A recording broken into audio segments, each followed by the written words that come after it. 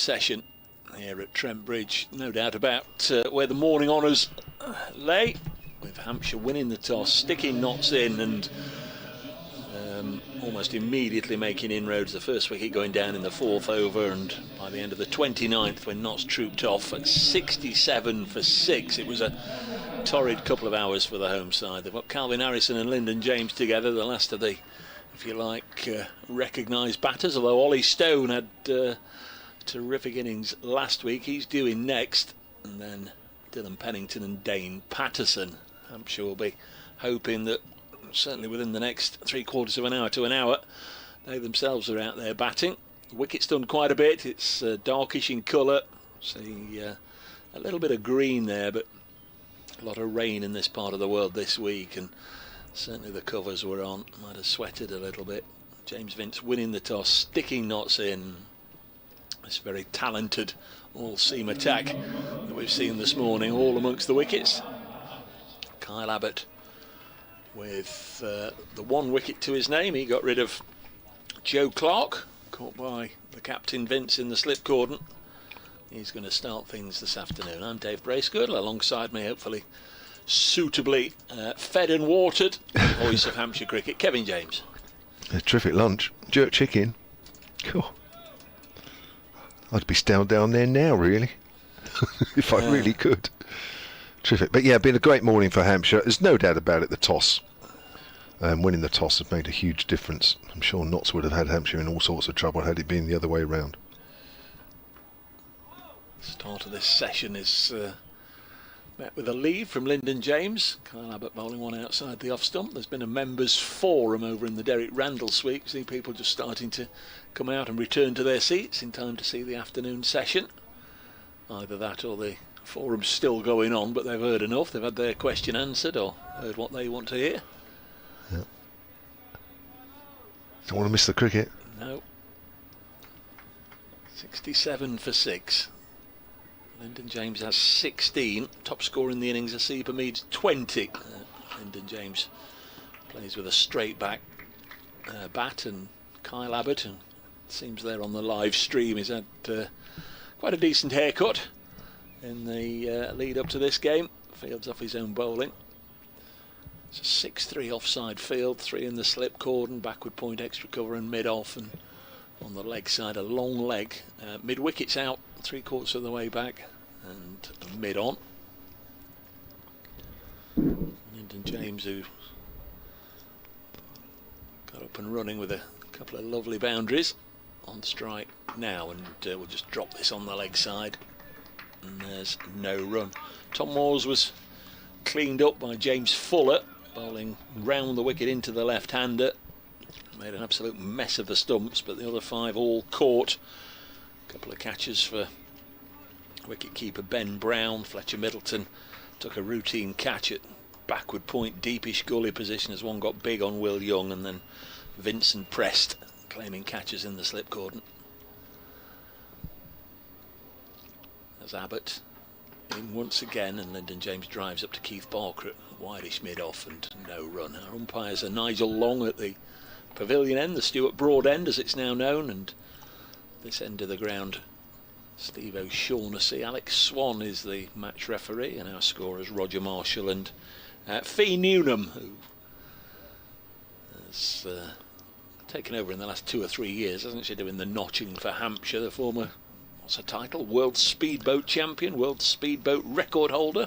Offshore, I think, yeah, offshore speedboat champion, world champion. This is the 30th over, and James forces this along the ground to backward point, no run. Fletcher Middleton doing the fielding. Just like at the start of the match, start of this session has begun with a flurry of dot balls, I beg your pardon. Notts will be hoping it doesn't take them as long to get some runs going as it did at the start of the day. Into the 7th over is Abbott to conclude his 6th over. Figures of 1 for 15 will become 1 for 16 as a little leg side drop and run from Lyndon James sees him scamper down to the other end. Mohamed Abbas doing the recovery work, and we're underway at the start of the afternoon. Just 29 overs bowled in the morning session, but even that's pretty good for Hampshire because they got 6 wickets as well, and of course getting 6 wickets they got 2 bonus points. Yeah, I saw Liam Dawson this morning at breakfast time, and after bowling his marathon 60 odd overs in one innings last week, he said to me, he said, "Do you know what, I don't think I'm going to be bowling in this game." I think the way the morning has gone would suggest that he won't, but so not just keep going, just keep hanging in there, because I'm sure conditions will get a lot easier, the ball gets softer, older, and batting won't look quite as fraught. But there'll still be a little bit there yet. Keith Barker back in the Hampshire side and looking very lean as he comes round the wicket and bowls outside the off stump to James, who lets that one go by. 1 for 26 from his 9 overs so far. Picked up the 4th wicket to fall this morning. Hamid caught behind. Hamid's 20 is still the top score in the Nottinghamshire innings. There's a sequence of not outs for Asib Hamid. 41 not out at Edgbaston, 247 not out, and 24 not out last week. Forward is James. Ball goes up to mid-off. That had to come to an end. I guess a trickier wicket than he's been used to over the last 2 or 3 games. Stephen O'Shaughnessy is having a look at Keith Barker's follow-through as he's coming round the wicket. He did actually early on this morning, O'Shaughnessy, have a look, but he looked like he'd made a bit more of a bit of a harder look this time. Barker's going to have to be careful. He comes in again and bowls wider of off stump, and James is not playing at that one. So a tough morning for the home side. Toss has been so crucial here. Hampshire haven't always been on the right end of the toss, even this early season, but it was a good call to win this time, that's for sure. Now the bowlers have got to keep backing up what they did this morning. Don't want to let things slip. Easy to get a little complacent now as you get down the order. Barker comes in. Again, it's outside the stump, a little closer, but James still doesn't want to play it to any of those. It can be when you have a bit of lunch and you think, everybody sort of pats you on the back and says, "Oh, what a great morning that was," and how hard the season's been so far for the bowlers, the seam bowlers. Almost backward square leg. Here's Barker again. That's come back in. James is forward as the ball goes out to extra cover, fielded by Felix Organ. End of the over, 68 for 6. Yes, Michael Neeser's over for, I think, something like the first 9 T20s for Hampshire, and he is available around this time onwards to play any championship games should they require any from him. He was due to end his run in the T20s, and then Naveen Ul-Haq, the Afghanistan seam bowler, was due to play the rest of the tournament, but last week it was announced that he pulled out. I wasn't aware that Michael Neeser was a specialist first slipper, though. We'll find out. If it is him, or... Anyway, here's Abbott in to bowl, and Calvin Harrison defends. He's on for Prest. Tom Prest, who took that catch just 20 minutes before lunch. Jack Haynes went quickly at him, didn't he? Took 2 hands, fell backwards, right in front of almost his face, really, neck certainly. I'm just wondering if he may have done some damage to those hands.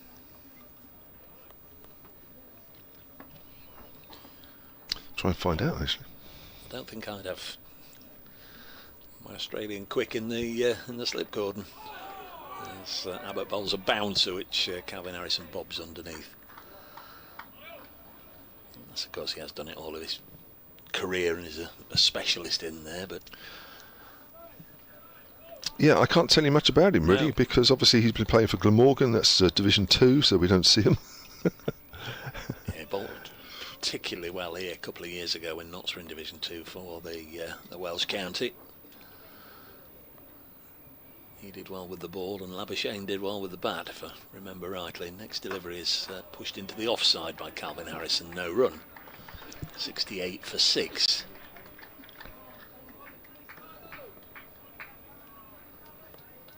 A couple of ducks today for Ben Slater and Will Young. Joe Clark only made 4. Mead, as Kevin's just told, out for 20. Then Tom Moore's cleaned up for 17, and Jack Haynes made 8. As Notts limp to lunch on 67 for 6. They've only added 1 run since then. Harrison's on strike. Lets this go through to Ben Brown, who ends up taking this quite a way to his left. It went past Calvin Harrison's off stump, the right-hander, and then deviated in the air, and Brown again had to move quite a long way. This ball's been doing quite a lot off the pitch. Yeah, I saw the Hampshire supporters in the lunchroom. We said we've seen more action in those 2 hours than we have in 12 days of cricket at home this season. Next delivery on its way now. This one wide of the pegs. He was asking a lot of that delivery to come back and inconvenience Calvin Harrison, who's just content to let whatever he can go through. Faced 18 deliveries now, Harrison, for his single. Also just got to find a partnership from somewhere. I mean, really is fanciful stuff to start thinking about setting a competitive score, but just got to treat each ball on its merit and just hope a couple can hang around for a length of time. And there's an LBW shout. No, they're not going to get a run.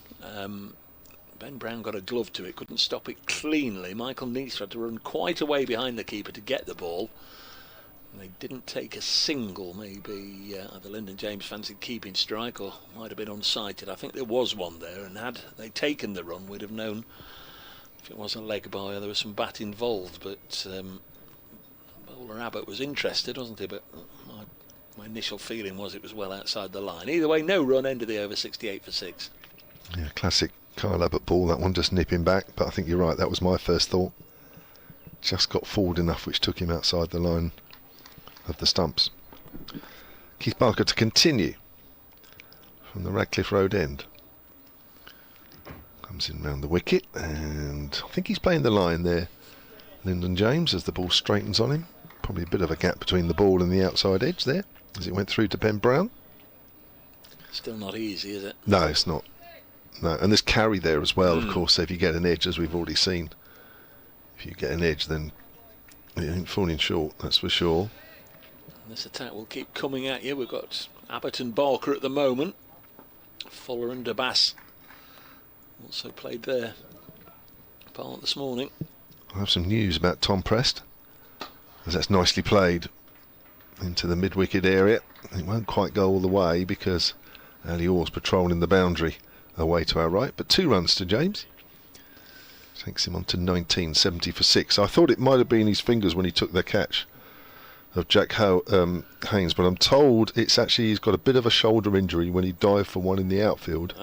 But he should be alright, so I think he's just off for a bit of a precaution. No more. Nothing to worry about. Not stayed around for extra pudding. Well, as Barker's James is forward, goes out to mid-on. No, I didn't realise I could have a pudding as well with the main meal. Honestly, the main meal was gorgeous. Jerk chicken with a bit of rice and a couple of veggies, and that to be fair, that felt more than enough. I think if I'd known there was pudding with that at the time, I might have just that would have gone way over the top. I might have struggled to get back up the stairs. It's probably just as well I didn't know. But of course then that brings its own problem for tomorrow. As Barker comes in, forward is James, out into the gap square on the offside, comes through for a single, and he equals Hasib Hamid as the top scorer in the Nottinghamshire innings so far. Saw the girls at lunchtime down on reception, Pam and Jackie, and despite our appeal, nobody's handed in the missing remote control yet. Can't turn over the channels in the foyer. I think you were the one that's whipped it, actually, to make sure they can only listen to you. Not very good with technical appliances at the best of times. No, but you can still whip it away, can't you? Ooh, thick inside edge there from Harrison as it goes out behind square on the leg side. Mo Abbas comes in off the short boundary side, away to our right. 72 for 6 now at Nottinghamshire. I reckon you had a plan with that. I think they were threatening to listen and watch other channels, and you thought, what plan can I come up with to make sure they listen to me? Good grief. I reckon it's in your briefcase. I reckon if I went into your bag, that would be at the bottom of the bag. It certainly wouldn't be a briefcase, would it? Brace girdle the businessman with his briefcase. Here's Barker. Swung in a bit. Nicely played by James, pushing forward. So the ball makes its way up to mid-off. End of the over. Barker's completed 11 overs, 1 for 30. Nottinghamshire, having been 67 for 6 at lunch, are now 72 for 6. Does anybody still have briefcases, bar solicitors? You don't see so many people walking around with them now, do you? Don't. They're out of fashion, aren't they? I must admit, I've not been looking out for them, but I will. I'll have a look now. You know, those brown briefcases, the brown leather ones, or obviously the black ones, but used to be those little brown ones, didn't they? That Phileas Fogg setting off to make his way around the world. Harrison has 2. He's doubled his score since lunch. He's facing Kyle Abbott now from the Stuart Broad end. Now this is down the leg side, and it's been just helped on its way down to Felix Organ. And there was bat involved, so a single. Calvin Harrison on to 3. 73 for 6. As that came off the bat and sped down below us, I was firmly expecting Notts to be awarded 4 runs, but Felix Organ very fine down here. Now what have we got? Is there the Hampshire dressing room have left a door open, which has now been closed. It's clearly right behind the arm. Here comes Abbott again to Lyndon James, who spotted that. Leaves this one alone, goes through to Ben Brown, who takes his cap off and wipes his brow on a sunny old afternoon. It's going to be quite pleasant down there at the moment. Some tried a time or two to break through, and it's having another go this afternoon. It's a lovely ground this when the sun's out, isn't it? Lovely feel in the air. I think most of them are when the sun's shining. Well, yeah, I tend to say that whatever ground I'm at, yeah. just to get in favour of the locals. 73 for 6. Next ball beats Lyndon James and again goes through to Ben Brown. I always say, oh yeah, this is one of my favourite grounds, or always look forward to coming here. Friendly people. I say that wherever I go. Well, playing wise, which ones did you enjoy going to, and which ones didn't you enjoy going to as a player? Now that nobody will take offence if there were grounds that you traditionally didn't go well at. I always loved coming here. Obviously. Probably some of them were great and bad in equal measure, depending on your performances at any one particular time. 73 for 6. Next delivery on its way now, and that's brushed. I think the pad. Hampshire are celebrating because they collectively heard something on its way through to Ben Brown. Maybe Abbott was interested in the LBW, but I think everybody else was sort of going up for the slight deflection through into the gloves. Either way, it's not out. Yeah, I think it's one of those where you just go up anyway because it's flicked something, so it's a natural reaction. I think straight away, as they were appealing, they realised that actually there's nothing pretty obvious there. Just support your bowler. Yeah. I was a little surprised this morning when he said, is it Blackpool? He said he'd never been to. No, never. Well, I've been to Blackpool, but I've not been to the cricket there. James on 20, on strike, and pushes this back to the bowler. A 2-decade career as a player and a 2-decade career as a commentator. You'd have thought Amazing, yourself and Stanley Park would have crossed paths at some point.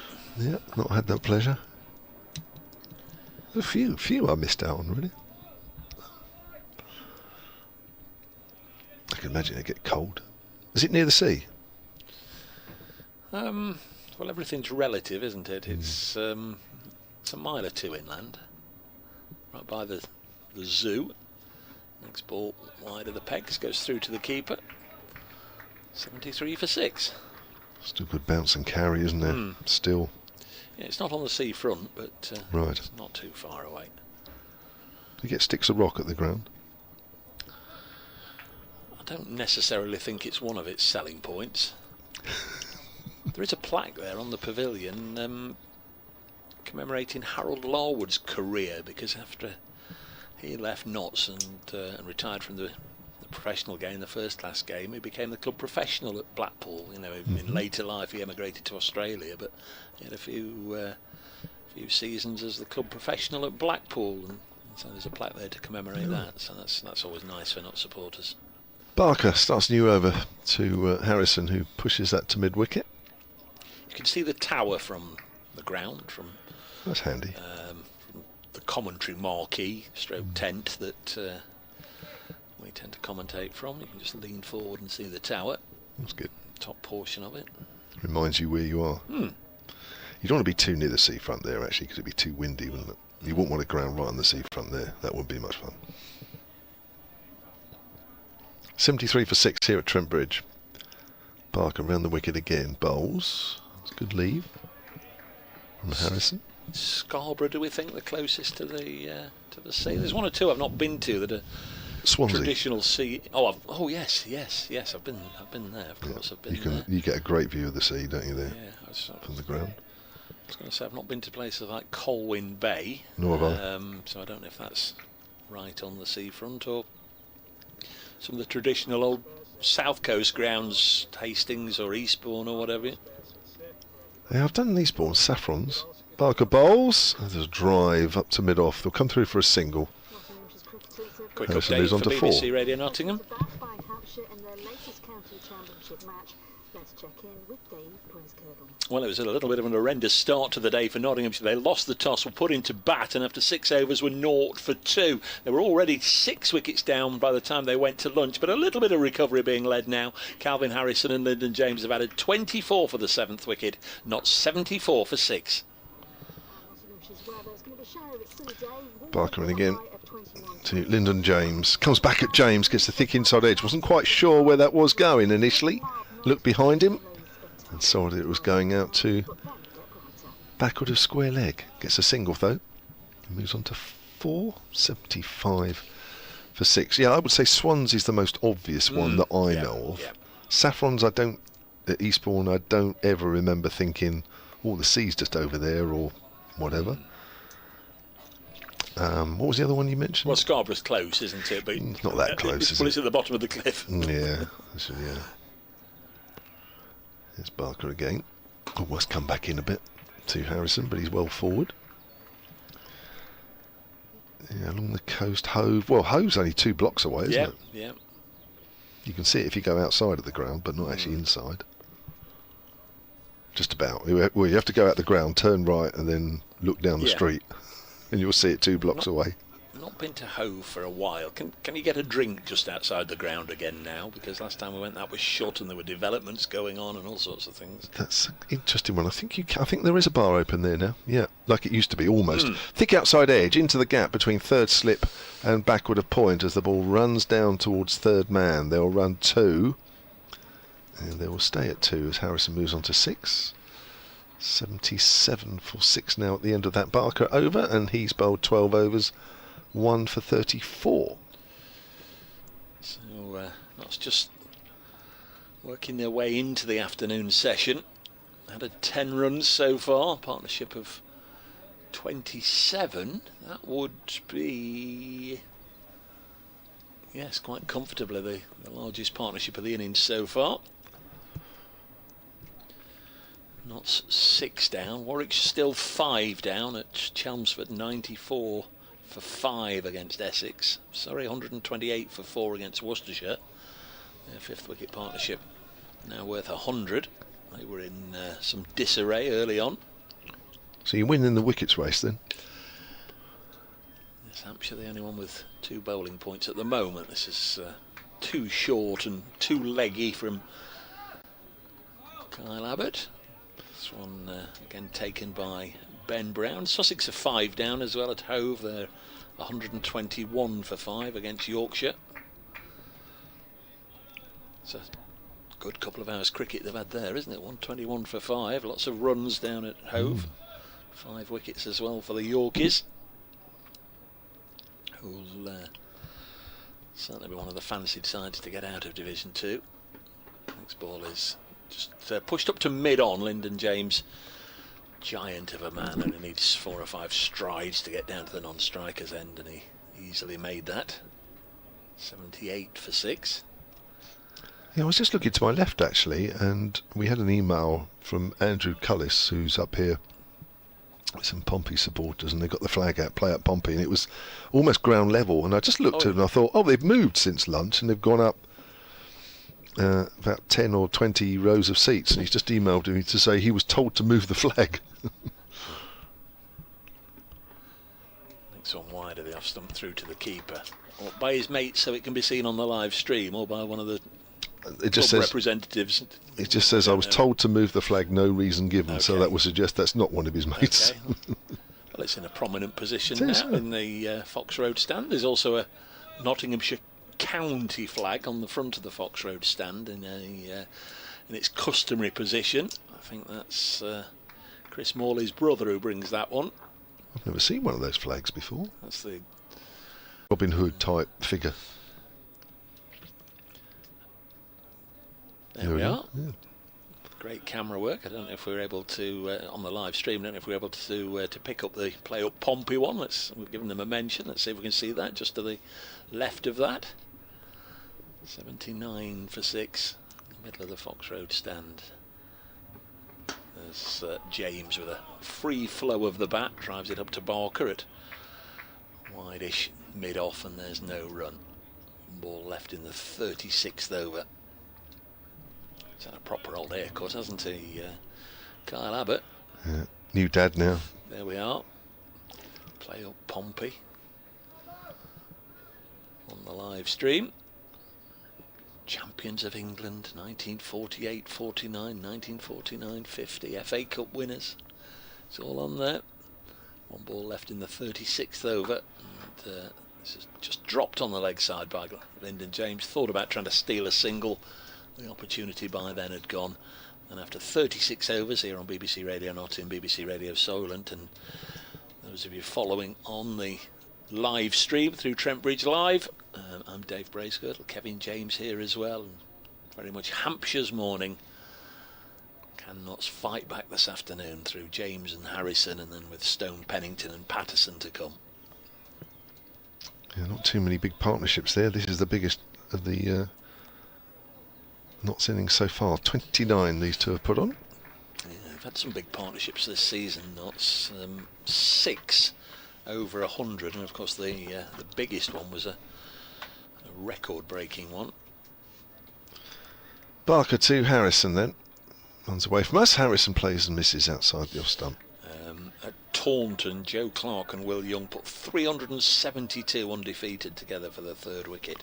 It's the biggest of the 6 partnerships so far this season. The 7th wicket is at the moment held by this pair, Lyndon James and Calvin Harrison. Second match of the season. They put 146 on together here against Worcestershire. So they've had previous this season, this pair batting together. Here's Barker. Just comes back a fraction at Harrison. Pushes that out square on the leg side. Tom Johnson on the tweets at Solent Sports says the Hampshire Twitter feed says that Prest went off the field after his catch. Well, I must admit I don't know when he went off, but I can tell you from the dressing room that Prest is off the field still due to injury in the shoulder, due to a piece of fielding.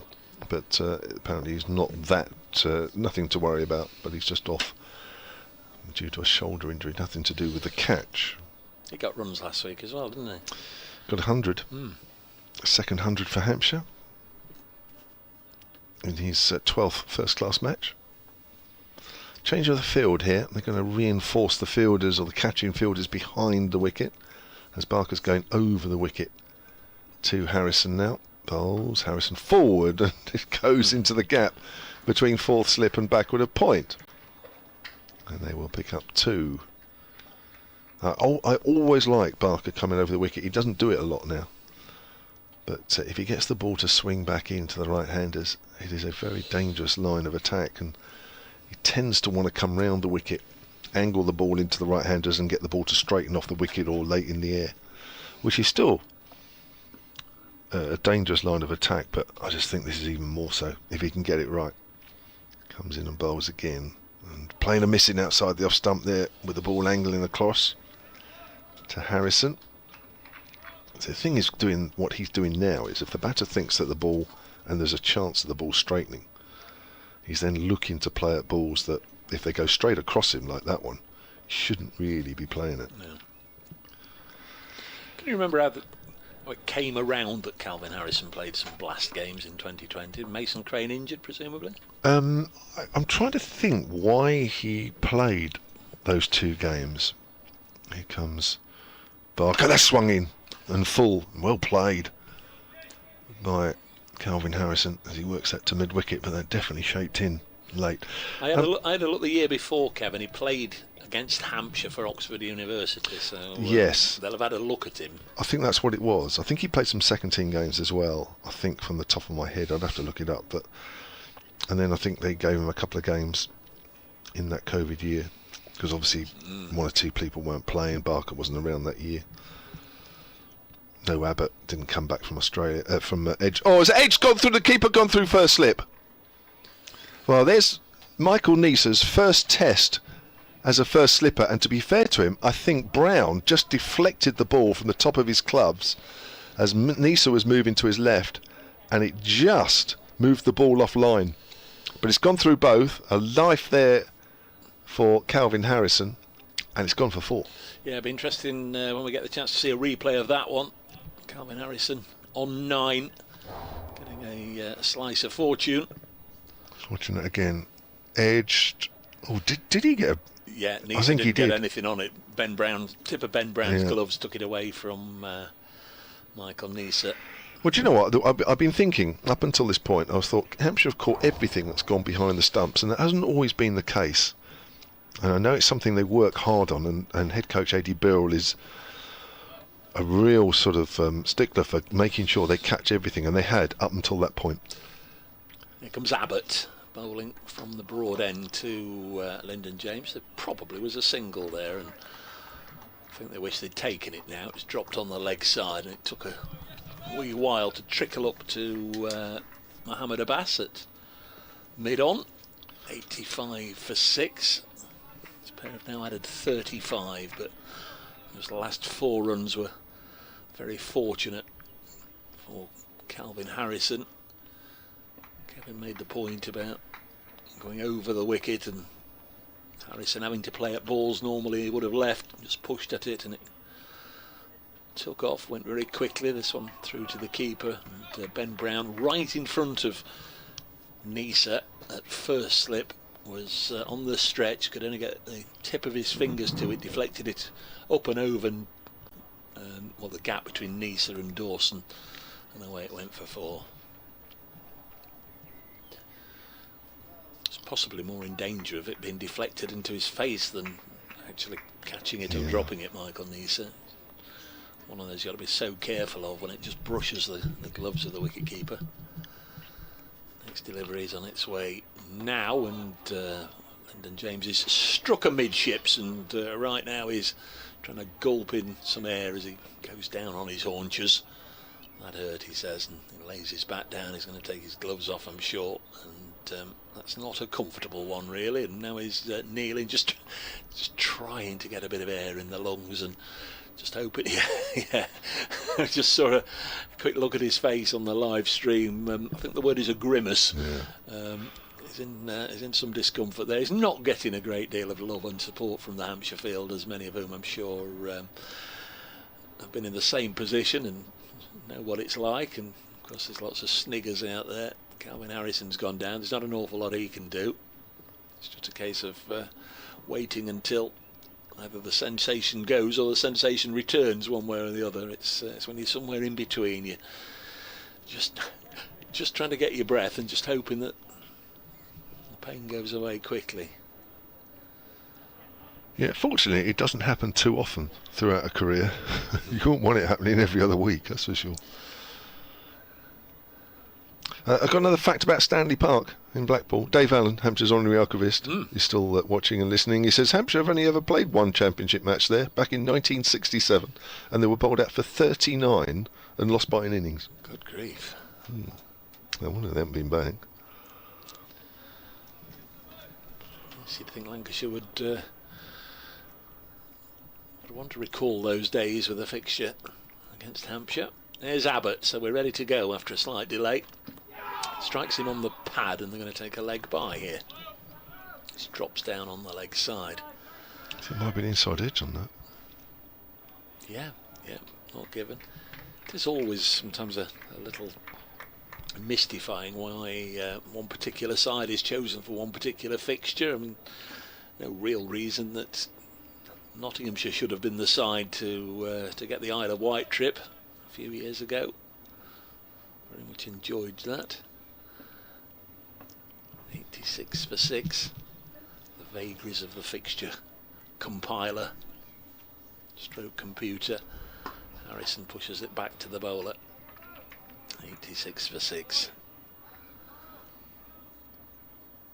Fairly standard field all day from the visitors, and it's certainly paid dividends. By and large, it's been a 6-3 offside field for all the seamers. 3 slips. Occasionally there's been a little bit of a hunch, and they brought Fletcher Middleton in from backward point into 4th slip, but generally it's just been the 3. See Lyndon James asking for the physio at the end of the over. This is pushed into the offside and there's no run, so that is the end of the 38th over. Kyle Abbott 10 overs 1 for 20, and Lyndon James is still not properly back to feeling himself. Again, he looks in some discomfort, and it's going to be I don't know, a tablet, some water, some spray, some words of console. Luke Fletcher's coming out. Dr. Fletcher, I'm sure he's not going to exactly make the pain go away. Can they actually spray? Well, I don't know. Phil Trent is there, the physio, and in fact Luke Fletcher's gone and taken a bottle of water to Calvin Harrison. Abbott's bowled 5 overs for 5 runs since lunch. Luke Fletcher out there, obviously here was in the 12, not playing, and obviously not playing in the second 11 a week or two back. He was out for 99 in the second 11. This is Luke Fletcher right back at the start of his career, scored 92 down at the Rose Bowl as was, with Dominic Cork giving him all sorts of words of encouragement, and he's still short of a first class century. He had to wait a long old time, got in the 90s again at Durham in 2017, but he still looks back on that time at the Rose Bowl as was in 2008 as a great chance to get a first class 100. Ollie Stone knows the same feeling, of course, out for 90 against Lancashire last week. Those chances don't come around too often for players who generally bat at 9, 10 or 11. Get back to the cricket in a moment. But you're right, he's had absolutely. There's not one Hampshire player being within about 10 yards of Lyndon Jones the whole time that he's been in agony. So you're right, there's absolutely nothing, no sympathy coming from Hampshire whatsoever. I don't think it's an unkind situation, it's just that they're just not going up to him. His Barker over the wicket. Oh, that's swung back. Good leave, but that's lovely shape on that ball. Love that. Love that. Now James will have seen that, and then you think, right, okay, the ball's coming back at me, so I better just be careful not to leave anything just outside off stump, just in case. Then of course if it doesn't swing back, that's when you start getting in trouble, as Calvin Harrison found last over, but he got let off. Barker runs away from us again over the wicket, bowls, and that's the one that goes across, but that's a good leave from Lyndon James. So we haven't had a wicket since lunch. Wow. What's that? That's 40 minutes. Notts aren't the only side to be 6 down though. Glamorgan in Division 2, 93 for 6 against Middlesex. Sam North East out for 18. Marnus Labuschagne out for 23. Oh, Labuschagne's back over now, is he? Yeah, and opened. Parker's doing that little squiggle in his run there. Edged and dropped! Third slip, James Vince. Diving to his left, he had it in his hands, and as he hit the ground, it bobbled out. So both these batters now have been dropped. It's very low down, wasn't it? But got both his hands to it. Lyndon James on 23. Poor old Keith Barker. Such is the life of a new ball bowler. Just got to shrug it off and go back to your mark and start again. Oh, the catching was so good before lunch. It hasn't been so good since. Napped on the pad there, James, as he tried to work that away on the leg side. I'm not sure it was that difficult. It was a little low, but Vince had it. Yeah, he seemed to have good sight of it by the fact that he threw himself forward trying to scoop his hands underneath it. And as you say, it looked as if he did manage that bit, but as his hands hit the ground again, it bobbled out. 86 for 6. Both these batters now dropped behind the wicket. As Barker comes in again, forward is James. For Nottinghamshire supporters, last week I said a number of times Liam Patterson-White been allowed to go to Northants on a one-match loan, and Northants well beaten by Gloucestershire last week. Well, that one-match loan has clearly been extended because Liam Patterson-White is in the Northants side again today. They're batting, so he's in the pavilion at Derby. Derbyshire Northants 118 for 3.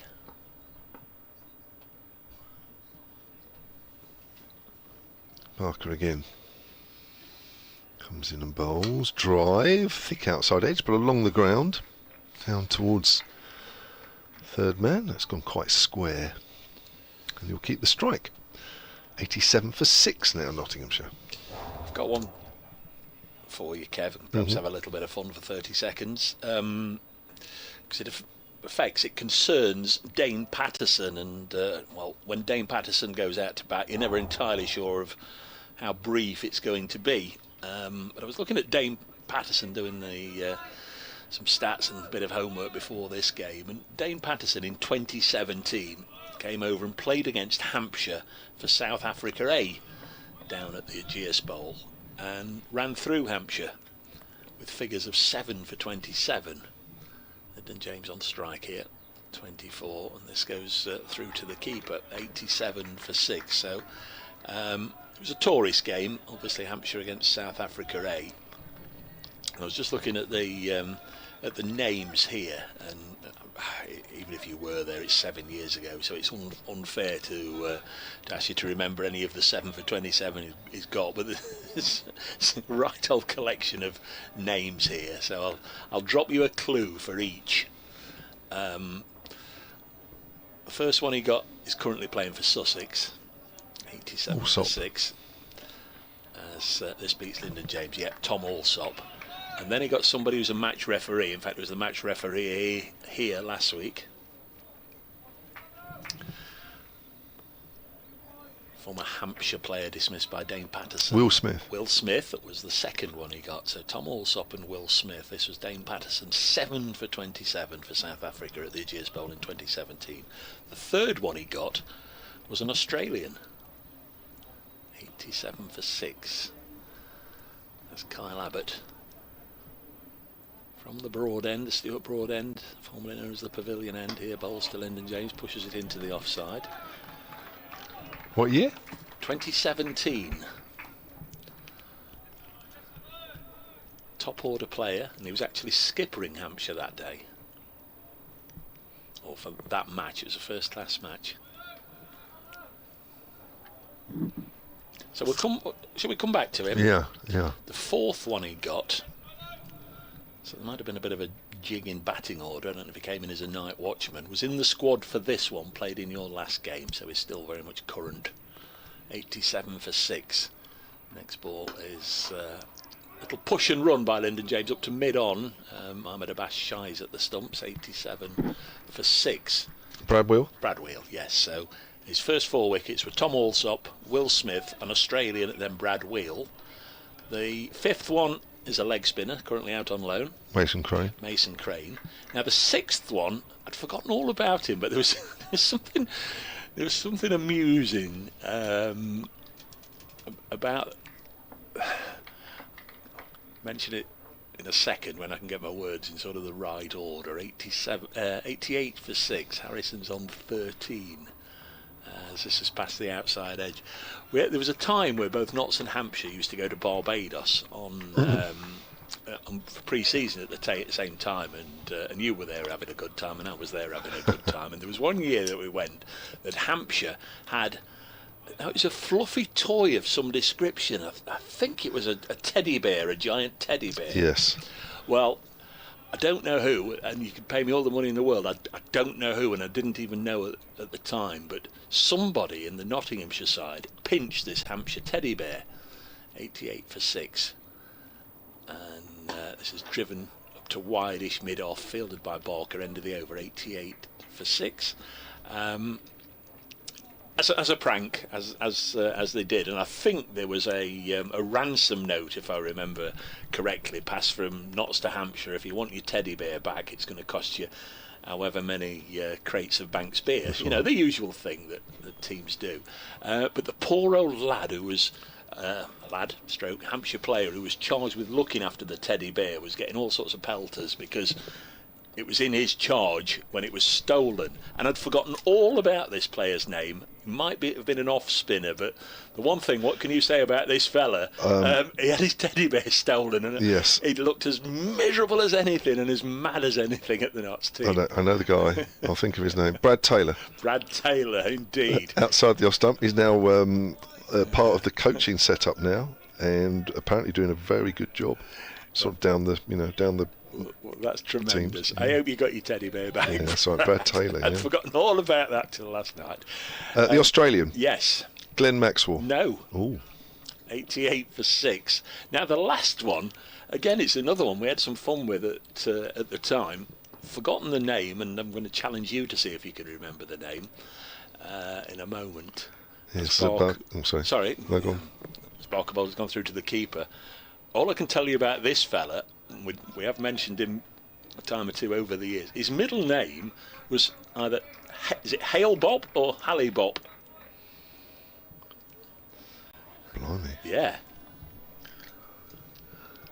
HALE hyphen Bob, BOPP. Is that Hale Bob, Halley Bob? Something scientific, isn't it? Is it telescope? I don't That was think his I've middle ever. name. I don't think I've Oh, ever you mentioned do. that. We've done this before, but not for many years. Gosh. Parker. Forward is James. If you're just joining us in this moment of brace-girdle lunacy and madness, Dane Patterson came across to England for the first time in 2017, a member of South Africa A, racked up to play in a first-class game against Hampshire and took 7 for 27. Those 7 wickets we're just discussing: Tom Alsop, Will Smith, Brad Wheel, Mason Crane, Brad Taylor. 2 that we've yet to get from the lips of Kevin James, an Australian who was skipper in the Hampshire side, and somebody with the middle name of Hale Bob. Barker bowls, and that's flicked away behind square on the leg side. Lovely shot, lovely piece of time in there from Lyndon James. Goes for 4 runs, and he moves on to 29, 92 for 6. If some listeners want to help Kev, it's at Silent Sport, silentcricket@gmail.com. there you go. Sometimes I feel like I don't really want to look at the moment, just in case, because is the Australian a well-known one? Yes, very well known. Nigel King says, yes, Dave, Hale Bob is a comet. It's a great middle name. It is. Australian. 2018. 2017. 2017. Gosh, that's got me. He can't have been playing regular first team, because he wouldn't have played in that game, I don't think. He must have done. Outside the off stump, left alone. He's round the wicket now. I thought you'd got him easy. It's Brad Taylor. I'd forgotten about, and then I thought Brad Taylor and that teddy bear. Only because I've seen him the last couple of weeks and had a chat with him. No, that's it reminded me. Yeah. That's the sort of prank that goes on. Nothing too devilish, but they had a teddy bear as the tall mascot, Hampshire, and not stole it. And to this day, like I say, honestly, genuinely, I don't know who it was. It's gone back to over the wicket here, Barker, and that's pushed up to mid-on. That's the end of the over. Barker's been a bit unlucky in this spell. Hasn't picked up a wicket, 15 overs, 1 for 45, but he has had both these batters dropped behind the wicket in the slip area. Just having a chat with umpire Steve O'Shaughnessy there, saying You'd have caught that in your heyday, wouldn't you? I'm not sure I Shaughnessy fielded in the slips, actually, from what I can remember. Australian 2017. Mohamed Abbas coming back into the attack. He's got half the wickets to have fallen. Figures of 3 for 9. Yes, 10 overs, 6 maidens, 3 for 9. Go on, you're dying to look at Solent Sport. I'm sure people there have helped you out. Hale Bob. What a tremendous middle name. 2 astronomers responsible for discovering many comets, I presume that is, not comments, including the multi-tailed, that's obviously the spell check that's gone wrong for Brian Budd, including the multi-tailed one that crashed into Jupiter, says Brian, silentcricket@gmail.com. But has he put the name of the cricketer? Had Hale Bob No, as his he middle hasn't, name? no. It's Mohamed Abbas. Bob. Coming into Calvin Harrison. Let's just go through to the keeper. You're going to have to help me out with the Australian. Hang on. I've got a couple here. Oh, of course. Yes, of course. Yes. George Bailey. Yeah. How can I forget George Bailey? And Asher Hart. Yes. But I didn't get that. That's just come on. Who's got that? That's come via George and Joel. Thank you both at Solent Sport. Asher Hart I would never have got. No, and George Bailey I should have. Next delivery on its way now, eased into the offside. But did it ring a bell, the Hale Bob thing? No. Oh, I think we've. No, I don't know why. I think we've mentioned it for a while. Memory. Didn't play too much, did he? But that was a first-class game. He didn't play any. Well, he didn't play. Yeah, that was a first-class game. But in terms of championship and that, he didn't play at all. Asher Hart. What did he do? Honestly, I don't think he ever played in a game I commentated on. No, I didn't think it would have been one that you'd have instantly brought back to memory, as this is blocked. But just a little bit under the radar. Maybe the first time that anybody had seen or heard of Dane Patterson in this country, across with South Africa 8. Nottinghamshire player who will be hoping he stays in the dressing room for a lot longer yet. 92 for 6. Have you found him? No, it's a bit obscure. Asher Hart. Get in touch, Asher, if you're listening at Solent Sport. You probably won't now. I'll probably put him off. Next one is pushed into the offside. Oh, yeah. You found him? Asher Hale Bob Joseph Arthur Hart. Born in Cumbria. What some names that? Asher Hale Bob Joseph Arthur Hart. Wow.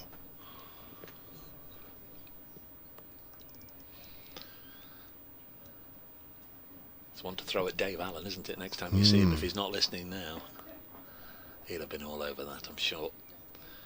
Harrison has 13. He's been dropped. Lyndon James also been dropped. Not looking to just capitalise on those lives, as this is nudged back, straight back along the carpet to Mohamed Abbas. So he played 2 first-class matches. Asher Hart. He played against Cardiff MCCU in April of that 2017 year, and then his second and last was against South Africa A.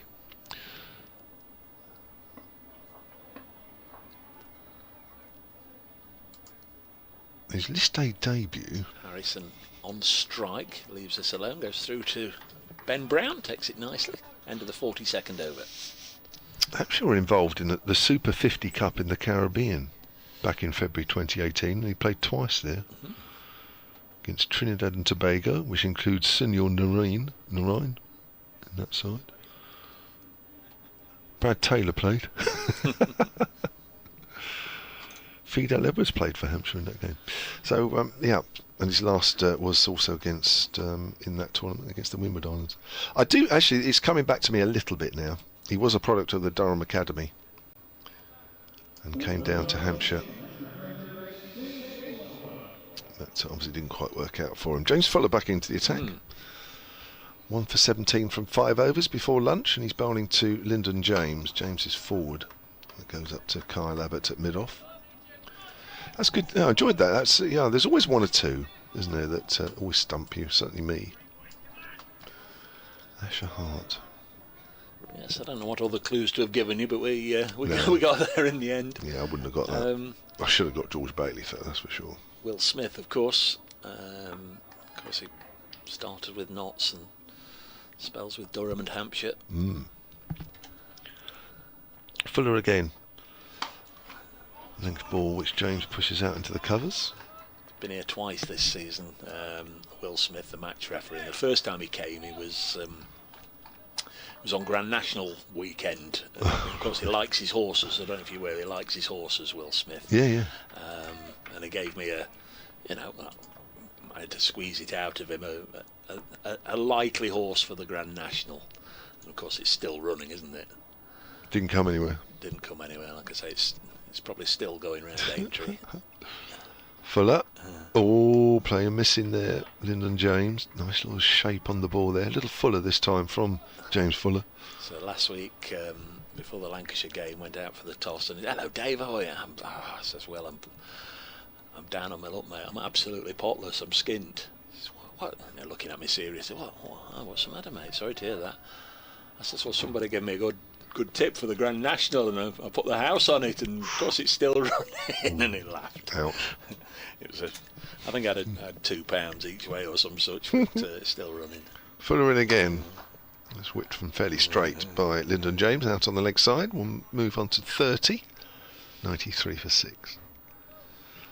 Yeah, it's like you. I just do the Grand National. Yeah. And then just fun. That's it. They just brown things with a leg in each corner, aren't they? I've never really got the horse racing bug. It's a nice day at the races, but again, I can't tell the difference between that one and that one and that one and that one. There's a race course here, isn't there, Nottingham? Yeah. There's Fuller again, left alone. Yeah, there's Nottingham race course, and not too far away, Southwell or Southwell, as some would have it. That's the all-weather, so that just carries on regardless. About 3 times a week, all through the winter, and Nottingham turf.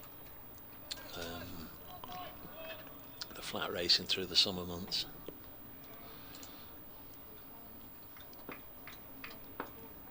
Yeah, I saw signs to the Nottingham race course a few times since I got up last night. That's driven into the gap on the leg side. Chase for Laddie Orr, going down towards deep mid-wicket. It's running over towards the practice net area. Orr picks it up. And more runs for the home side at the end of that over. 95 for 6 they are. Remember, both these batters have been dropped in the slips since lunch. Yeah, we've been going, well, just about an hour, Kev. It's 20 to 3. So that is the first little block of the afternoon to chalk off.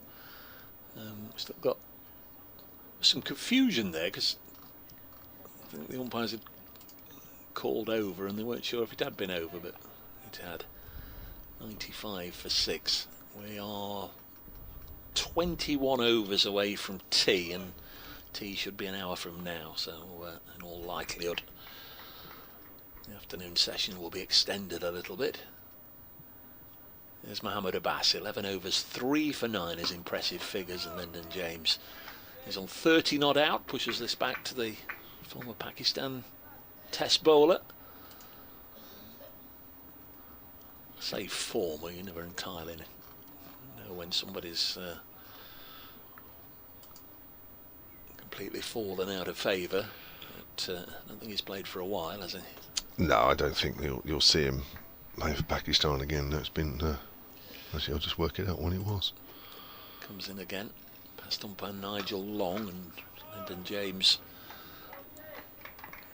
model of concentration, plays this off his off stump out into the offside. 2021 was his last Test match, August, against the West Indies in Kingston. Yes, I know he was. Well, as I said earlier, he was supposed to play for Notts in 2020. He had a stellar 2019 for Leicestershire, and clearly Notts and a few other counties had spotted that and tried to get him. Notts got his signature, and he should have played in 2020.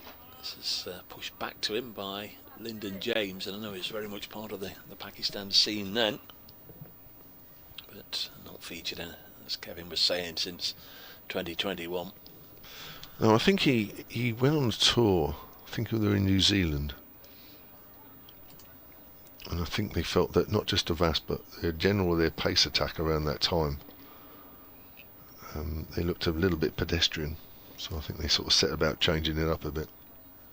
Halfway through the 44th over of the innings, and James will get at least one here, maybe two. He's just squirted this off the outside portion of the bat down towards third man. A couple of fielders chase after it. Fletcher Middleton beats the skipper, James Vince, and they do come back for two. 97 for 6, and the partnership up to 47. So not exactly a case as yet of the lower half outscoring the top, but we're just about there. 49 for 5. Notts were, and then 50 for 6. As Abbas bowls a bouncer high over the top of Lyndon James, and that's called as a no ball. It was just too short from Abbas. Lyndon James, 6'5" and of course with a helmet on as well, he's another 3 or 4 inches taller than that. Went over the top. So Notts moved to 99 for 6. Yeah, I think Abbas just trying to make sure he got it high enough, just overdid it. Didn't really want to make it a long hop. Got a black something on his left wrist, whether it's actually a wristwatch or something that does all the monitoring for him. This one wide of the pegs, not entirely sure from here. Might just record all of the beats of the heart and how many steps in a day and all the other things, whatever they call them. Smart watches, are they? Or it might just be a good old-fashioned one like mine that tells you the time. Probably tells when he got a text message or a call as well. Should be interesting in the field and think, oh, he got another text from somebody. I'm told I don't have any of those devices. Heard you saying this morning when you got here, you've done your steps already today. Lyndon James on 32. Again pushes it back to Mohammed Abbas. It's a bit of a trek from the car park. I mean, it's not the end of the world on days like this. I can imagine it's a bit of a pain when it's raining. Yeah. So end of the over. We are 44 overs in, so another 52 to go. I think at lunch we were just wondering just exactly how many wickets might go down today. 6 in the first session, if that carried on, as it still might. 6 in the second and 6 after tea. Would have been a good way through this contest already on day one, but things have steadied up over the last hour or so. Yeah, doing a good job, these two, Calvin Harrison and Lyndon James, but they have been helped by a couple of drop catches. The keeper one, he had to go for it, didn't he, and just couldn't quite reach it. Yeah, I mean, the thing is, as Fuller comes in and bowls to Harrison once more, Harrison forward. The thing is, any ball that's going, doesn't matter if it's going in between keeper and first slip, in between first slip and second slip, blah, blah, blah, and it's catchable height, they all should be taken. You know, there's no excuse for any of them. Some are a bit harder than others, of course, but it doesn't matter who's at fault. You know, they're all in that area to be catching everything that's within a catchable height and distance and what have you. So anything that goes in that area and is not taken, you know, it's a let-off. Full. It's worked into the gap. Ali Orr diving, desperate drive, couldn't quite get there in time. Barker will have to run after this one, and that's the 100 up for Nottinghamshire. And that applause from the home side's more out of relief more than anything. Hasn't been the easiest way to get to 3 figures. 50 partnership as well. 52 they've put on from 125 balls. Lyndon James 32 of that 50, and Calvin Harrison 18. George Hill of Yorkshire got the figures of 4 for 17 at the moment. Sussex 139 for 8 in Division 2. Sussex at home to Yorkshire. Must be doing a little bit of Hove. Doesn't always. James faces Fuller. That's pushed it out to Felix Organ in the covers. Glamorgan now 7 down to one of Kevin's former sides. Glamorgan 103 for 7 at Cardiff against Middlesex. 3 wickets there for Tom Helm. He's a good bowler when he gets it right, Tom Helm, isn't he? Hits the deck. No sort of real jump into his action. He just sort of runs in and turns and bowls and still hits the deck quite hard. Full of bowls. Bit of shape on that one, but it's quite wide outside off stump.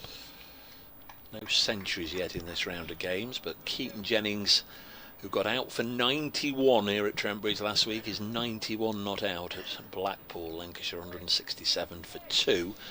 And at the other end, George Bell has just gone to the crease, and that's because Ben Stokes has removed Josh Bohannon. Stokes 9 overs, 1 maiden, 1 for 45. 167 for 2, the Lankies. Fuller again. Bowls again, it's wide of off stump. Nice carry though. Through to keeper Ben Brown. Good player Keaton Jennings, always.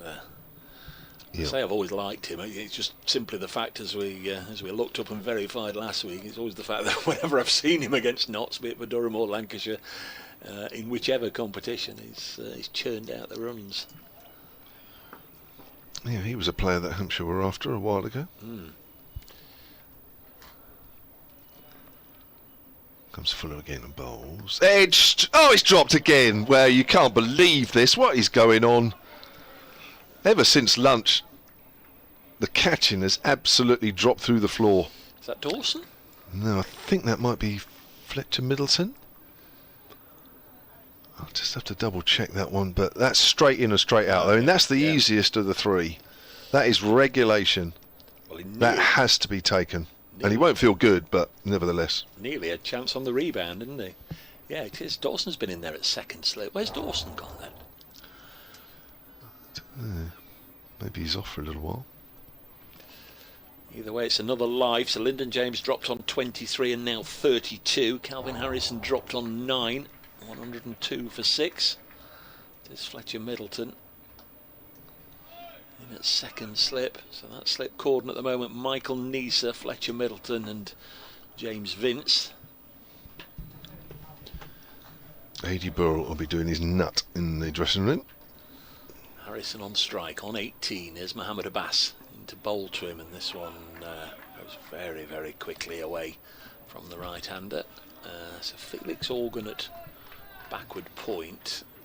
Ali Orr in the covers, Keith Barker at mid-off. They're the 6 on the offside. On the leg side, James Fuller is at mid-wicket. So who's at mid-on and who's down here?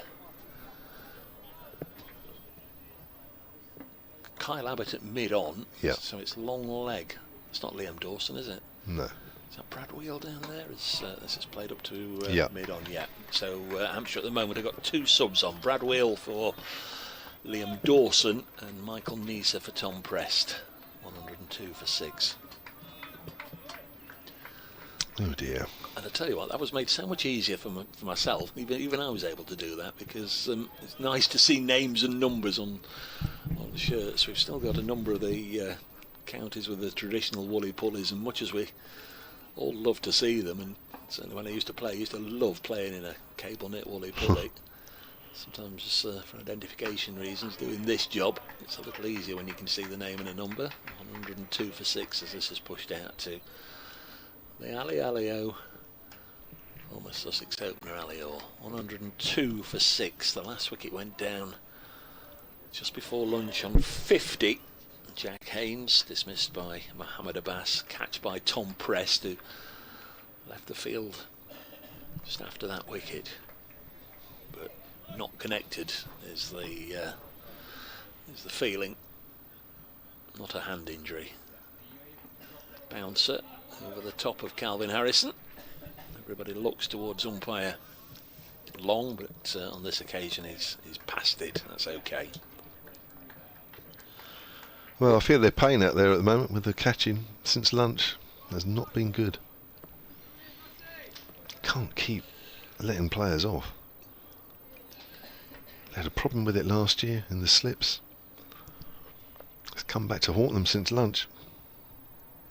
I mean, if they skittle through knots for 150 or below, this is pulled down to long leg, fielded by Brad Wheel, by Calvin Harrison, 103 for 6. So yeah, job done, fine. But if Notts could wriggle out of this somehow and put a score on the board, I've got to reflect on that hour after lunch when 3 chances now have gone down.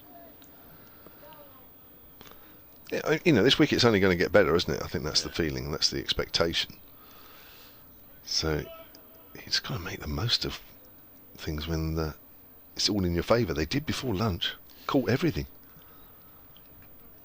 Bass in 2 wide. Lyndon James has nothing to do with it. 103 for 6 at the end of the 46th over. In terms of difficulty, it's Liam Dawson coming back onto the field, but Keith Barker's going off for a comfort break now.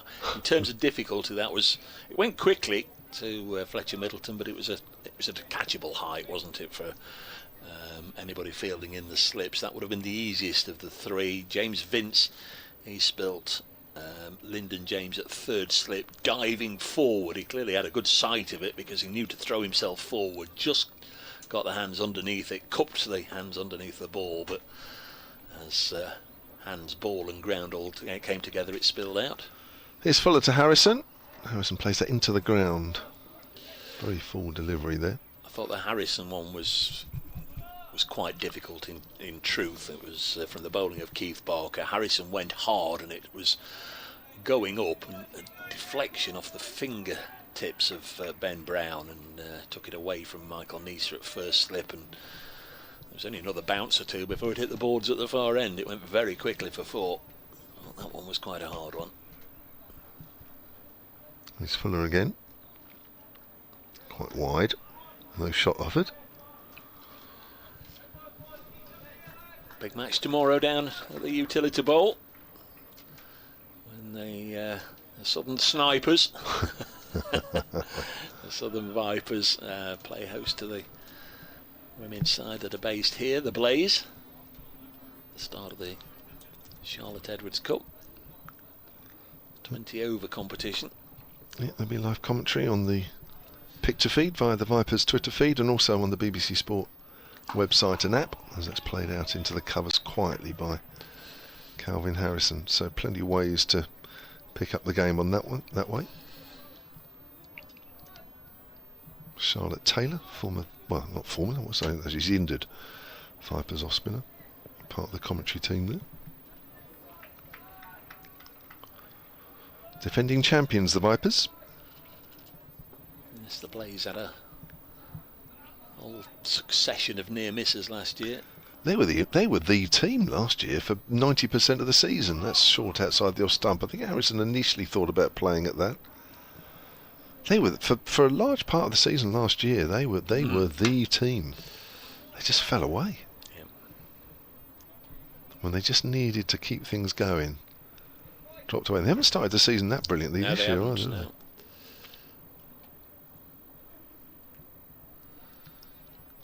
Sussex have lost another one. They're 149 for 9 at home to Yorkshire. The game moving very, very quickly towards the end of the first innings. Full of bowls, that's whipped away from very straight behind square on the leg side. A little bit of a mistake there from Harrison, but he's okay. Moves on to 20, 104 for 6. Love to hear from you if you've got any thoughts to pass on or want to shout out at Brace Cricket on the old Twittery thing. And thanks to Kevin, we've got the emails also as a point of contact, although you've told me twice and I still can't remember what it is. solentcricket@gmail.com. As Fuller comes in, nice shape on that one. James pushes forward, it goes out to the vacant point area, and he'll keep the strike. 105 for 6. Fuller has completed 8 overs, has 1 for 25. Occasionally throughout the day we've seen a picture of, well, it's not Robbie Williams, but there's going to be a Robbie Williams tribute night here, or afternoon here, on Monday the 27th. Week on Monday, that's when Take That are playing over the road at the City Ground. The club hosting the Robbie Williams Tribute Act. Tickets are available for that one. That's just to mention that by the commercial department. I'll have to have a little check, make sure it is the Sunday and the Monday and not the Sunday. I'll have a look and come back to you. 105 for 6. Next ball pushed into the offside, and there's no run. Terrific figures here. Mo Abbas into his 14th over. He's conceded 14 runs, but taken 3 wickets. I'll do that again from Beth in the commercial department. It's Sunday the 26th, the bank holiday Sunday. That's when Notts Cricket are away at Worcestershire. Sunday the 26th, the Robbie Williams tribute here. Terrific show that's going to be put on, and that's all ahead of Take That over the road later that evening. Cool. Great if you're a music fan. Next ball past the outside edge and through to the keeper. You wouldn't know which way to look that day. Robbie Williams tribute. Take That. Wow. In for a treat.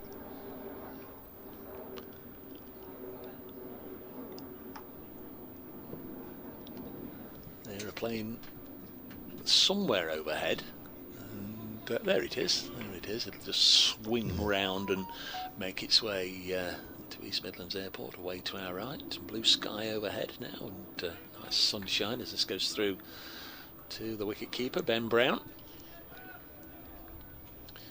Is that East Midlands, isn't it? That's the nearest one here, isn't it? Yeah. It's a wonder you've not flown up. You tend to fly everywhere. Yeah, I could probably go from Southampton to East Midlands Airport, actually. Yeah, I could probably go. I've never looked, but I'm sure I could. Might have to go via somewhere else.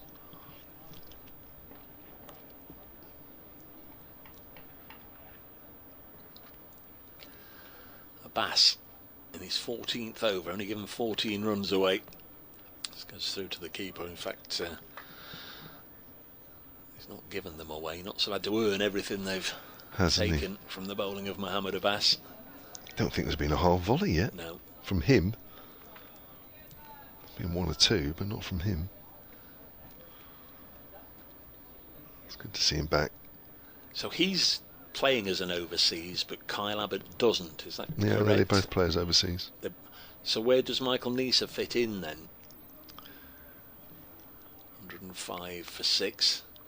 Next delivery on its way now, and slashed away for 4. I say slashed. It was a good connection from Lyndon James. Pretty sure he would have wanted it square of the wicket, but it went behind square and away for 4. So Nice is here for the T20s, but is available, now he's here, is available during the first 9 T20s, because I think there's a couple of championship games sandwiched in there somewhere. But he was in the squad of 13, so he could only have played if... either Abbott or Abbas would have to drop out. But I don't think that was really going to happen. I didn't know you could do that just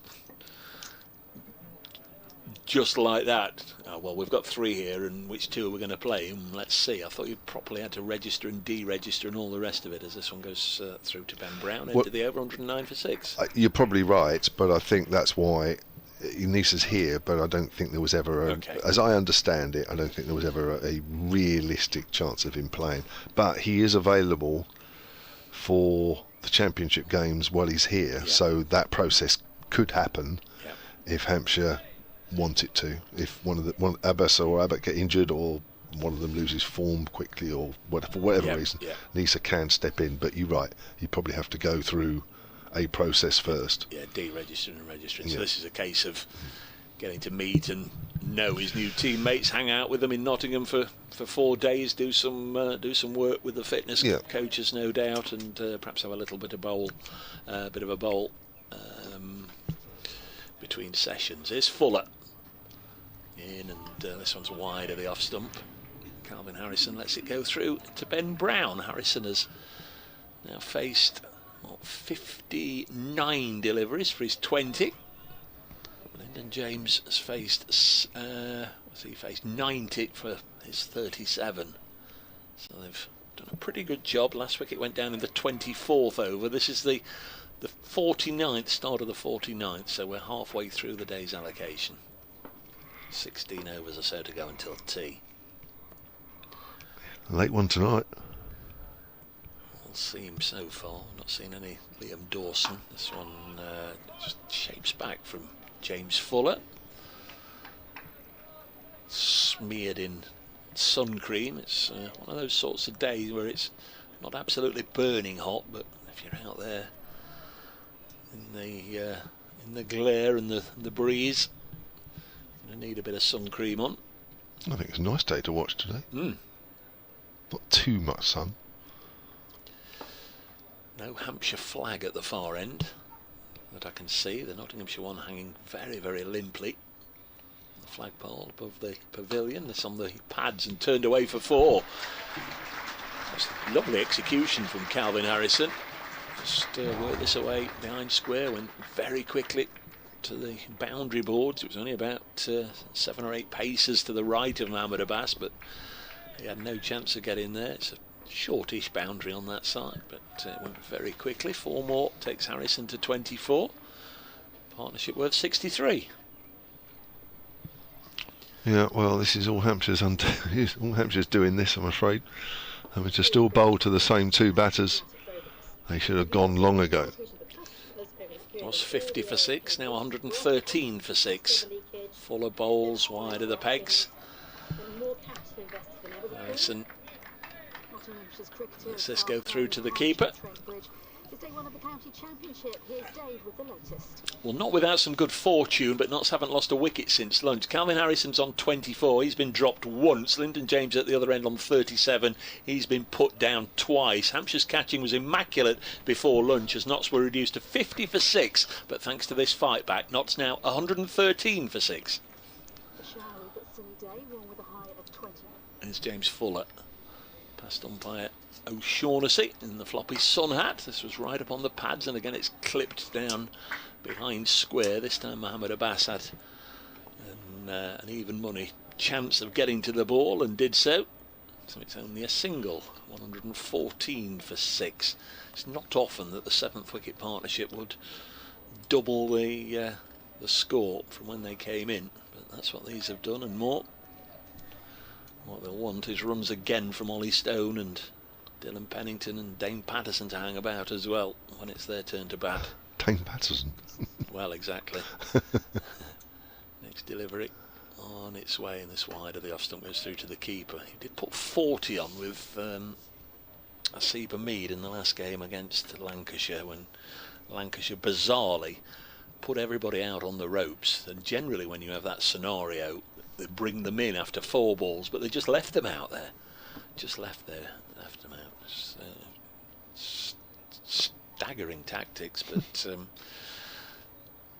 that helped Notts to put 40 on for the last wicket. Here 114 for 6 after 49 overs. 3 wickets to Mohamed Abbas, 1 to James Fuller, 1 to Kyle Abbott, and over missed 1 to Keith Barker, who got rid of Asiba Mead. Well, I wonder if Liam Dawson might get a bowl at some point. Said to me this morning, I won't be bowling. I don't know. I just think the longer these two bat throughout the afternoon session, he might just have an over or 2. Here's Abbas, wide of off stump to Harrison. These two have played very sensibly. Yeah. I know they've given 3 chances between them. It's still that sort of wicket. But apart from those 3, they've been very good at leaving the ball. Sussex all out for 150 in 44.1 overs. Down there at Hove against Yorkshire. That's in Division 2. Surrey 189 for 7 now at the Oval against Worcestershire. They were at 30 for 4 this morning. 189 for 7 now. There's a pass. Forward is Harrison up towards mid-on. The ball goes. I think it sounds like a very similar wicket we had to Surrey. Actually. In fact, just looking, they were actually 15 for 4 this morning before that recovery, led by Ollie Pope. He made 63, and Tom Lawrence, who made 84, but they've both gone. Who? Tom Lawrence? Daniel Lawrence, I beg your pardon, Dan Lawrence. I was going to say a new name in the Surrey lineup. Dan Lawrence. Here's Abbas. Oh, he's playing inside the line. That's well played, Harrison. That did nip away, but to be fair to him, he didn't follow it. Abbas still getting a little bit of movement out of this wicket. There is still some there, even though we are into the 50th over with this ball. We haven't had a ball change either. No. Hey, what's going on? Must have picked the one good ball in the batch. You're very lucky. Hampshire haven't wanted to change it because it's basically behaving how they'd want it to. Might prefer one that's slightly harder, but it sounds like it's in good shape. Forward is Harrison. It's gone out again into the covers. Tom Prest is still off the field, by the way. The word from the dressing room was that he was off because of a shoulder injury when doing a bit of fielding, not actually the catch that he took 20 minutes before lunch to get rid of Jack Haynes, where the ball was really travelling. Took it at first slip, but he's still off the field. Michael Neeser's getting to know his teammates quite well out there. Sandwiched in between Ben Brown, Liam Dawson and James Vince, as forward again is Harrison, back to Abbas. They're having quite a good chat there. I think actually the Neeser thing is quite interesting. You're right. I mean, they would have to do it properly and deregister and register, even if he plays. But I do get the feeling, and I don't know for sure, but I think he might be somebody that will be with Hampshire moving forward beyond this year. I get that feeling. I haven't had a proper conversation about that. Maybe Hampshire haven't got those plans in, or haven't discussed those plans, but he's still a decent age, isn't he? He's 32, outside the off stump, and that's left alone. He's a good bowler in English conditions. You said he bowled well against Notts a few years ago in Division 2. He is an Aussie bowler that actually does suit English conditions. I did look up actually his Glamorgan record. Played for Glamorgan between 21 and 23. Took 80 wickets at 23 apiece, which is actually his career average. So he will give you a good return in England. Yeah, part of the Glamorgan side that won here in 2022. I don't know what his figures say. I don't know how many wickets he got, but was very impressed by his performance seeing him live. Whether those figures back that up or not, I'm not going to look it up and see, but seeing him in the flesh, very impressed. There's a little push into the offside, and they go for the run. The shy at the stumps from, is that Felix Organ? Narrowly misses. It was a little risky between Lyndon James and Calvin Harrison. Last thing they'd want is to open the door again for Hampshire and donate a wicket, but Calvin Harrison quick. No idea from here if a direct hit would have done for him, but it was a risk they didn't need to take. There was a moment, wasn't there, before the throw came in actually, I thought, wow, he could be out by a yard. Maybe it was an easier single than I thought, but it was to Felix Organ's left, but not very far. Partnership goes up to 65 as James Fuller runs away from his bowls now, and this is just fended off his ribs by Calvin Harrison down to backward point, no run. 115 for 6. Ben Slater the first to go, caught behind from the bowling of Mohammed Abbas for naught, and Will Young got one that got big on him, ballooned up high into the air off the shoulder of the bat, caught by Fletcher Middleton at backward point off Mohammed Abbas for naught. Joe Clark caught at slip from the bowling of Kyle Abbott for 4. Loss was 17 for 3 at that stage as Fuller comes in again to Harrison. A bouncer goes over the arch of his back, no run. 4th out of Seba Mead, caught behind off Keith Barker for 20. That was 37 for 4. Became 49 for 5 when Tom Moores was bowled neck and crop by James Fuller for 17, and straight afterwards Jack Haynes out for 8. He did a couple of boundaries and then edged Abbas to Tom Prest at slip, 50 for 6, and Haynes went off the field and so too did Tom Prest. We've not seen him since. 114 for 6. Harrison on 25 faces Fuller, and again this just shapes away from the right-hander, and there's no run. Got an email from my godson here, Tom Rowe. Afternoon, Tom, how are you? He says, hi Kev, godson Tom here. Apologies if I've missed, but listening to your commentary around Michael Neeser, have Hampshire signed him purely as a white ball player? Yes, they've signed him for the first 9 T20 games. That was announced a while ago. With Abbas and Abbott, etc. being the red ball overseas then, that's right. But, as we've just been saying, that if Hampshire really needed him, he could play a red ball game. Shot. This one's worked to mid-wicket, fielded by Alior, no run. Tom says, currently trying not to get too distracted by the strong start by Hampshire whilst at work, but he says I'm failing. Good to see you. Good to hear from you, Tom. I haven't seen Tom for a while. At Leicester, Gloucestershire, the visitors, 218 without loss. Cameron Bancroft, the Aussie, 92 not out. Ben Charles with 87 not out. Ooh. Great start from Gloucestershire, who defeated Northants last week as well. Was that their first win for 2 years or something? Yeah.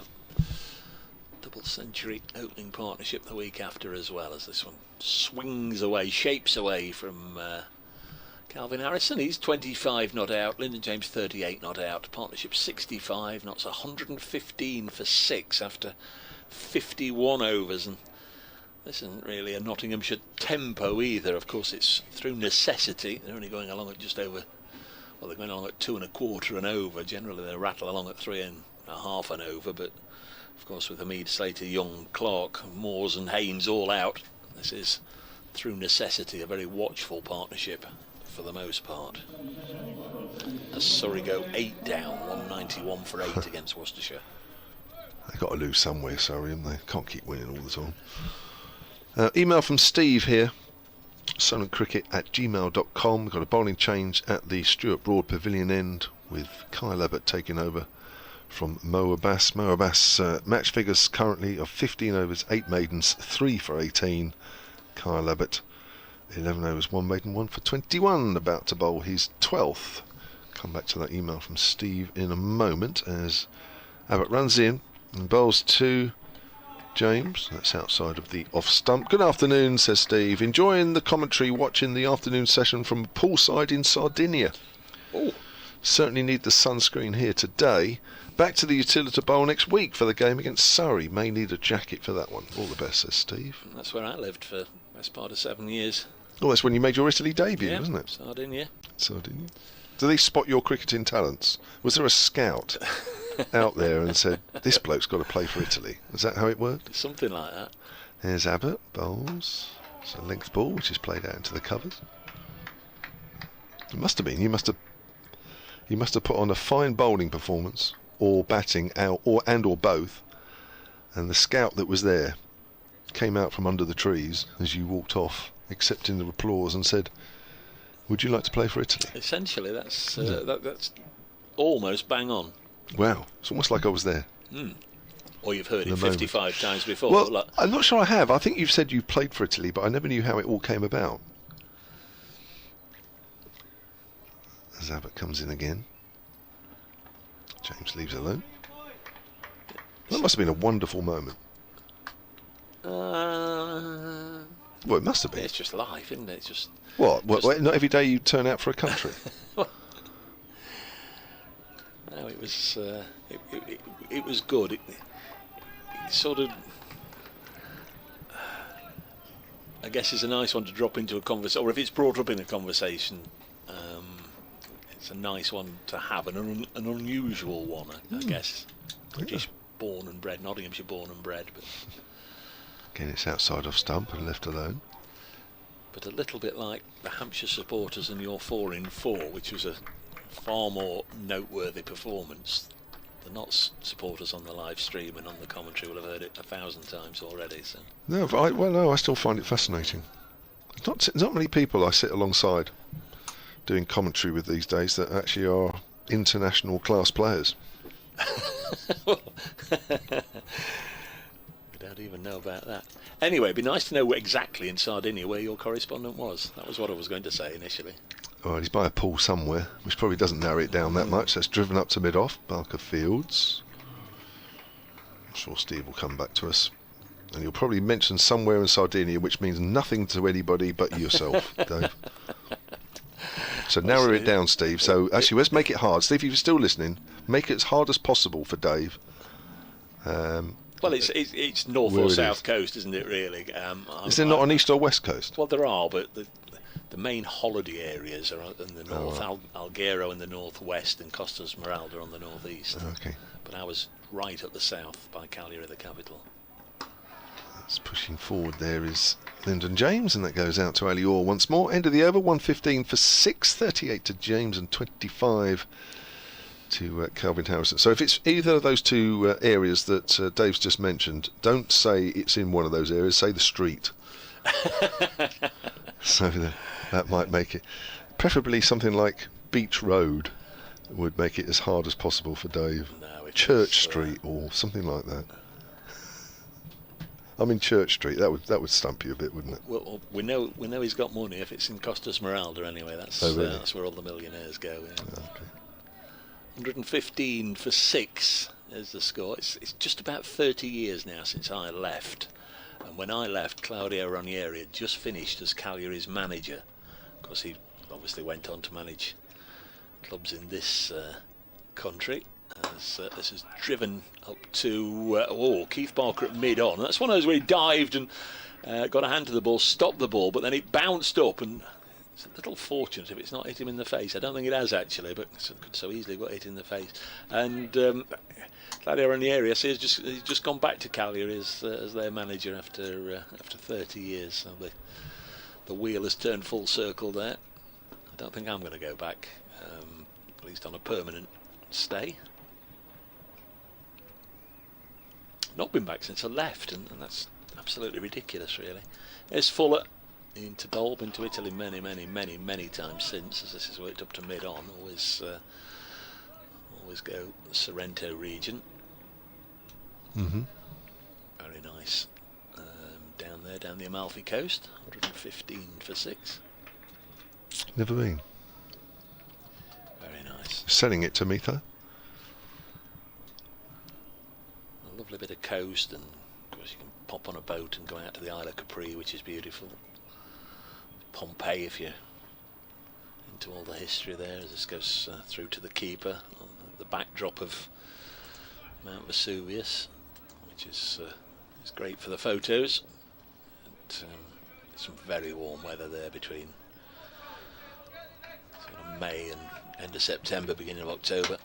Very hot in southern Italy. Anyhow, we digress. 115 for 6, Nottinghamshire. Not lost a wicket yet since lunch. We've got 11 overs after this one to go until the tea break. And this is chopped down behind square on the offside by Calvin Harrison, who's on 25.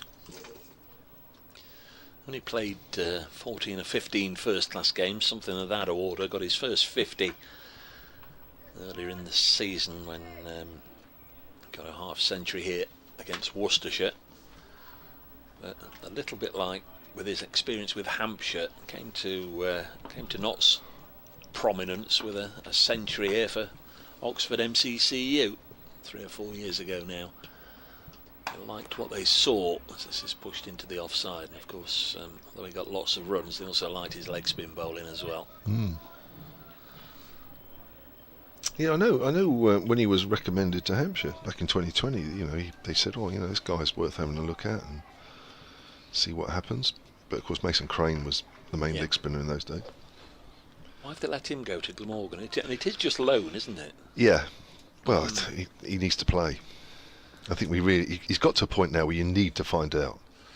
Next ball is past the outside edge, goes through to the wicket keeper. Remains 115 for 6 after 53 overs here on BBC Radio's Nottingham and Solent, and on the live picture stream if you're following us on Trent Bridge Live. Decent crowd in, spread all around Trent Bridge, plenty at this end of the ground, the vantage point of looking down on the ground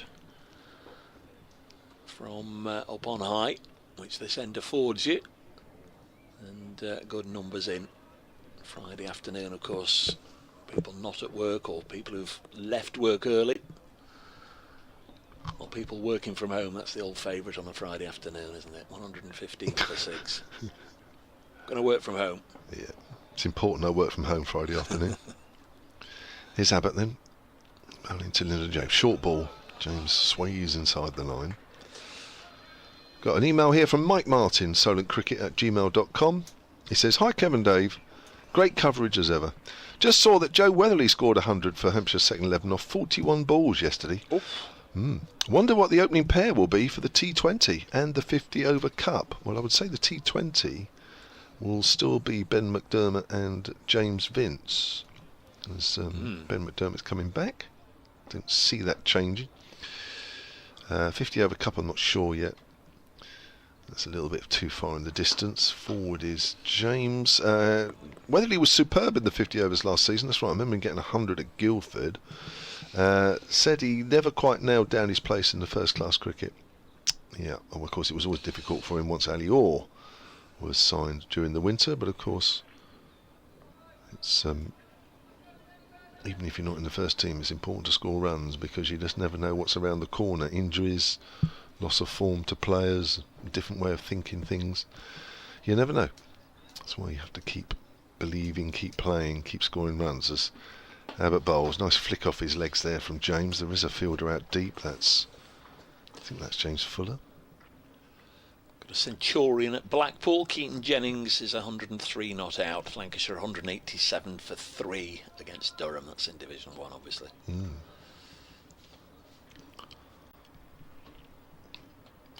Well, if the weather's up there like it is here, that'll be pleasant. It's pleasant here. Lovely. Just right. Not too hot, not too cold, not too much sun, not too much cloud. Abbott comes in again, wide of off stump. Again, it's quite a good carry. Still a little bit in it here for the bowlers, even though we're into the 54th over. But they really have. You just feel that they've really missed the boat here. They could have had knots all out by now if they'd held on to their slip catching since lunch. Everything stuck before. I'm afraid nothing stuck since. Yes, Lyndon James is on 39. He was dropped on 23 and 32. Calvin Harrison, he's on 25. He's added 16 since he was put down. Yeah. Which in the context of the innings, of course, is quite expensive, as that's pushed up to mid-on by Calvin Harrison. And all the time the ball gets softer.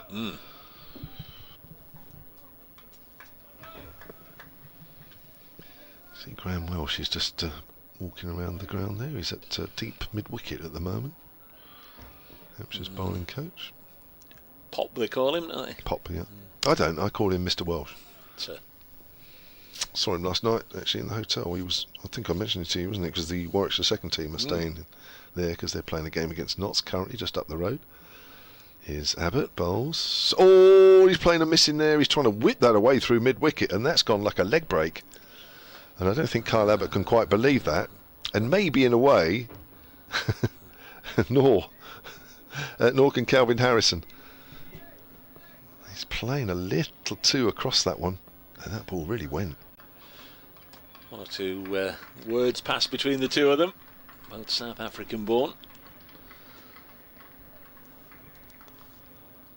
Going to get Liam Dawson bowling his left arm twirly-whirly stuff. I'll remind him tomorrow when I see him at the breakfast table. I say, you told me as you walked out you weren't going to get a bowl. He'll come up with an excuse. He'll say something, I know he will. He's got the sunglasses on and he's striding out his full pace run up. So clearly he didn't measure it out and put some green paint down there. Because he wasn't expected to. Cameron Bancroft of Gloucestershire is 98 not out there, 230 without loss, Gloucestershire at Leicester. So he might be the next one to record 3 figures in this round of matches. Just looking at the over rate, Hampshire's is +1, so that's okay, isn't it? Yeah. Yeah, which is quite incredible to think that we've still got 42 overs left in the day, and we are at 25 past 3. And yet their over rate is actually 1 to the good. I'm not sure that really works. I think on the first 3 days they only changed them during the intervals. Oh, right. Or the 2 intervals, and then obviously change it at close of play as well. Yeah, because you have to keep on top of the over rate because it's every game. As Hampshire found to their cost against Surrey at the Oval, where they were deducted 2 points. So Dawson's going to be bowling to Lyndon James, the right-hander. He's got 1 slip in there, James Vince. 2 close in on the offside, short extra covers, a short mid-wicket on the other side, mid-on and mid-off, and the first ball sent down by the left-arm spinner. Sees Lyndon James just retreat deep into his crease to block it. Bowling in the sunglasses, the Hampshire and England all-rounder floats this up nicely, and this is played back to him. 116 for 6. He elected not to go on the last England winter tour, didn't he? Because he didn't want to be seen as the odd man out, the drinks carrier. In again bowls, and this is pushed back to him. No, he's had enough of all that. That was right, wasn't it? He basically let it be known that he wasn't interested in going unless he was going to be a main player, and he wasn't going to be a main one. So might have been a great opportunity for him when you look at the likes of what Tom Hartley did and one or two others. This is pushed in the offside, no run. Now, he was happy playing a bit of franchise cricket. He played a couple of games in the Big Bash during the winter. Played Sunrisers Eastern Cape, won the SAT 20. Michael Neeser's come out of the grabbers and finds himself down below us at long off. Single taken here. 117 for 6. Not entirely sure why they're clapping. Pot Welsh's cap has blown off and onto the field. Not entirely sure why. Doesn't seem to be a breath of wind out there. Don't know how that got there. Yeah, you wouldn't wonder if Hartley would have got his opportunity, which he grabbed with both hands, of course, had Liam Dawson gone on that trip. But either way, he's through his first over here, 117 for 6. Calvin Harrison 25 not out, Lyndon James 40 not out. The other scores: Seba Mead 20, Tom Moore 17. I don't think anybody else would want me to read out their scores. So, 1 over from Liam Dawson. Imagine that 66 times. That's what he had to go through in the only innings that Durham had in their last championship encounter at the Utility Bowl last week. That's the 3rd highest by a Hampshire bowler in a single innings. Sussex bowled out for 150 at Hove against Yorkshire, but they've already taken a Yorkshire wicket early on in the piece. So 11 wickets gone down there already. Movement on the Hampshire balcony, but I think it was a door left open. Yeah. It was, yeah. God, the spectators behind have to keep deadly still, don't they? Yeah. Sitting in the seats in front of the pavilion. Abbott's running in. And bowls, always playing a missing. Lyndon James. Still getting a bit of seam movement here, Kyle Abbott. Can't be too many test grounds now where there isn't a designated area blocked off for test matches. Players are looking straight into the coats and the hats and the caps and the sweaters and the replica shirts and the picnic hampers and all sorts at the far end. All sorts of various colours. Yeah. Oh, Lord still has that though, Of don't they? course. They've just got those little Well, sight screens that run along those little rails. And I say little, they are by comparison. Again, he's playing a missing. Abbott's got that leg cutter going here at the moment. Yeah, it's a bit of both there, isn't it? There are people sat behind the arm, but then side screens a little higher. Yeah. But you're right. Don't have that problem at... Just trying to think. Edgbaston? Not really. Were you one of those that if somebody just moved their head slightly, you'd spot them? Or? I couldn't see that far away. It didn't bother me. Well, unless it was obvious. Some players are terrible, aren't they? There's a nice pull shot there. Keeps it along the ground. Played that quite neatly, did Lyndon James, as it goes down to Brad Wheel at fine leg. And Nottinghamshire move on to 118 for 6. Yeah, some players could even see it happen before somebody walked across the side screen. They'd see it about 50 yards before they'd made it. They had to wait. Didn't matter how much he shouted. Person just kept going. Yes, a distraction is a distraction, of course. I always thought if you were actually locked onto the bowler and locked onto the ball in their hand, what actually was going on 50 yards behind them, 60 yards behind them would... Anyway, full delivery, which is worked strongly up to mid-on. And there is no run. Felix Organ fielding there.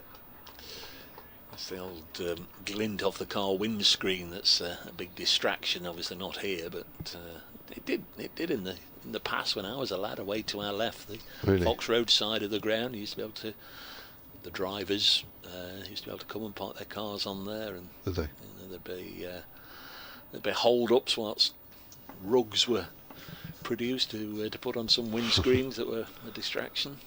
There's Abbott to Harrison. Harrison's forward. No danger of a distraction with the sun going off my windscreen, that's for sure. I'm parked miles away. Cameron Bancroft has duly completed his century. Gloucestershire 232 without loss.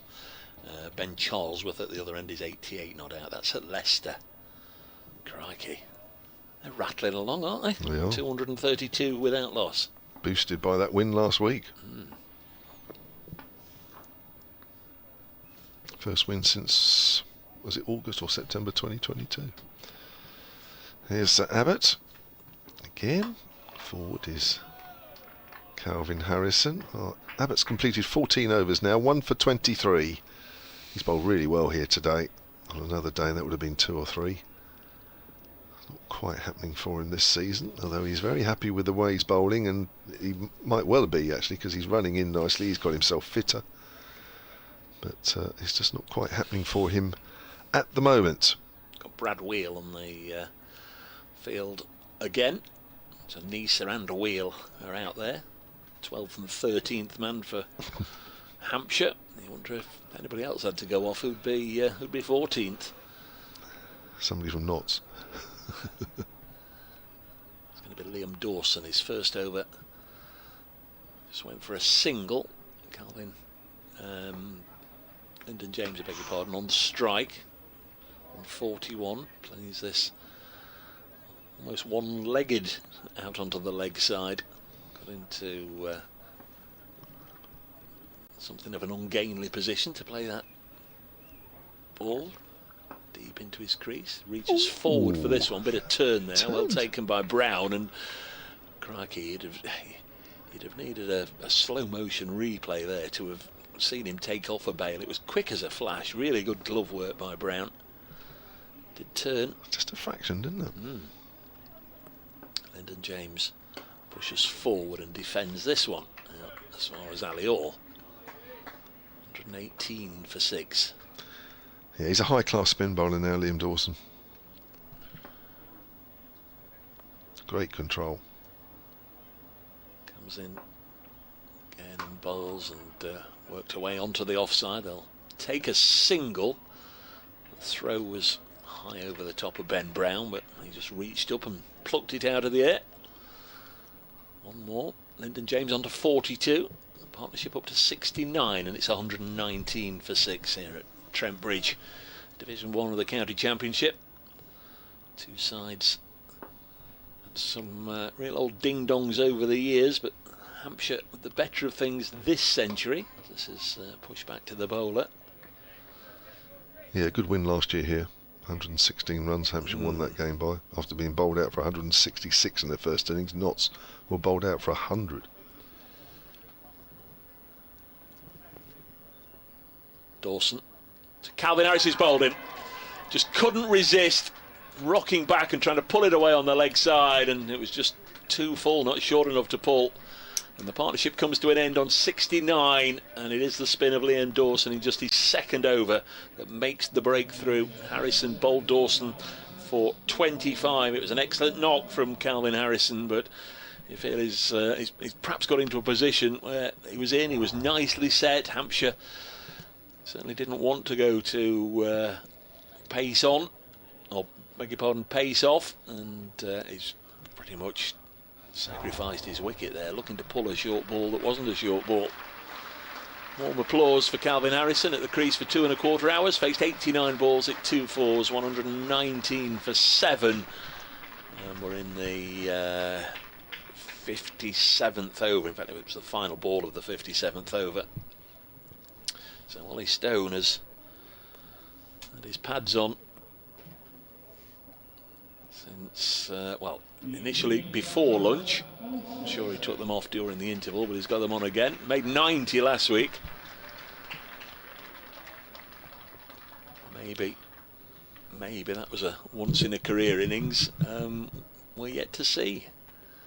Previous best of 60, way back in his Northants days, but seemed nailed on last week for a century, and usually that's when you're at your most vulnerable, isn't it? Once it looks like, well, neither of these two are going to get out. Well, Hamid didn't get out, but Holly Stone looked absolutely crestfallen when he fell for 90. Needs to stick around with Lyndon James now. 119 for 7. Well, Harrison's given Liam Dawson a wicket there. He's absolutely gifted him that. The thing is, playing a shot like that is that it's a good wicket shot because it wasn't that short. Now, if Liam Dawson's got one that's just sort of skidding on, or it keeps a little bit low, which that one did, or we saw early in the over one just straighten a fraction, then you're leaving yourself wide open by trying to pull that ball away on the leg side. That ball has to behave exactly how you'd want it to behave to play that sort of shot at that length. And he's just given that away. You know, he's had life, you know, and Hampshire haven't taken it, but that is a bonus. Massive bonus for Hampshire, that. Here's Kyle Abbott to James. James leaves that one alone outside of the off stump. Just at a point where, you know, you just felt that, you know, Nottinghamshire were riding it out. I don't think the plan was for Liam Dawson to bowl between lunch and tea. It just so happens that he came on in the end to try and do something different, try and break the partnership. And he's done it, but he's been given a helping hand there. Are you keeping him on, Captain James? I don't know. That's why I was never captain. Because I'd be in the slips now, or I'd be in the fielding position thinking, what shall I do? What shall I do? Probably give him another over. Have to wait and see. Drive there from James. Past. No, not past a diving Keith Barker. Great stop. And Kyle Abbott just puts his hand out and acknowledges the fact as well. Ooh, I think I might have had a little wager there. That might just have got past him. But great athleticism from Barker. Michael Clark on Twitter at Brace Cricket. Loving the coverage. You were discussing Michael Neeser on the video stream. Is that him at slip wearing number 20 or somebody wearing his shirt? We think that's him. We think that's Michael Neeser. Michael. It is him. He's here. He's on. Here's Abbott. Short. Again, it's kept down nicely by Lyndon James. It's helped down to deep square leg. And he moves on to 42 when it's 120 for 7. He's clearly a slip fielder, I guess he is. I mean, he's taken Tom Prest's position there, he's still off the field. So I presume the fact that he's been there virtually the whole time means he is a slip fielder. I mean, I don't know, you know, a fantastic amount about him, other than, of course, his spell at Glamorgan, and he's played a couple of test matches and 4 one-day internationals. I've seen him bowl. Got nice shape on the ball. I think he would have been useful this morning. He would. There's Abbott, bowls. Forward is Ollie Stone. Yeah. Up towards Keith Barker once more. Made his Nottinghamshire debut, of course, first game of last season against Hampshire down at the Ageas Bowl as was. This is only his 5th game for Nottinghamshire. Third of this season. 49th first class match, that's all. 160 wickets at 25 apiece. Here's Abbott outside the off stump, bit of extra bounce, and Stone leaves that one alone. He's played 3 tests for England, Ollie Stone, against 3 different opponents. Ireland in 2019, India away in 2021, and New Zealand at home also in 2021. But he's been absolutely bedevilled by injuries of all different sorts. A couple of years ago he'd been out for the best part of a year, came back, and his first game back was for Warwickshire seconds against Notts seconds at Lady Bay, and he broke his arm in that one. I mean, he's had that sort of career. Facing Kyle Abbott. Drives. Good piece of fielding from Ali Orr. When he's in the groove, he's quick, isn't he? No doubt about it. It looked super good last week, both with the bat, as I say, when he got 90, and it looked like a number 3 or number 4. I mean, he played terrifically well, and he bowled very, very quickly indeed. Dylan Pennington got the wickets, and Pennington is also looking right at the top of his game. Looks a really good acquisition, but it was pace from both ends last week, and they'll be looking to do it again. Felix Organ's been off for a comfort break, and he comes back and Brad Wheel pops off. Our mate Steve in Sardinia is back on the Hello, Steve. email, solentcricket@gmail.com. Now, he's given you a very challenging question here, because we said, as Dave knows, Sardinia. It's Dawson round the wicket. And Dave also said it's 30 years since I set foot on the island, although I had lived there for 7 years. So that map reference thing of what 3 words.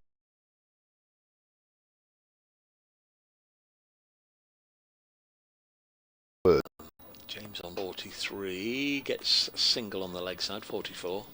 I'm not with you. Well, there's the, rather than saying postcodes, you can do what 3 words. Okay. That's the other way of it's supposed to be more accurate. No, I don't know that. Right, well, you won't know where this is then, because he says my sun lounger is at Hind Milling nowadays. That's the what 3 words location. He is in Sardinia, but you wouldn't know that. No, I don't know. He has actually signed it saying he's on the northeast coast. Well, I told you, didn't he? Yeah, if he's on the northeast coast, he's got money. Yeah. Costa Smeralda region. There you are. Crikey. Slight delay here. I would imagine they're going to go and get a protective helmet and pair of pads and something and pop Fletcher Middleton in at short leg. That's what appears to be happening, but there's a whole host of nothing going on at the moment. Yeah, here come the pads and the helmet. James Vince doing the shuttle run. 121 for 7. Very, very nice up there as well. There'll be all the rich fancy yachts. I think old Gino De Campo's got a place up there as well, the chef. Pop round for a barbecue, Steve. I've got a tweet here from Jacob Norton, who's been tweeting once or twice today. I presume this is true. He says, this is his words, since at least last season, but I think since 2021, when they started allowing 2 overseas in the Championship, counties are now able to register 4 unqualified, in brackets, overseas players at a time. So Deesa, McDermott, Abbott and Abbas can all be registered at the same time. Yeah, but I think only 2 can be properly registered, is that right? Even though they're... Sorry. Dawson bowls and Stone pushes it back to him. There's something in the back of my mind that says, yeah, you can have as many overseas players as you want, but you can only register 2 at that moment. That's my interpretation of it as well. As this is pushed back to the bowler. I did look last night when I saw the Hampshire squad when it was announced, and there was, to my mind, 3 overseas players. That's why I asked you this morning if Kyle Abbott was still a registered overseas player, or if he'd managed to qualify in some other grounds. Next ball's played up to mid-off, still no run, 121 for 7. I think at any one, my interpretation is at any one stage you can only have 2 properly registered and able to play. This is eased into the offside, but I don't think it's... But you can have as many on your staff. Yeah, I don't think it's the most arduous of tasks. I think it might be just a case of the club secretary getting in touch with the ECB and saying we've deregistered Kyle Abbott and we've registered Michael Neser, and away you go. Yeah, that's my understanding as well. So Jacob, sorry, that's completely at odds with your tweet. So, well, not completely at odds, but.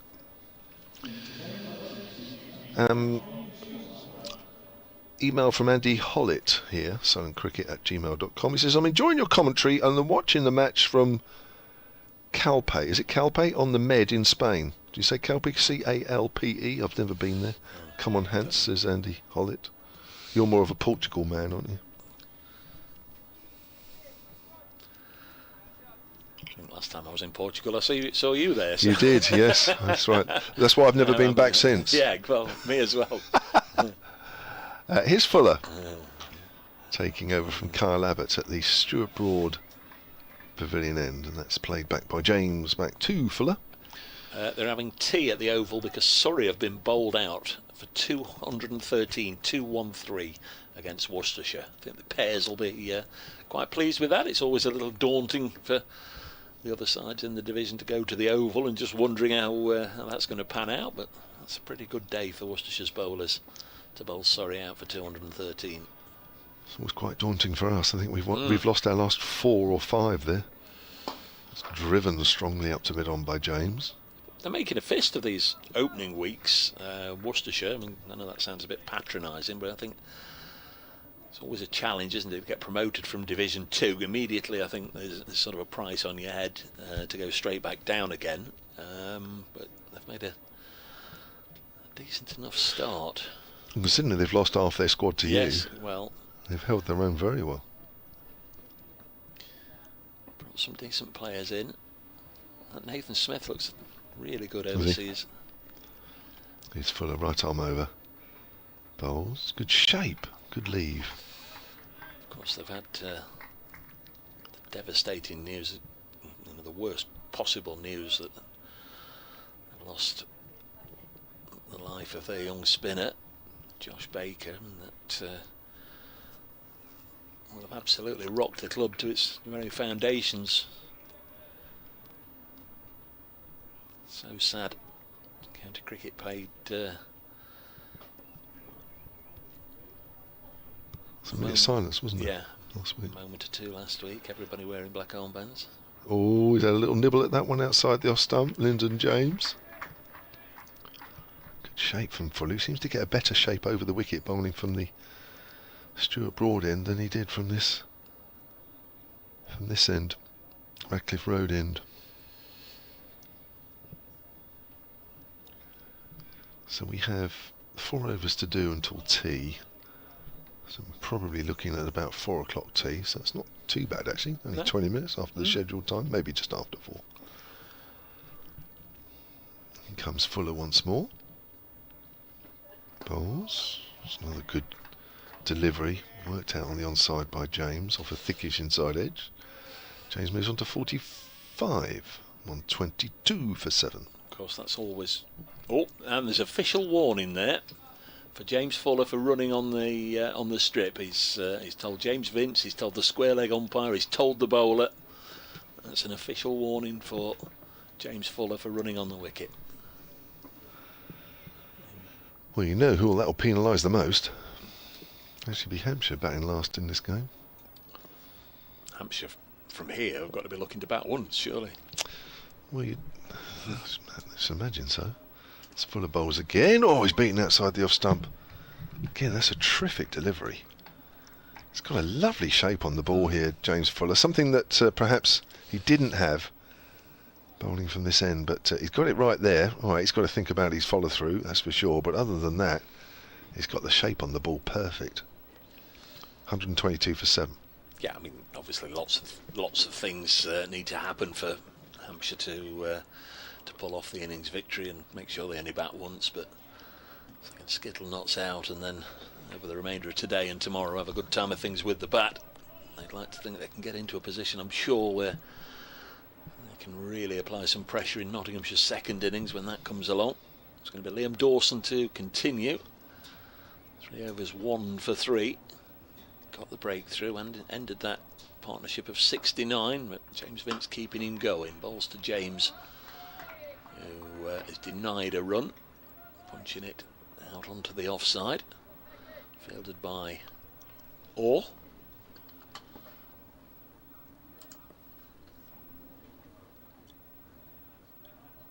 Dawson very deliberately places the ball in his hand and then bowls an absolute peach of a delivery. Lyndon James pushing forward but ends up groping at fresh air as the ball bit and bounced, turned away from him and into the gloves of Brown, who again just whips off a bail without seemingly anybody noticing. Really good glove work. It's delivery on its way now, and this one's turned onto the leg side. No run. Well, this has been an interesting wicket, isn't it? We've got a wicket that's been helping the seamers, and then every now and then Dawson's got one to turn just off the straight. Can't settle in against anybody. Comes in again, gives it a flick of the wrists and fields off his own bowling as Lyndon James on 45 drives it back to him.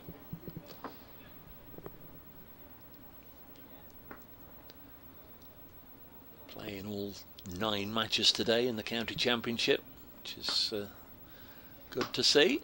And again, James drills it straight back to the bowler Dawson. Dylan Pennington due in next.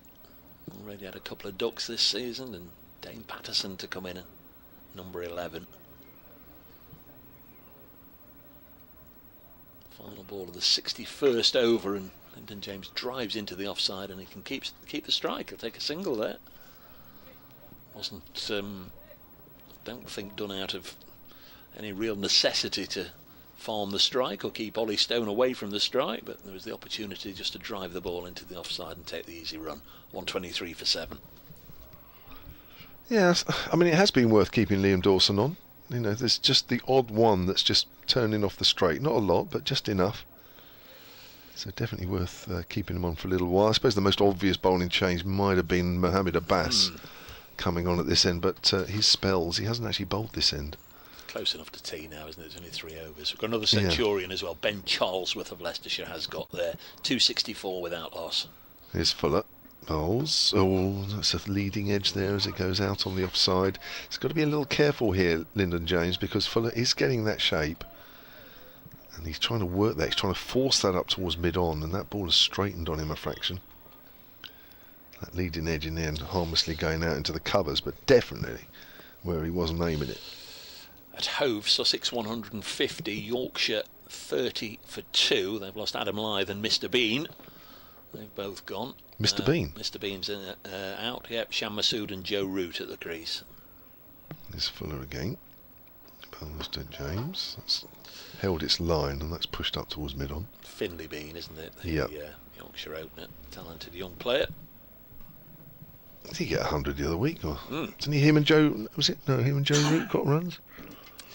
He actually, a couple of years ago now, was it a triple 100 or a quadruple 100 he got at Lady Bay? Oh, right. Just down the road against Not Seconds, and it was a record-breaking score for second 11 cricket, so much so that Kevin Howells, who was here presenting for 5 Live Sports Extra, even went down and had a look. Gosh.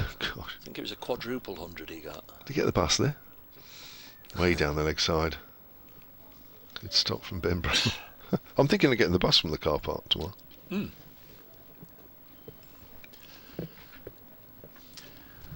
We're joined tomorrow by Rita Green from BBC Sport. We'll have Lucy Hyam, days 3 and 4 as well.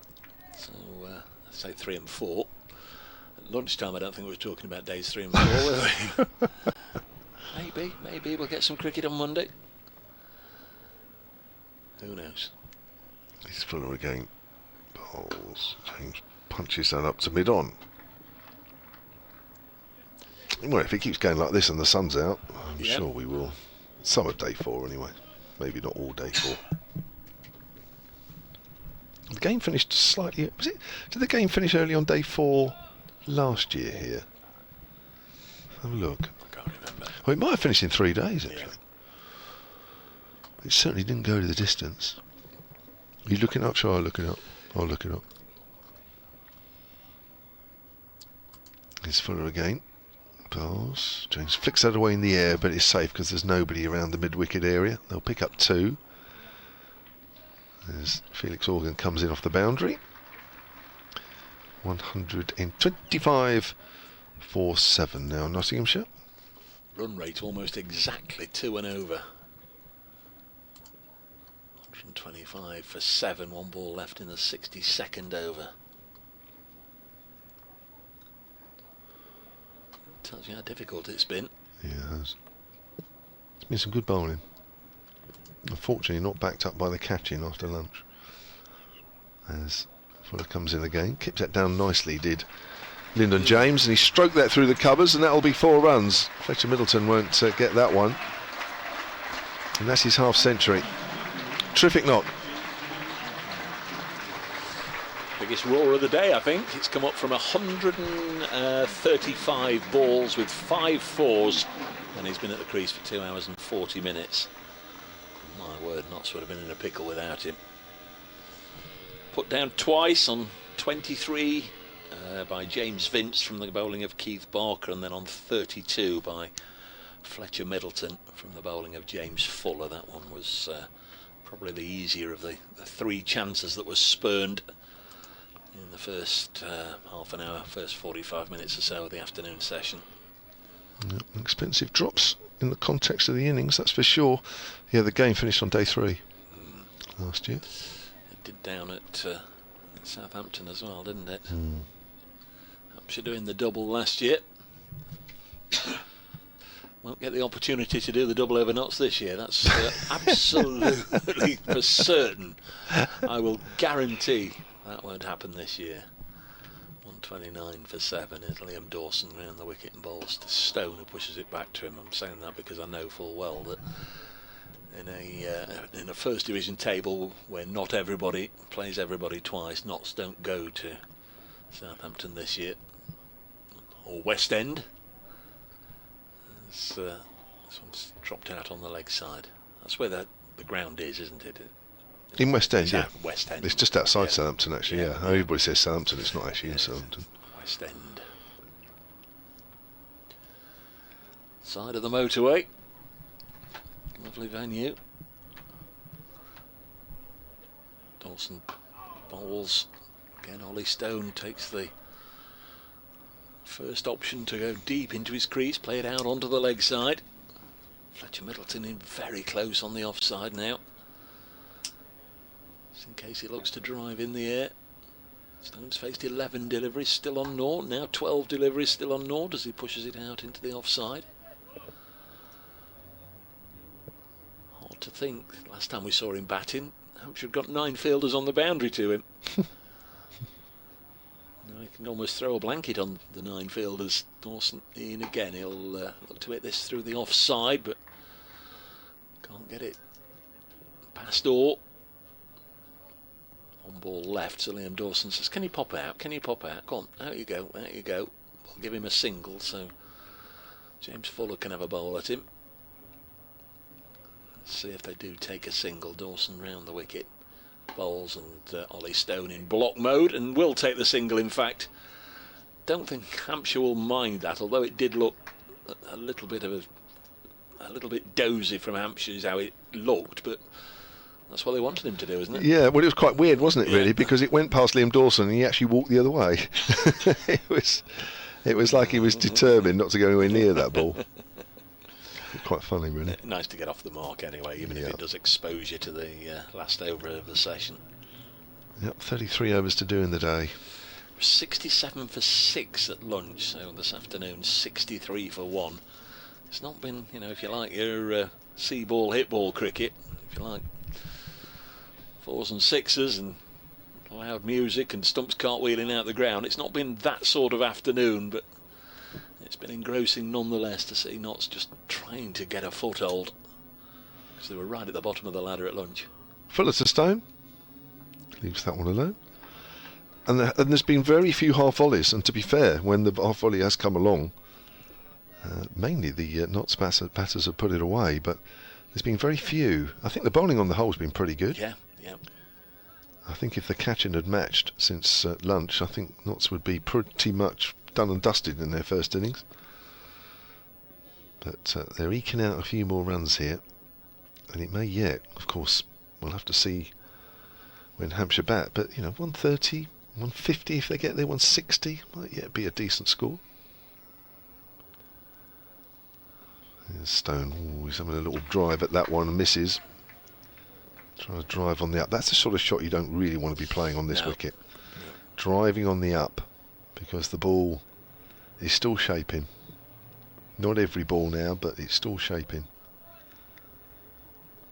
And the only thing that's going to happen there is you're going to catch an edge. Yeah, I mean, 130 for 7. I think Notts would certainly hope for, with Lyndon James still out there, they'd certainly hope for 160, 170. I think that'll be too bad. Here's Fuller to Stone short. Stone easily deals with that one, ducking low and inside the line. What I saw last week, I wouldn't be bowling Ollie Stone any bouncers. Well, the thing is, if you know you're going to get them, you might as well just dish them out. Yeah. You might as well get in there first. I don't think Ollie Stone's going to hold back when Fuller comes in, because he knows exactly how Fuller's going to play. Fuller will be positive. So get in there quick. Here's Fuller. Goes to Stone again, short outside the off stump, dies a bit on Ben Brown, which suggests that his ball is getting a bit soft now. We're into the 64th over. Still the odd one that kicks off, doesn't it? Still goes through, but more often than not now the ball's just coming through pretty averagely now. But you will see the odd one go. Keith Barker just making an extra bit of work for the ground staff there. Scratching away at the crease, just trying to flatten it out. Plumes of dust. Here's Fuller. Stone drives into the ground. Fuller fields on his follow through. And one ball left until tea then. It's been a good session for Notts. At 50s for 6 at lunch, if somebody said, "Oh, you still be batting at tea," you'd take that every day of the week. Yeah. Said when the session started, Hampshire would hope to be batting within 45 minutes or so. Yeah. So here we go then. Fuller's into Stone. Stone gets an inside edge, goes past leg stump, it goes down to fine leg. And that will be 4 runs to end the session. A lucky shot, but nevertheless it's a boundary. And Stone will come back in the evening session on 5. Lyndon James will come back 52 not out, and Nottinghamshire go in at the break 134 for 7. Indeed, yeah, the 1 wicket to go down in that session. Calvin Harrison bowled by Liam Dawson for 25. That was 119 for 7 in the 57th over, as Kev says. Notts have advanced their score to 134 for 7. Just do an update for BBC Radio. And we're just going to lunch here, or at least the players are. 134 for 7. Lyndon James holding the Nottinghamshire innings together. He's 52 not out. Ollie Stone with him on 5. The one man to depart during the afternoon, Calvin Harrison, who was bowled for 25. At tea, Nottinghamshire 134 for 7. So there, a quick update for BBC Radio Nottingham.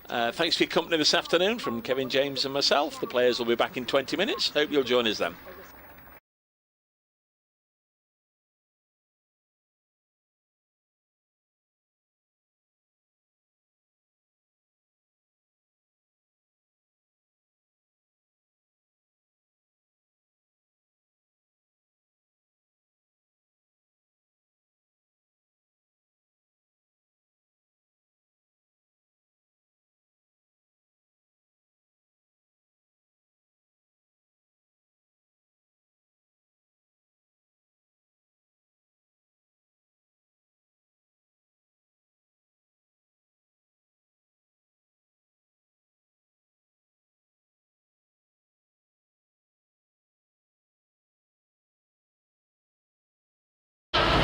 One more.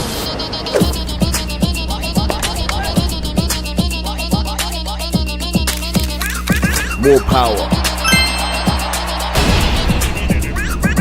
More followers. More flavours. More speed.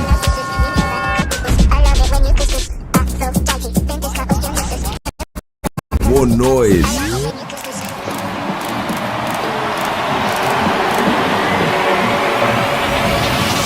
More social. More fire. The blast at Trent Bridge. It's more than a game.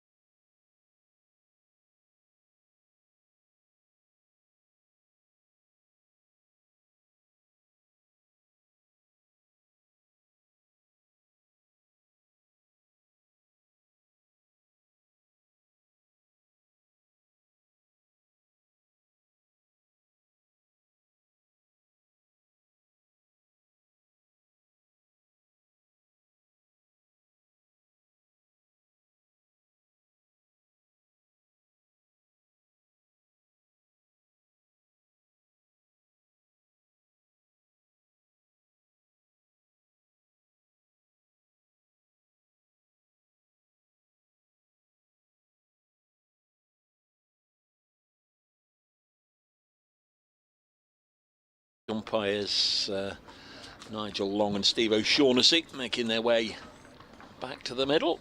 Players respectfully waiting for them to go over the rope and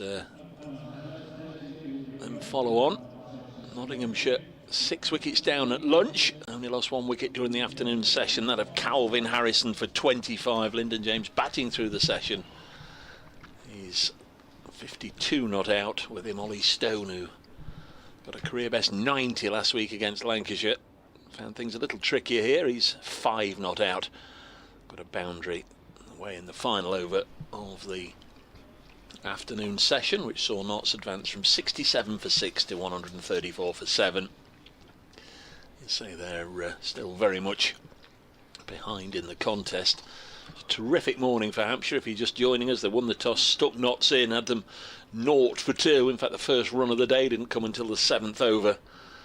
Notts in a whole heap of trouble then when Joe Clark went 17 for 3. A Mead's dismissal made it 37 for 4, and then went on 49 for 5 and 50 for 6. Wretched morning for Notts. Terrific one for Hampshire. But this afternoon, Notts managed to get through that session with just the loss of 1 wicket. It might not have happened. There were 3 chances at least that went begging. So that's left the Nottinghamshire contingent just a little thankful for their fortune this afternoon. It's left the Hampshire supporters and contingent here just reflecting on what may have been. Kevin James. Yeah, I mean, not great really. I mean, Notts should be all out by now, no doubt about that. But taking nothing away from Lyndon James especially, and also Calvin Harrison, they batted brilliantly together. It was not easy at all. There's been some good bowling around this afternoon, and there was this morning. So they negotiated that pretty well, but there were chances. Here's Barker. And James is driving up to mid-off. Started the last session here on day 1, but it's not been a fast-scoring day, but it's been watchable. There's always been something happening. Not necessarily off the bat, but the ball's nipped around a bit and it's bounced a little bit, and we've seen Liam Dawson turn a couple off the straight. So it's been very watchable, and Hampshire fans especially. I'm sure whether you've been watching the live picture feed or listening to us on the BBC Sport website as Barker bowls, forward again is James, that I'm sure especially watching that it just has been, I wouldn't say compulsive viewing, but it's certainly been interesting watching, because the last 3 games at the Utilita Bowl have been very forgettable. Nothing happening really at all, off the bat, off the ball, anything. We literally have seen 3 games in 2/3 of a day here so far. There's Barker bowls. Nicely played by Lyndon James, keeping the ball down as he works that behind point for a single. And he moves on to 53. No doubt about the batting performance of the day so far. In terms of the opening partnership of Gloucestershire, they're at Grace Road, or the Upton Steel County Ground, against Leicestershire. 280 without loss. Cameron Bancroft 121 not out. Ben Charles with 110 not out. There's been 5 sixes there. Charles was hit them all, so the pair of them taking the fight certainly to Leicestershire. And well, Barker again driving Ollie Stone off the thick outside edge into the gap again between the third slip and the backward of point, and that's raced down to third for 4. And Nottinghamshire move on to 139 for 7. Just quickly, and we'll leave it for a while. In Division 1, Surrey 213 all out, Worcestershire 17 without loss, so a good day so far for the pairs. Somerset 280 for 4, Tom Banton's rattling along 80 not out against Kent. Lancashire 225 for 4, a wicket there for Ben Stokes, century for Keaton Jennings, and Warwickshire 196 for 6. That's at Chelmsford against Essex. There are your Division 1 scores. Barker switches to round the wicket this time to Ollie Stone. Oh, that's nipped away. Stone's pushing forward. Division 2, Yorkshire 59 for 4. That's having bowled Sussex out for 150. Straight after tea, Sean Masood out. George Hill has now gone. Joe Root still there on 13. Sussex 150. Yorkshire 59 for 4. Glamorgan 163 for 8 against Middlesex. Northants 195 for 4 against Derbyshire. They're the other scores in Division 2. He's played a few games, Joe Root, hasn't he? His early season. 139 for 7. Stone faces Barker once more, and wisely this time. He leaves that one outside the off stump. End of the over. Barker's completed 16 overs, 1 for 50 now on his return to the Hampshire first team in his first game of the season. Been a nice enough day weather-wise. Those of you looking on the live stream on Trent Bridge Live can just see, as we can, a little bit of blue sky around. Seems to be some brighter weather as well, rolling across from the west. We've not had clear blue sky all day, but we have had some breaks in the cloud and some pleasant sunshine. Supposed to stay dry for much of the game.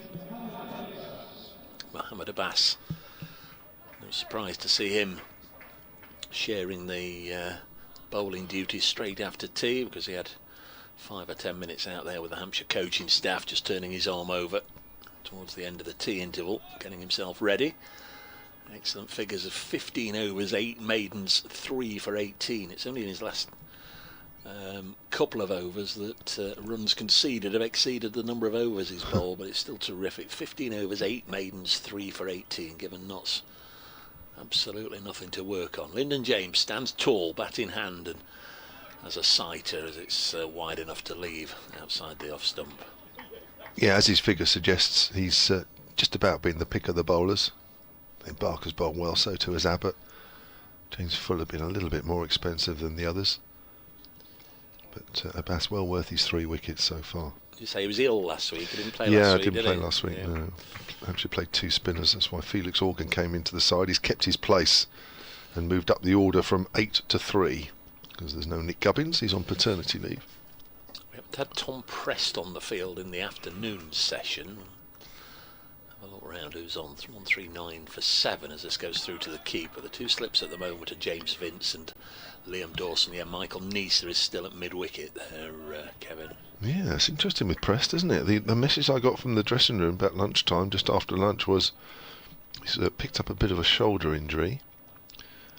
When he dived for one in the outfield, should be okay was the word I got, meaning should be okay, but still hasn't taken the field since before lunch.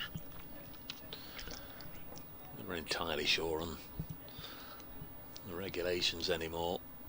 James on 53 on strike now. Abbas bowls down the leg side. That one's just got away from Ben Brown, and that's going to go down as a bye against the keeper. It was a little harsh for it to be debited against the keeper. He'll, of course, believe and feel he should have got it in his gloves, but he had to go a long way diving down that leg side. At least he stopped it going for 4 byes, but they do scamper through for 140 for 7. I've seen those go over the rope. Yeah. And Neeser comes back into first slip. Not entirely sure what Prester's got to do to retain his position in the batting order, or if he stays off the field all day, lose his position in the batting order. But we'll first and foremost have to see how he is. This one, it's left alone by Ollie Stone. 140 for 7. I may be going down an alley I don't really want to go down, but is it something to do with if there's an on-field injury or an injury brought about by something that's happened in the game? I think, is it he can't bat above 5 if he's been off for so long or something? But I'm not entirely sure. I probably wished I hadn't said anything. Yeah, glad I'm not the only one that's not all over it. I'm sure take his place in the batting order as and when he's good to go. Edged, and again it's on the ground now. Then did James Vince get a hand to that? Low down, and is he okay? The Hampshire skipper. A quick look suggests it's painful.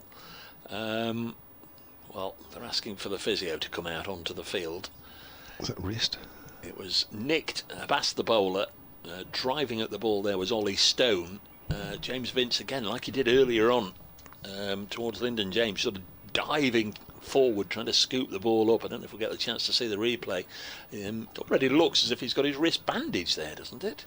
Yeah. Did that appear to That's hurt. To be, I think that wrist's already bandaged by the look of it. I don't know if we're able to either get a close up or get a replay of that sometime soon. 140 for 7. Here is that replay. Those of you watching the live stream can see as we can. And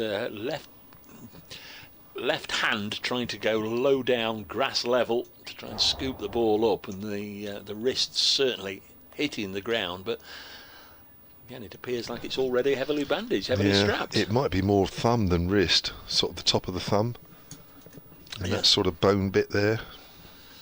Hold up in play whilst the Hampshire physio comes out and just checks over the skipper. Certainly he's not gone running off the field to suggest that's something that's going to keep him out of the game for a while, but Liam Dawson immediately signalled that he required some attention, so another hold up in play. We've had one or two of these today. We had Lyndon James hit amidships. That took a few minutes out of the game whilst they got him sorted out. 140 for 7. I hope he's okay, because that is his top hand. That's the hand he'll be gripping the bat with the hardest, or should be. He's just moving those fingers around. That doesn't look too bad from even a couple of minutes ago. But it's definitely that. I reckon it might be the very top of the hand on the thumb side by the wrist, and that is an area that does actually hurt a bit when the ball hits it. Did seem, there we go, can see clearly now. Again, appreciate there's a lot of you just listening to the audio, not seeing the pictures, but on the pictures there we could clearly see it is quite heavily strapped, and it's going to be even more heavily strapped because there's more tape being applied. How's he going to hold the bat? Well, I guess by then they'll probably cut the tape off at some point. It's a bit like a boxer, isn't it, being taped up before he puts the boxing gloves on. You think there's no way they'd hold a bat. Nigel Long's having a look now, the umpire. He's probably telling Vincey, don't worry, I never held the top. I always held the bat in the bottom hand. Don't worry about that. Again, I don't think we're too far away. He's having a couple of painkillers as well, and they'll be washed down with a bottle of water. I don't think we're too far away from cricket restarting. Yorkshire 59 for 4 then, replying to Sussex's 150. They are at tea there. In Division 1, Warwickshire 205 for 6 at Chelmsford against Essex. Lancashire 225 for 4 against Durham. That's at Blackpool. Somerset 290 for 4 against Kent at Taunton. They've had the better of the afternoon session, Somerset. Tom Banton 85 not out, and young Kanga James Rue is 69 not out. Is that what you called him? Kangaroo. We're okay to go again. He got a double 100 against us last year. No point did I say Kanga. I didn't know that. Stone has 9. He's on strike and we're ready to go. Mohamed Abbas bowls to him, and this one dies in front of Ben Brown, the keeper. End of the over. Vince marches down to the other end. Not even a glance at his wrist or a check of it. Stops off to have a bit of a chat with Kyle Abbott. 140 for 7. It's going to stay in the slip cordon by the looks of it, so seems happy enough to stand there and try and take the next one. Yeah, he's obviously happy, which is the main thing, as long as he's happy. So Barker to bowl the next over from the Radcliffe Road end, our commentary end. It's going to be bowling to Lyndon James, who's been a bit of a thorn in Hampshire's side in this innings. Oh, that's come back, and he's had a wild swish at that one, and that's gone between bat and pad and come back a long way. Unfortunately from Barker, not enough, but there's a bit of a loose shot there from James. Again, it's that driving on the up. Not really that type of wicket yet.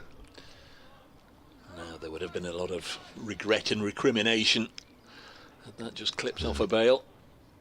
Could have easily been an inside edge onto the bail, couldn't it? But at least the ball is still moving around a bit. Here's Barker again. That's outside off stump. That holds its line. That's cut away.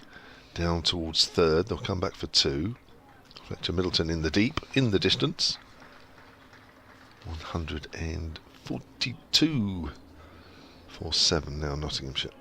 Really good this from Lyndon James. I know he's had a couple of lives, but high quality player. Been a consistent number 5 in the order for the last 2 or 3 seasons. Now finds himself with far more of a bowling role, so he's dropped down to number 7.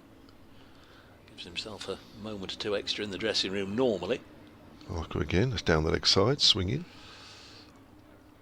Of course, in this particular instance, coming in at 7, he was in the 23rd over this morning, but it's not so bad. He hadn't bowled 25 overs, had he, before then, so that's not so bad how it's turned out.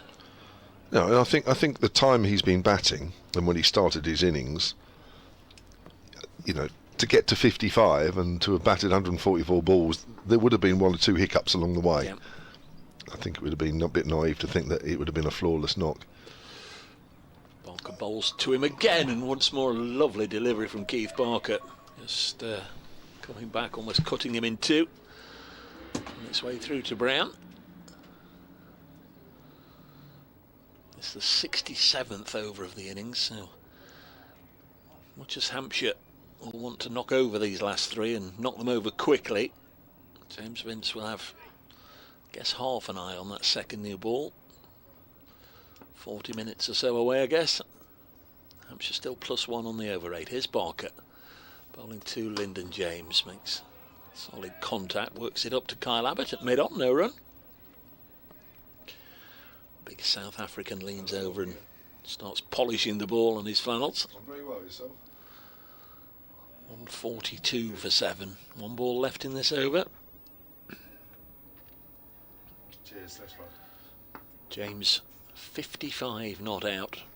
Next highest score, Calvin Harrison, who made 25. As Barker bowls well wide of the off stump, and that can easily be left alone. 142 for 7.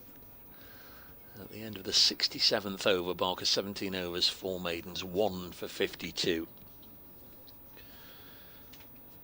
Lots were 49 for 5, 50 for 6. And Calvin Harrison and James batted for 23.5 overs, adding 69 for the 7th wicket. Now a partnership of 23 between Ollie Stone and Lyndon James.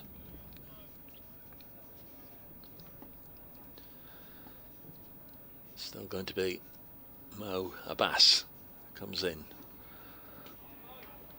Ball's outside the off stump, taken low down by Ben Brown.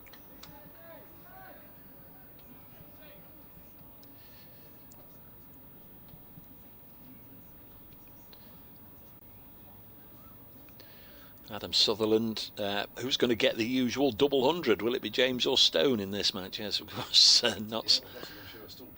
Clark, Duckett and Hamid all getting double 100s in the last 3 games. Between the start of play and lunch, only 1 has fallen. Abbas bowls again wide of the off stump. Yellow Belly says Lyndon's looking good. Very much deserved to get to his 50. Is with him as well. The wicket has helped the bowlers, no doubt about that. But Hampshire's cause since lunch hasn't been helped by the fact that they've dropped 3 catches in the slips. James has been dropped twice, one of them fairly easy. And Harrison, even though he only made 25, was dropped early on as well. So Hampshire having to work a little harder now. 142 for 7, home side. Perhaps heard in the background, Kev just doing an update for Solent Sport. Here's Mo Abbas, and Ollie Stone's got this down to a long leg. Felix Organ's down here. He's got to run quite a way round to his left, so they can come back for 2. 144 for 7. Thanks very much to Joe, who has sent in the current playing conditions for the county championship, and just sums it up by saying, looks like Tom Prest would be able to bat after 2 hours have passed in the Hampshire innings. Put a H on it, David. In the Hampshire innings, so basically after 1 session. So can come in at any spot in the order after 2 hours have passed. 144 for 7. Next delivery on its way and left alone by Ollie Stone, who's eased his way into double figures now. He's on 11. So what was that? That was... Tom Prest. Yeah. If he's off the field... Because I'm just getting this clarified, because I've got a different version here. Well, you're copied in on this one. Oh, am I? Joe has sent it to both of us. Oh, no, this is another one. Here's the current playing conditions for the county championship. Looks like Tom Prest can bat after 2 hours have passed in the Hampshire innings. Bat in any order. On 44 for 7. Next ball is pushed to backward point, no run. So Richard Shelley emails me, sunandcricket@gmail.com, and he says he reckons Tom Prest will be able to bat when he wants, if he's reading the rule right below. Rule 24.3 says penalty time not incurred. 24.3.1, he or she has suffered an external blow during the match and as a result has justifiably left the field or is unable to take the field. Oh, well, I've not got that because Joe has sent 24.2. I think we better get off this subject, don't we? Abbas to conclude his 17th over, bowls to Ollie Stone, just gets everything behind it, keeps it out, keeps his end up. Ollie Stone, absolutely nuggety hard competitor. Ollie Stone played Test cricket, so certainly knows which end of the bat to hold, and as I say, he was terrific last week. Anybody who saw his 90 certainly didn't look like the innings of somebody who spent the large portion of his career, all of his career, coming in at 9, 10, 11. It's a terrific knot. Played nicely here. He's on 11. Lyndon James 55, 144 for 7. How many can Notts get at this? Had the stuffing knocked out of their top order this morning. Blown away. Still going to be Barker, although Kyle Abbott is getting himself ready.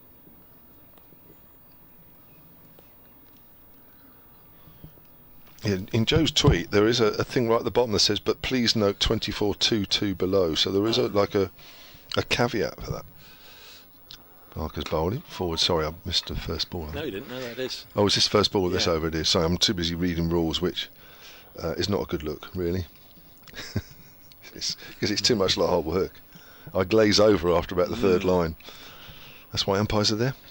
Fortunately, one or two people that listen to us, i.e. Joe and one or two others, they're very good at picking up on the rules, so that's good. Thank you. The laws. Laws. The laws of the game. The laws. 144 for 7 then. The sun's disappeared for the moment. As Barker comes in and bowls, and that's come back a bit. James pushes forward up to mid-off, and that's James Fuller. There's always something in the laws of the game, and always something you're not entirely sure of. And last week we had an instance where I had to cross-refer back to the Aegeus Bowl last season.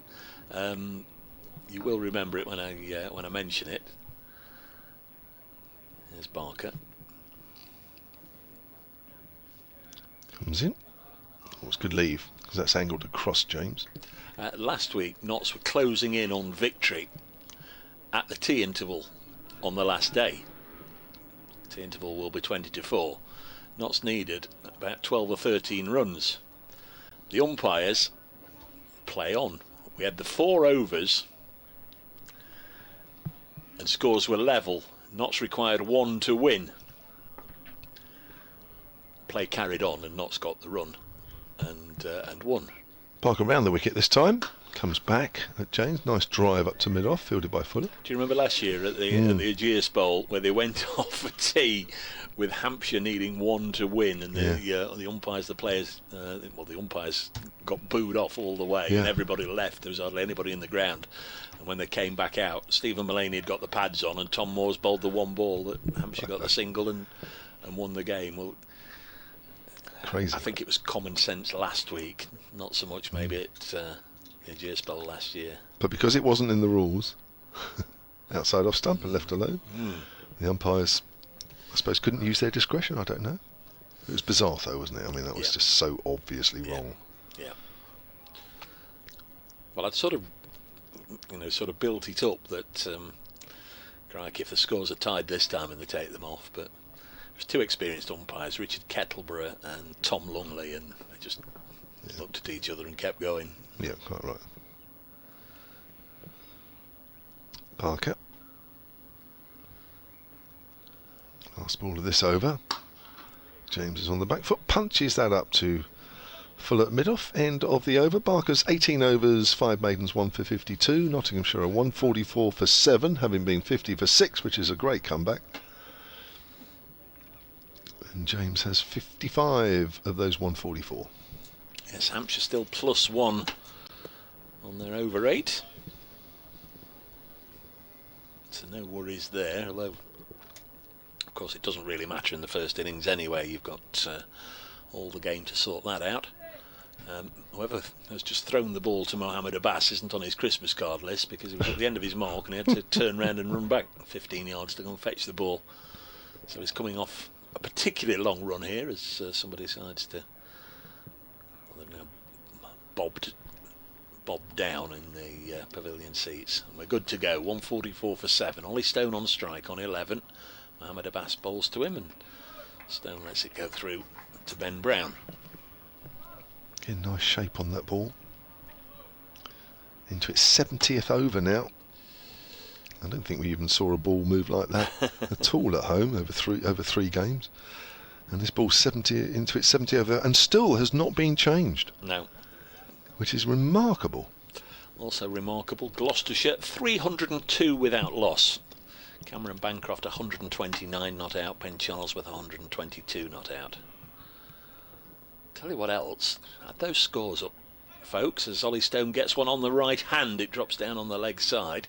144 for 7. Just listen to what I said there. 302 without loss.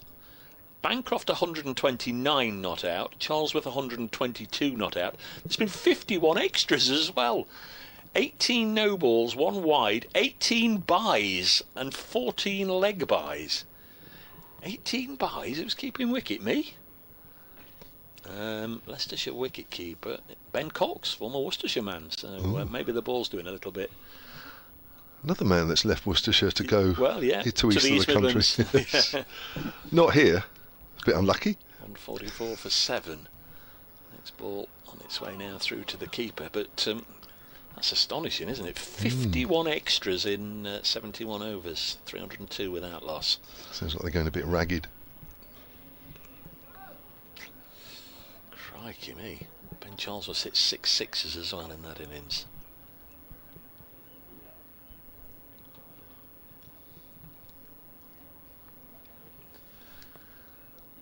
A little bit of chatter all around the ground. Abbas bowls and Ollie Stone again leaves it alone. At the moment, he appears to be a good judge of where his off stump is, but because it only needs one mistake, one miscalculation, and that can be it. But thus far, it's played pretty nicely. Again, that's bounced twice towards Ben Brown, which to suggest that at times this wicket's a little too paced. First 3 matches were all on the other end of the square, over towards the Fox Road side. This is just played with soft hands and open face by Stone. Runs it down towards third. Fletcher Middleton's after it. They'll come back for a couple of runs. Ollie Stone on to 13. 146 for 7 knots. You know, you get greedy, don't you? At 50 for 6, I was sort of thinking, crikey, if somehow they can get out of this and get up to 150, at least put something on the board. Well, very close to reaching that 150. 146 for 7, but then you get greedy, don't you? You think, crikey, from here, can they get you 200? Well, that's not out of the question, is it? I mean, you'd still say it's a subpar score, but at least it's something on the board. Next delivery is worked straight to mid-wicket, no run. It's a score to bowl at. I mean, there's still a bit out there. You've got to remember this ball is 70 overs old. You know, a new cherry on this. You know, even a ball that's 30 or 40 overs old. You know, there'll be something there still, the way this wicket is playing. You need to respond, don't you? I mean, we've already talked about the Hove game where Sussex 150 all out. They needed early Yorkshire wickets. Well, they've got Yorkshire 59 for 4. So knock over the Hampshire top order quickly. for you to give yourself a fighting chance. Liam Dawson's going to come back, 5 overs, 1 for 5. Bowled nicely, didn't he? Yeah, he does. Yeah, as I say, he's a world-class spinner now. Has been for a couple of years. He's got 2 or 3 different balls in his armoury. Very confident in his bowling. Looks confident. That's half the battle as well, isn't it? As a spinner, if you look confident, look as though you know what you're doing, and he certainly does. Very, very valuable member of the side here. This is round the wicket too. James pushes forward, just tucks that away behind square on the leg side and moves on to 56. 147 for 7. I tell you what, if Nottinghamshire get to 200 here, I mean, you know, really, there's no way should they have got there. No. Not at 50 for 6 and the way the wicket was playing. Absolutely no way. It doesn't matter how well somebody's playing. There's just no way a team should do that. But they're still a little way off yet. But it's certainly not without, certainly within reach. Dawson bowls, Stones on the back foot. Plays out quietly to Fletcher Middleton, who's on the drive, very straight on the offside. In fact, he's almost closer than on the drive. It's a bit half and half. He's neither close in catching, or I think on the drive it'd be another 3 or 4 paces back. Stone pushes forward. He goes out to mid wicket. So yeah, disappointing from lunchtime onwards from the Hampshire point of view. Just in the eye line, isn't he, Middleton? He is. He might be more in your eye line as well than mine. Dawson flights that one up while Stone just pushes forward. But no, they've done well. Notts have done very well this afternoon to only lose that 1 wicket. I don't think many people saw that coming.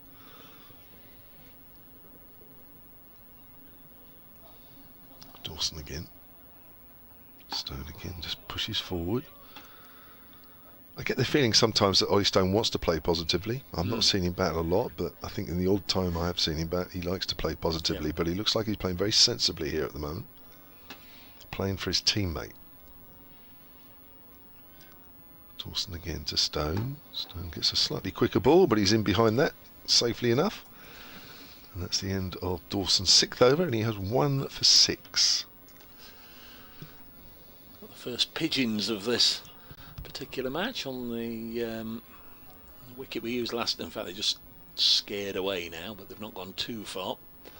It's pecking away at freshly laid grass seed over towards the Fox Road end of the square. Bowling change, Kyle Abbott, another one who's given next to nothing away. 15 overs, 2 maidens, 1 for 24. Going to come on and replace Mo Abbas at the Stuart Broad end. Abbas getting only had 3 overs. Yeah. Abbas out of the attack, 3 for 22. Kyle Abbott coming into the attack. He got rid of Jack Haynes. 3 overs for 4. Sorry, he got rid of Joe Clark. Yeah, 3 overs for 4. Mohamed Abbas's spell. On 47 for 7. Next delivery on its way now, and dropped on the leg side by Lyndon James. Takes a single. This is a 72nd over, though. You wonder if that's with half an eye on the second new ball. Should be taking that straight away. I think with the sun in, they'll just keep this wicket giving and offering just enough.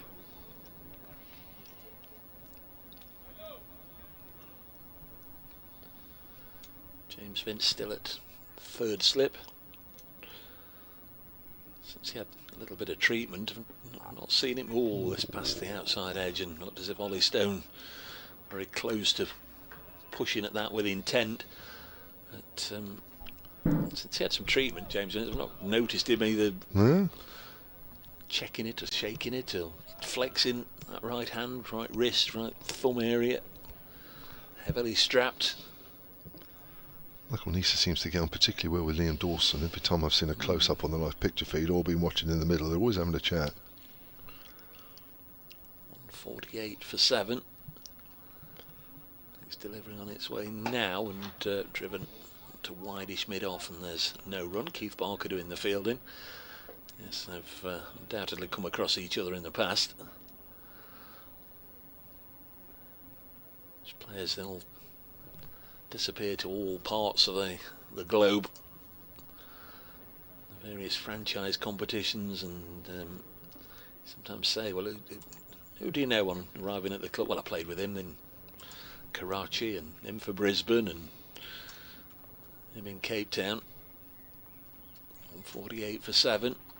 Abbott bowls, and Ollie Stone trying to drive in the V, just drags it a little bit on the onside, straight to Mohammed Abbas. Remains 148 for 7.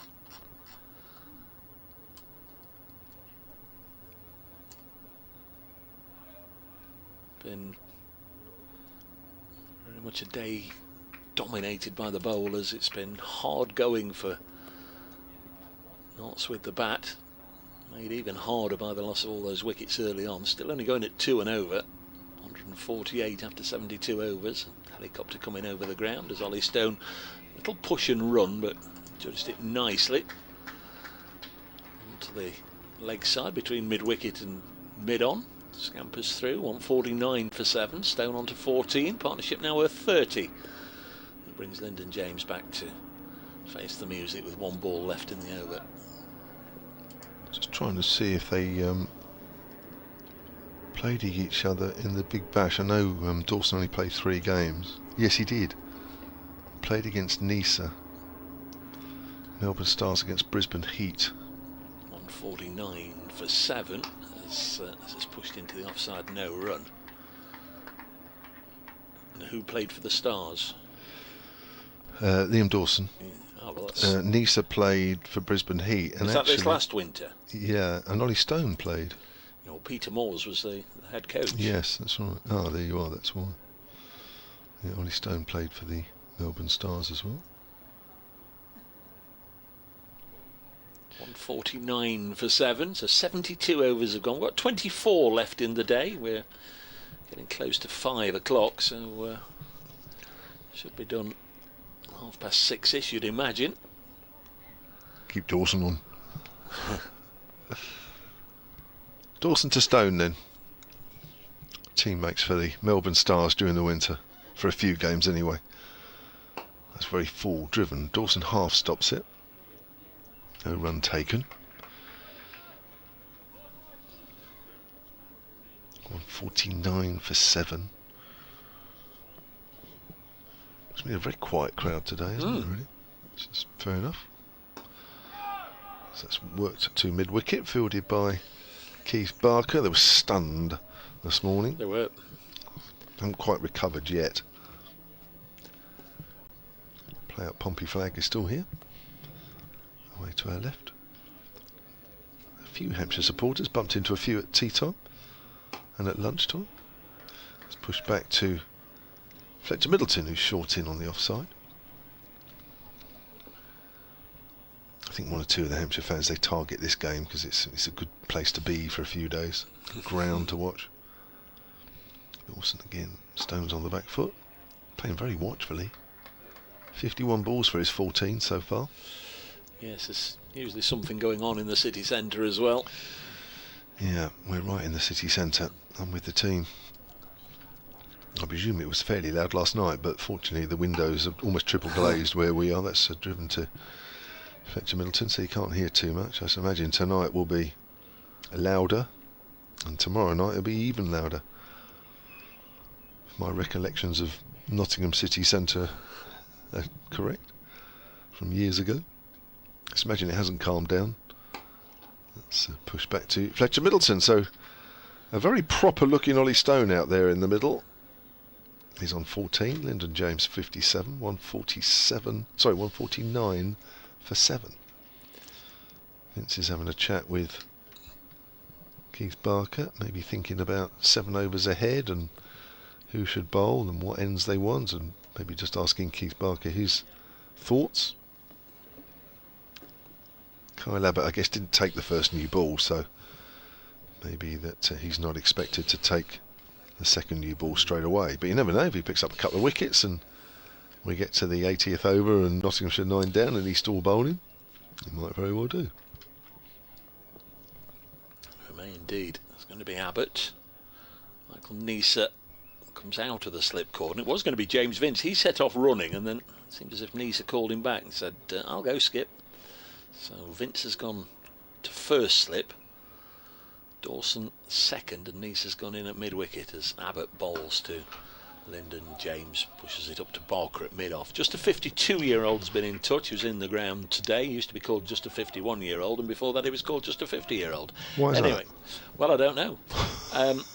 I didn't think I'd be contemplating the impact of the second new ball when Notts were 50 for 6. Quite some innings this by Lyndon, he says. So studious and mature. Thank you for getting in touch. Just a 52-year-old who, I wonder what his next Twitter handle will be. 149 for 7. Abbott past umpire Long. This one just got up around about the rib area of Lyndon James. He fended it off and will only get a single. The ripple of applause is for reaching 150. You don't get bonus points or anything for the team reaching 150, but that does feel like a bit of a minor milestone in that they were 50 for 6. So the next 100 runs have come just for the loss of Calvin Harrison, and a lot of that is down to Lyndon James, who, as just a 52-year-old said, has batted with what did he say, quite some innings, studious and mature. Yeah, I wouldn't disagree. Abbott now to Ollie Stone. He keeps this one out, and there's no run. Thanks to our excellent camera crew around the ground today, Callum, Connor and Lewis, bringing you the pictures from all around Trent Bridge and up on high. And to Kirsty and Aaron, looking after things in the production office, bringing you the graphics and the replays and making sure we stay plugged in. 50 for 7. Ollie Stone has 14. He's about to face Kyle Abbott and then just pushes it out onto the offside. There was a lot of devilment and suspicion in the wicket this morning. It was a good toss for James Vince to win. More than a gut feeling, clearly, from the Hampshire skipper to stick Notts in. It's been very wet in this part of the world this week, and Hampshire came to practice outdoors. They I think had to go indoors in the end yesterday, so they didn't get a look at the wicket. It was all covered up, lashing down with rain when they arrived here. Only getting a chance to look at the dark brown in colour strip this morning at the toss as this has run out onto the offside. But James Vince has been round a block or two and decided it was a really good opportunity, having won the toss, to give his bowlers first use. Even then, you think have to think things have gone your way to reduce the home side to 50 for 6. That's what happened this morning. Might get a little bit of James Fuller as well in a moment. 50 for 7. Next ball is striking Stone on the pad. A lot of noise from the slips. Ben Brown's already taking his cap off and picking his helmet up. The bowler wasn't interested, and neither was the umpire. 150 for 7 after 74. As we just get the tip off that BBC Radio Nottingham. We're going to come for a quick update into the 5 o'clock news. Playing Hampshire, they're at Trent Bridge, day 1 of the county championship. Here's Dave. Well, when Notts were reduced to 50 for 6 before lunch this morning, I didn't think they'd still be batting, but they are. They've added exactly 100 runs since then. 150 for 7, largely down to Lyndon James. He was dropped a couple of times early on, has rode his luck. He's 58 not out, got Ollie Stone with him on 14. Notts are 150 for 7. It's going to be a largely dry night, so none of the mild night with a low of 10. There's Liam Dawson bowling to James, blocks this one out onto the offside. Definitely saw, in fact you can see him loosening up now. I'm going to say I definitely saw in the last over James Vince signal to James Fuller to loosen up, and he is doing. This is pushed back to Dawson, so that might be for Abbott, I guess. Probably just still working out his permutations with the second new ball, which is 5 overs away after this one. Fuller getting himself ready. This one's eased into the offside by Lyndon James. You perhaps heard the yell of wait there as he played it square of the wicket out to Fuller. Very watchful, these two at the moment, Yeah, aren't they? yeah. I don't know if they're waiting for the new ball. I'm sure they really are, but it looks like they are. Run rate has no point, I don't think, has dipped below 2 as it's defended here, but it's now 2.01. 150 from 74.4 overs. So 2 more deliveries and it'll be exactly 2. Next delivery on its way now, eased into the offside. They'll take a single. 151 for 7. That's going to mess up the calculations. 1 ball left. James on to 59.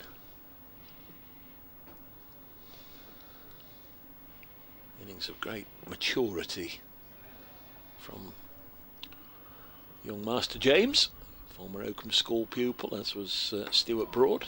This one is pushed into the offside end of the over. 151 for 7 after 75 overs. Stone 14, James 59, Hamid made 20 and Harrison 25. Next top score was Tom Moore's 17, but not a lot else. 8 from Jack Haynes, 4 from Joe Clark, and ducks in this innings for Ben Slater and Will Young. 151 for 7. Yeah, very tricky early on. I think the ball of the game so far was Fuller getting rid of Tom Moore's round the wicket. Fullish coming in with the arm and then just swung even further in late. Terrific delivery, leg stump out of the ground, cartwheeling 3 or 4 yards back. Leicester have got a wicket. Gloucestershire 321 for 1. Ben Charlesworth out for 126. The wicket went on 316. That's a pretty decent effort from Gloucestershire's openers.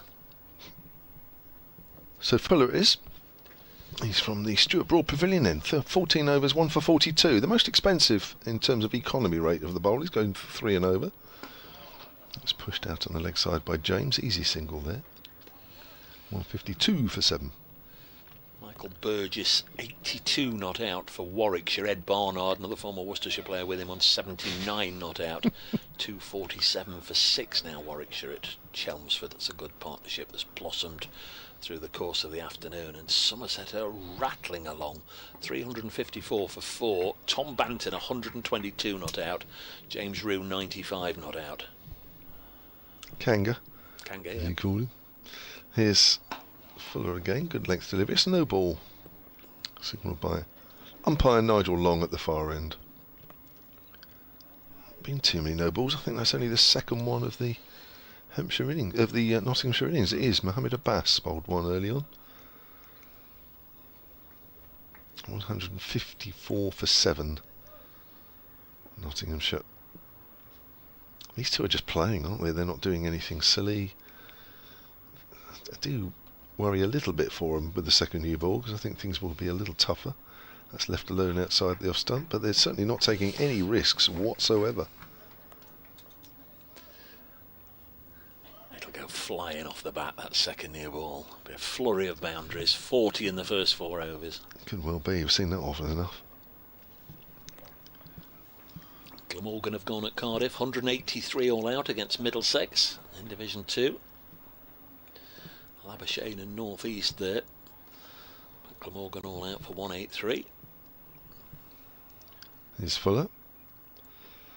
Oh, that's nipped back. No, I think that's a little too high, but they're asking anyway. But that's nipped back. That might have just hurt a little bit. That hit the inside leg. Yeah. Got a little rap on the finger earlier, did Ollie Stone. Just the odd one that's still bouncing. And this is a ball that's into its 76th over, so just think with the second new ball. As I say, I just think it's going to get a little awkward for the batters for a little while. And in a way, I'm slightly surprised they aren't trying to push it along a little bit. I'm not saying they should go all out as Fuller bowls. Again, it's left over, but it's just that they're taking 0 risks here. And the scoreboard is not really moving. Did that no ball just brought them 2 runs. True. No, I know what you're saying, but I just anything they get from here is a bonus. Oh, for sure. Oh, they should have been out. Should be out by now. Yeah. You know, you saw Calvin Harrison play an adventurous shot and pay the price. Yeah, that was a little too little too positive. It's full of bowls. Wraps Ollie Stone on the pad. They'll run through for a leg by. 155 for 7. Yeah, there's been positive and then just been a little reckless. Just a there, misjudgment, Calvin wasn't it? Eh? Just a misjudgment, a miscalculation. Yeah. A little too full delivery there from Dawson to try and pull on the leg side. Ball kept a fraction low, was exposed. Field goes out a little bit here for James. Deep square leg. I don't know if Fuller's going to try a bouncer. It's a length ball. James pushes that out into the covers. He's actually played the short ball very well. He is a tall man, you're right.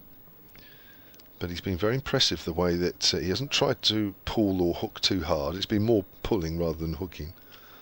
But he's always kept the ball down on the floor. A couple of times he's just helped the ball along on the leg side. That's really good play. Sometimes it can be difficult to control those pull shots of a quicker bowler. But he's played them very well indeed. 155 for 7 at the end of that Fuller over.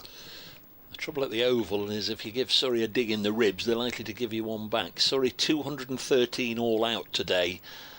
Worcestershire 49 for 4 already in reply. 155 for 7 here. 76 overs have gone. Liam Dawson to bowl the 77th, bowling to Ollie Stone on 14. The right-hander with his third county now. Stone plays this on the leg side, fielded by the bowler. Working, polishing on the ball. Norwich born Ollie Stone pushes this on the offside. Something at the start of the season that was going to play a bit of club cricket in the Norfolk area, I think, with Monty Panesar, but improved his fitness. He was very quickly elevated into the Notts first team ranks. Not sure if that happened or not. This is pushed back to the bowler. Panesar's been in the headlines for all sorts of reasons. Is he prospective parliamentary candidate? Yeah. Not sure I'd want him as my local MP.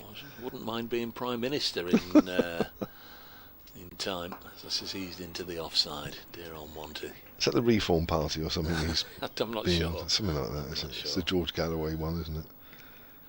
They're trying to recruit him to stand in the general election. Spent today at Wantage Road commentating with Monty. That's one on my bucket list. A few years ago, as this is pushed back to Liam Dawson, who's now into his 9th over. In fact, he's got one ball left in his 9th over. 1 for 7. He's only bowled one maiden there. 1 maiden, 1 for 7, which just goes to indicate he's only been given 1 run and over away, and that's how it is. 9 overs, that's a maiden. 9 overs, 2 maidens, 1 for 7. So he must have given just 7 singles away. Yeah, I think you're right.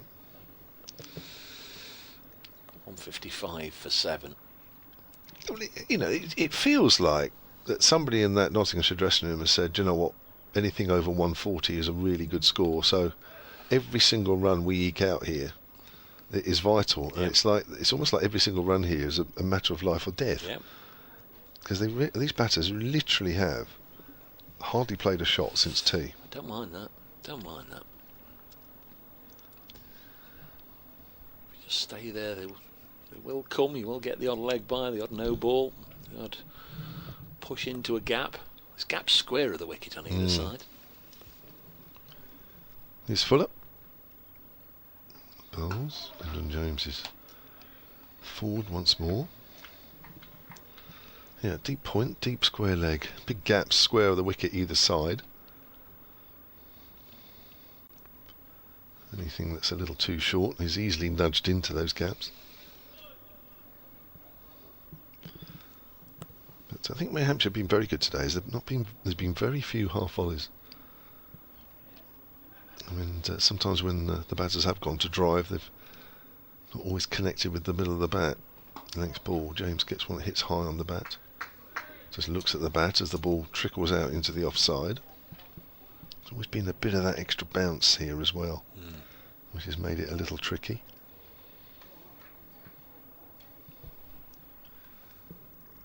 We have just under 19 overs left in the day, and a little bit over 2 overs until the new ball. It's Fuller again. Bowls down the leg side. Good diving stop again from Ben Brown. He's been very athletic today. Through necessity. Yes. There's always been that odd ball down the leg side. But he's standing quite a long way back, really, because there is a bit of pace in this wicket generally. So he's had a bit of time to move across.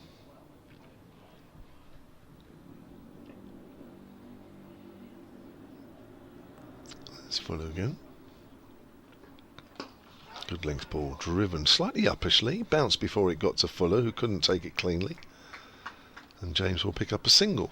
Takes him on to 61. 156 for 7 now. Nottinghamshire. Still a good temperature out there, isn't it? Really, Yeah, it's kept a good temperature up all day. I'm still in my short sleeves, so are you, which is rare this season. Yeah. Here comes Michael Neeser to continue. I was going to say to continue his chatting in the slip cordon, but he's not gone in the slip cordon. Well, he has and he hasn't. He's in a leg slip. A couple of short balls coming maybe. As Fuller comes in and bowls. There's a short one. That swings a little bit, but Ben Brown again takes it to his left. So it was fairly predictable, that one. Funny enough, there's a leg slip in, but no deep square leg.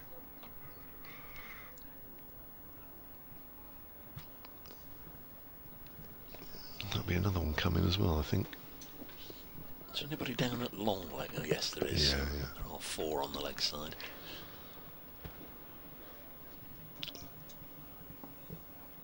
Here's Fuller again. Comes in and bowls. Length ball, which is worked to mid-wicket. End of the over. Fuller 16 overs, 1 for 46. Nottinghamshire still batting. 156 for 7. Yeah, terrific recovery from 50 for 6. Still, you'd have to say, way below par. I would expect, I'm sure, to got 300 on there, however much devilment there was in the wicket on the opening day. That's a long way off. 150 seemed a long way off when they were 50 for 6, but they're still going on. So that's 78 overs have been bowled. Liam Dawson to bowl the 79th. There's not even been anything really served up for Notts in these last few overs as we get close to the 80th over. It's delivery on its way, and he's out square of the wicket on the offside. Current run rate exactly 2 and over, 156 from 78 overs. Not yet seen it dip below 2, but we may at the end of this over if Dawson continues to be as miserly as he has been throughout the spell. Comes from the side of umpire O'Shaughnessy. Bowls, in fact it is cut out, scattering the pigeons on the offside, and that'll be just a single. Felix Organ tidying up, really good throw straight into the gloves of Brown. Good arm, young man. 57 for 7. Had a lovely scon at tea, Dave. You saw it, didn't you? I did. It was huge. It's 2 scones, really.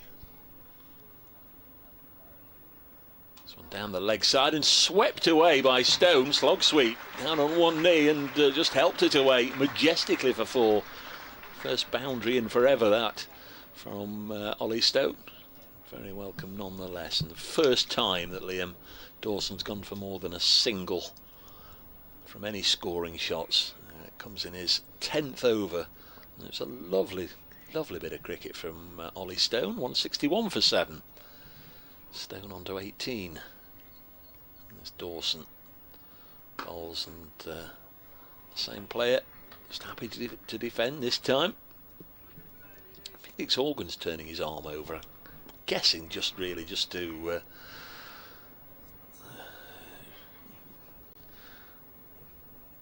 whirl his arms around for something to do. I don't imagine he's going to be brought on right now. 161 for 7 with the... Well, he's still continuing to do it, Kev. I don't know if you've noticed. He's going to have one over.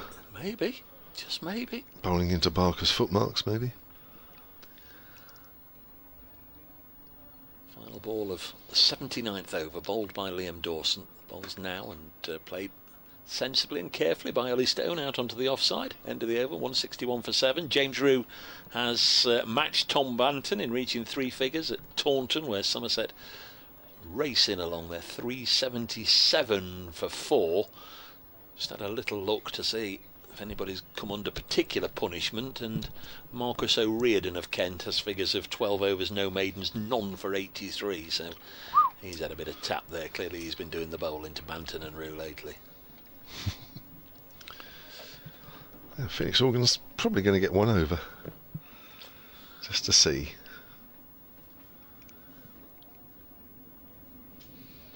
So Barker, when he was bowling over the wicket at this commentary end, Radcliffe Road end,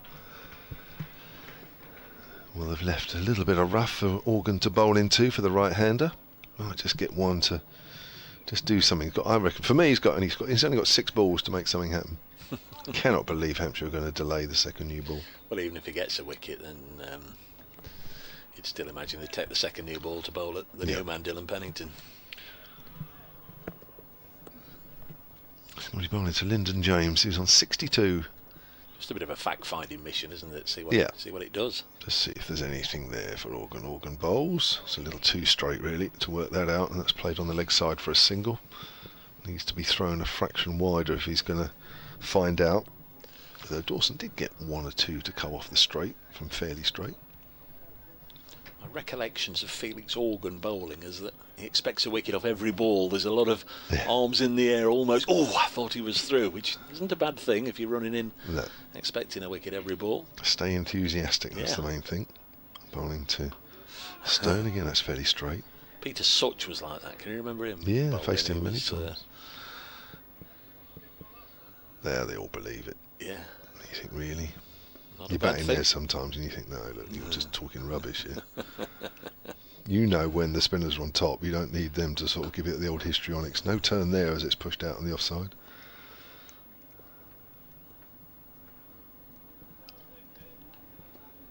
Three balls from Organ so far. Balls once more to Ollie Stone. It's on the line of Midland leg, turned away on the leg side for another single. 163 for 7 now, Nottinghamshire. Yes, that boundary in the last over has ensured that Notts will have a current run rate of above 2 for another over or 2. And again. Oh, he's beaten the outside edge. Oh, there's one that bounced a little bit. Ben Brown stands there saying, well, you've produced that one from nowhere. Lyndon James it was, pushing forward. Does that mean they might delay an over? I don't think so. Organ again with his final ball. Bowls, and that's just quietly played out on the onside. Well, there was very nearly something that happened there. 163 for 7. 80 overs done. The second new ball is available. What are they going to do? Well, Liam Dawson's just lobbed the ball to the skipper, so no, it's not the skipper.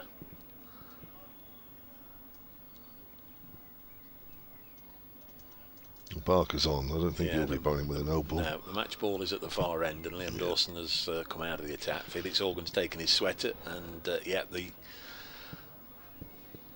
ball, the brand new ball in its polythene wrapper, handed from umpire Long to umpire O'Shaughnessy, taken out of its wrapper. Also a rarity, that ball, because it lasted the whole 80 overs. It did indeed, yeah. And the new ball taken immediately. It's been waved to the scorers. You sometimes get the bowler just wanting to have a couple of looseners, don't you? And that doesn't make it look odd, because they put up on the board here the age of the ball. There we go, ball age already up there on the top right hand side. And if you take it 2 or 3 deliveries in, it doesn't half look odd. But taken straight after the end of the 80th over. So, see what happens here. 163 for 7. Barker back into the attack. 1 for 52. His figures. First ball is a little bit of a waste. Ollie Stone just watched it go sailing by. 3 slips. It's essentially the field that we've had all day. 3 slips, a backward point, an extra cover and a mid-off. And then a mid-on, a mid-wicket and a deep backward square or long leg. You take your pick from when long leg becomes deep backward square. Barker once more sets off. Bowls round the wicket. Pleasing push into the offside. And there's no run. Sliding stop by James Fuller. One of 2 in the Hampshire side wearing the white floppy sonnet. As Felix Organ's the other one. Yeah, there's no need. No. It's personal preference, isn't it? But I was never a great fan of the white floppy sonnet. It's the 81st over. Stone's got 19. Again, just happy to see this out. Again, plays it up to James Fuller. And there's no run. Are they put on 44 so far? Yeah, partnership 44. Yeah. Yep. Useful. 69 for the previous wicket, 44 for this.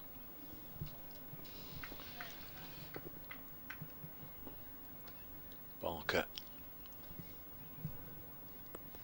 comes into Stone once more, beats him, they're claiming a catch. Stone stands there, the umpire hasn't given it. Keith Barker's just standing. You don't know from Barker's reaction or non-reaction whether he thought there was a snick on it. The slips all went up. Stone just shrugged his shoulders as if to say, I don't know. Yeah. He's just doing it again with the hand there, just saying, look, I don't know. Keith Barker having a word with Steve O'Shaughnessy. I'm sure at some point we'll see a replay, but even then, you know, you need all the ultra edges and all the other gizmos to determine. 163 for 7. Barker in again with that. Oh, that looks out. LBW shout here, and Steve O'Shaughnessy a shake of the head. It jagged back. Might have done too much. Anxious moments here for the Nottinghamshire camp. 2 consecutive deliveries getting Ollie Stone into trouble. Edward's been in touch. I reckon Calvin Harrison couldn't bear to stand and watch that slip coordinate work any longer. I was half expecting him to walk over and say, here's how you catch a cricket ball, lads. Because he's been taking some snorters in the slips. Calvin Harrison, thank you, Edward. Stone on 19 for Barker. Will it be third time lucky? Bowls again, and Stone gets the bat on it, plays it up to mid-off, and he's grateful that the over's ended. 81 gone, 163 for 7. Barker back with a maiden. Yeah, I mean, that over really typifies what I thought with the new ball, that, you know, it's going to be quite hard work for a while, which is why I was quite surprised the way they batted for the last 10 overs or so. I mean, they batted sensibly, they've eked out a few runs, yes, but this is going to be immensely tricky now, with the ball just doing that little bit more. But if they get through it, then it's been a good decision to play the way they did. Yep. But with the sunshine in, or no sunshine I should say, that it does feel as though it's almost perfect conditions to bowl in here. Worcestershire have lost another. They're 60 for 5 at the Oval. 15 wickets have gone down there already on day one. Say already, it's 5:30. Day's getting away from us, Kev. Well, it's been fun. I look up at the time and I think, gosh, it's gone very quickly. Just me and you. I'm sure some people are thinking it's gone slowly, listening to us. Here's a bass then to James, flicked away down towards fine leg. Felix Organ is below us to our left. 164 for 7. They're probably thinking, gosh, we've had enough of these 2 all day. Thank goodness somebody else is joining us tomorrow. Different voice. Of course, there will be, I guess, a number of listeners, viewers, followers, that not only big supporters of Hampshire County Cricket Club, they're also Southampton Football Club supporters. Sorry, Portsmouth boys, but it's a big night for Southampton as well, isn't it? Apparently so. 164 for 7. Here's a bass to Stone. Stone leaves that one alone. Coverage on Solent Sport this evening. Yep.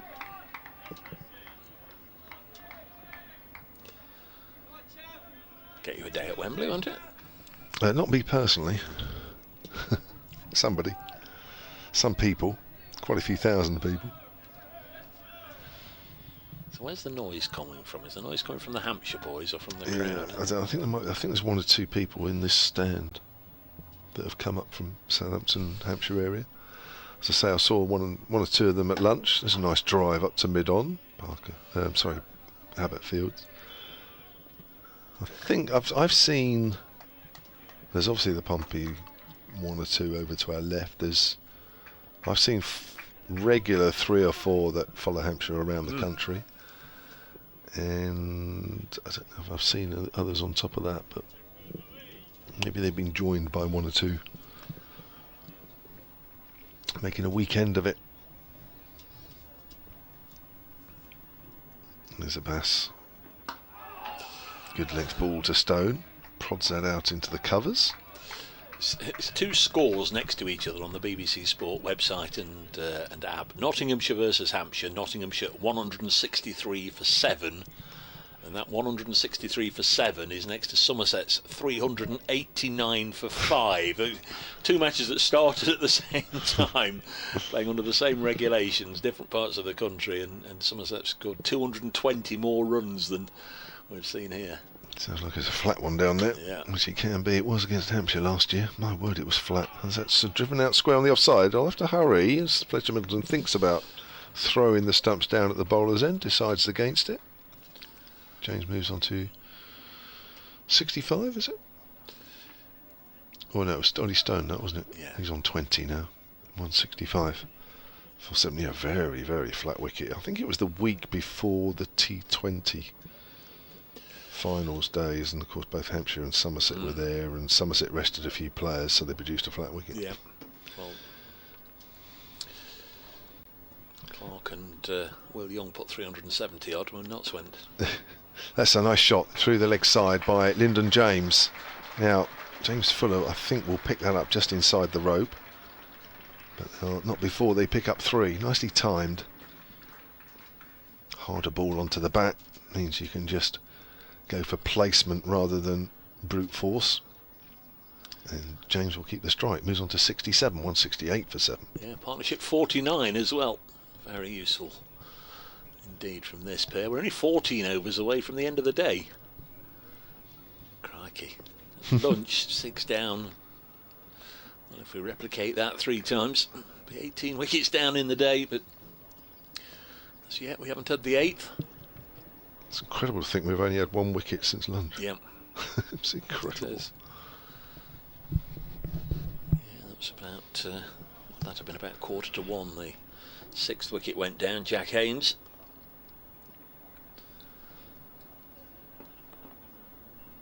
There's Barker. Starting his 20th over. He's put a shift in on his return to the side. Bowls to Lyndon James. He's certainly put a shift in. Pushes this to mid-off, no run. Certainly has. Slim down version. Keith Barker really did look very muscly and over the last couple of years, but definitely noticeable. Lyndon James has faced 177 deliveries. The 178 sees him drive into the offside, no run. Lovely sliding stop there by James Fuller. There's no run. Perhaps deserved a boundary there, but you don't always get what you deserve. Nice shot for nothing. No swing there for Keith Barker, which we saw in the last over. This is just the 3rd over with the 2nd new ball. We'll go through all its different phases and transformations as the lacquer starts to come off and they start to work on one side. James again drives, this time up to mid-on, no run. 68 for 7. Playing very straight. And James, that's been a feature of his innings. Nice and straight, that last delivery. That ball just straightened on him as well, and just stroked that nicely to mid-on. Perfect way to play that ball. Handy fellow to have coming in at 7, 3 first-class hundreds to his name. Best of 164 not out. Scored 96 this season against Worcestershire. Turns that into the gap and gets another one, and that's the 50 partnership currently being applauded at Trent Bridge. 50 partnership from 155 balls. They've needed to be watchful and careful and selective, and that's what they've been. Ollie Stone contributed 20 of those 50, Lyndon James 26. And they're still together, with Notts now 169 for 7. Yeah, terrific partnership. Following on from the James and Harrison one, there's Barker in again and beats Ollie Stone outside the off stump. Stone almost on the march forward there outside the off stump, slightly off balance. Close look at him on the live stream, smile or two. I think he's got too many buddies out there to talk to whilst play is underway.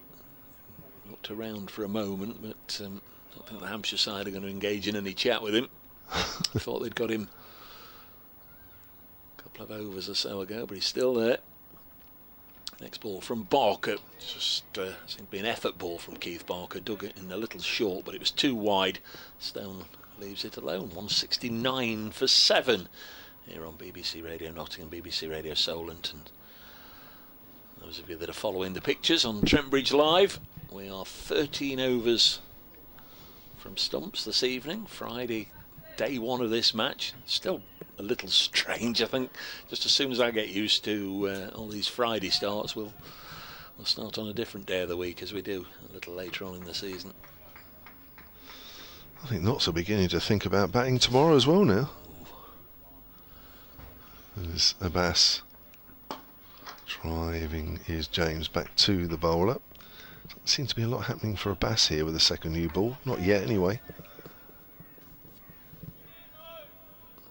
Parker's got one or two to swing in the air. Tom Banton out at Taunton for 133. How many balls was that? 174. Yeah, quite quick. That might be slow for him, actually. Here's a pass then to Lyndon James outside the off stump. James leaves alone. James Rue still there. 392 for 5, Somerset. Warwickshire have recovered really well there. 273 for 6 at Chelmsford now. Ed Barnard 98 not out. Michael Burgess, the wicket-keeper batter, 89 not out. He's a good player, Burgess. I know Barnard is, but yeah. Useful runs for Warwickshire over the last few seasons down the order.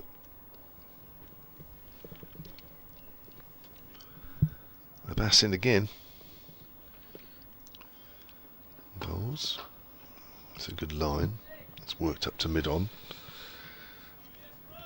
Yorkshire 5 down. They're 101 for 5, replying to Sussex's 150. Joe Root's still there. 32 not out.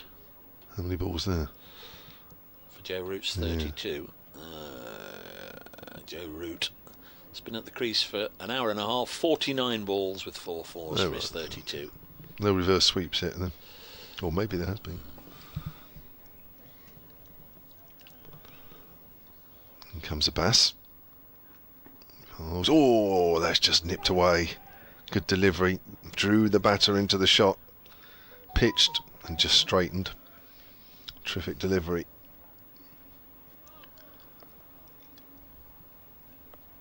Generally angles the ball in, Mohamed Abbas, and then just holds one up.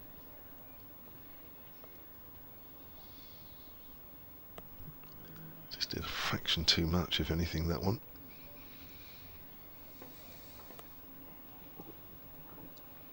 Into James again. Bowls, that's nipped away as well, but a little wider this time. Seems a while since Abbas took the third of his, or the third of his 3 wickets. 20 minutes before lunch. Looked like he was on for 5 though. He might still get it, but if he does, it'll take him a lot longer than he thought. Apologies for my noisy phone going off there. Leave it on just in case we go off air and people want to get in touch, or in case we're suddenly told we're on 5 Sports Extra. No, it was my phone provider asking me if I want to win some rewards by entering some competition or other. No thanks. That's nicely played wide and mid-on by James, and they will get 2 here. And he moves on to 70. Very, very valuable runs for the home side. And that is the end of Abbas's over, 171 for 7. Are you going to play along? No, I don't think so, no. It was dropped on 23, Lyndon James, from the bowling of Keith Barker. That was the James Vince one, the first of two that James Vince has gone for.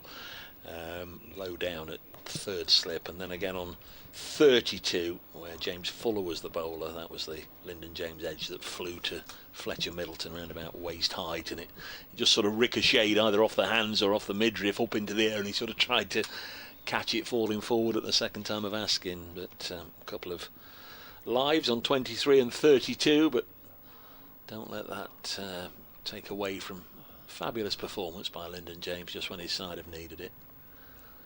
Stones on strike, Barker to bowl to him, and the former Warwickshire player spears one into the thigh pad of Ollie Stone, and there's no run.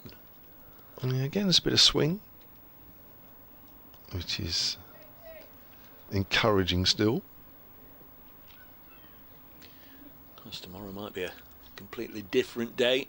Ball might react differently. The strip might react a little differently to what it did this morning. The ball will be still newish and hard. Strikes him on the pad again. I fancied that was dribbling down. Of course, when I say the ball will be still hard, don't know as yet if Nottinghamshire will be coming back tomorrow to continue their innings, or indeed if Nottinghamshire's bowlers will have a brand new hard ball and Warwickshire will be starting their innings. Still, plenty could happen today. 70 legal deliveries remain, 11.4 overs. It's the 85th over, Notts 171 for 7.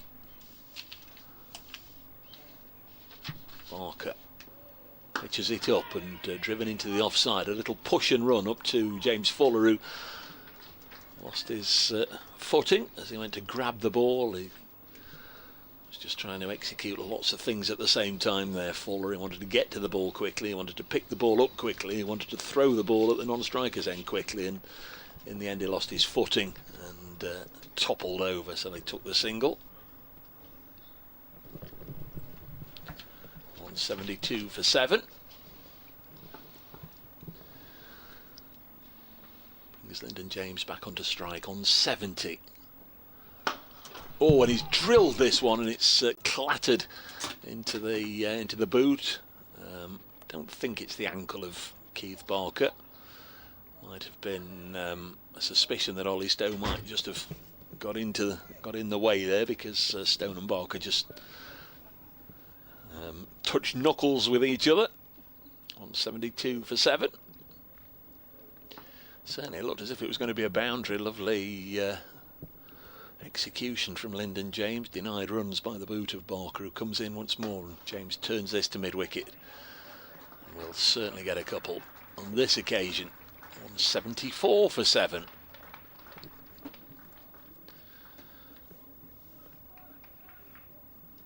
Lyndon James on to 72. This has been an excellent knock from him. It really has.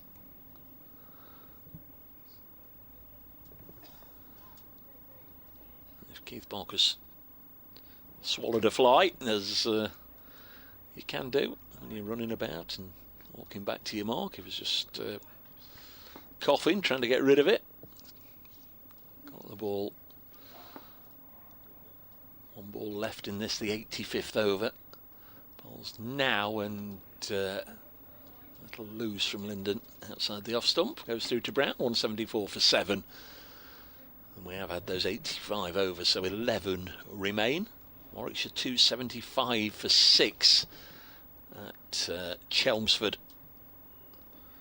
against Essex, with Ed Barnard having brought up his century, Michael Burgess on 91. It's a fabulous partnership there. Lancashire 288 for 7 beside the seaside at Blackpool. Century earlier in the day for Keaton Jennings.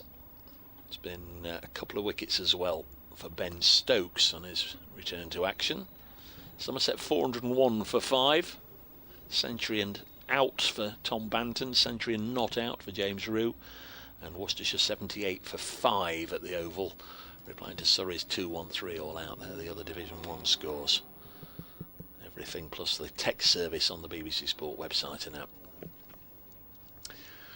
Just waiting here for Mohamed Abbas. He seemed to be keeping Ollie Stone waiting, but now he comes in, bowls, and Stone again watchfully pushes it back to the bowler. Division 2, Northants 269 for 5 at Derby. Glamorgan all out for 183 in Cardiff. Middlesex 34 without loss in reply. Gloucestershire 360 for 1. Leicester, Cameron Bancroft century not out. Ben Charlesworth out for 100. And at Hove, Sussex made 150. Yorkshire 106 for 5. 174 for 7 here. Next ball. See Stone driving crisply but straight to Barker at mid-off. Nice looking shot from Ollie Stone.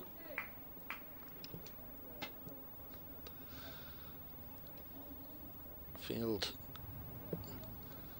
very much has remained by and large the same for much of the day. Looking on the live stream, you can see Michael Neeser on the field as a substitute. Tom Press been off since before lunch. Abbas bowls and Stone defends. Neeser in at first slip. Liam Dawson at second. James Vince at third, and they're all beside wicket keeper Ben Brown. Fletcher Middleton at backward point, where got the simplest, softest of catches this morning as Mohamed Abbas bowled a delivery. The wicket was doing all sorts of things early on, and this one just got big on Will Young and took off, caught the shoulder of the bat and just looped up in the air to Middleton at backward point.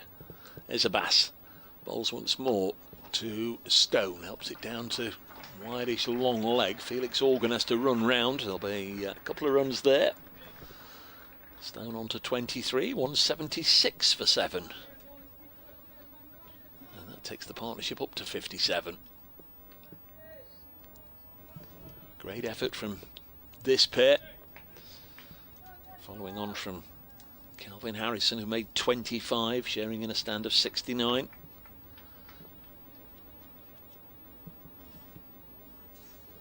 Here comes Abbas. In again. Stone happy to block.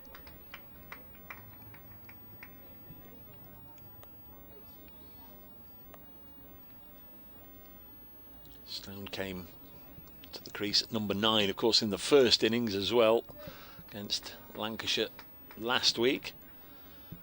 And put on 163 with a Seba Mead, out for 90.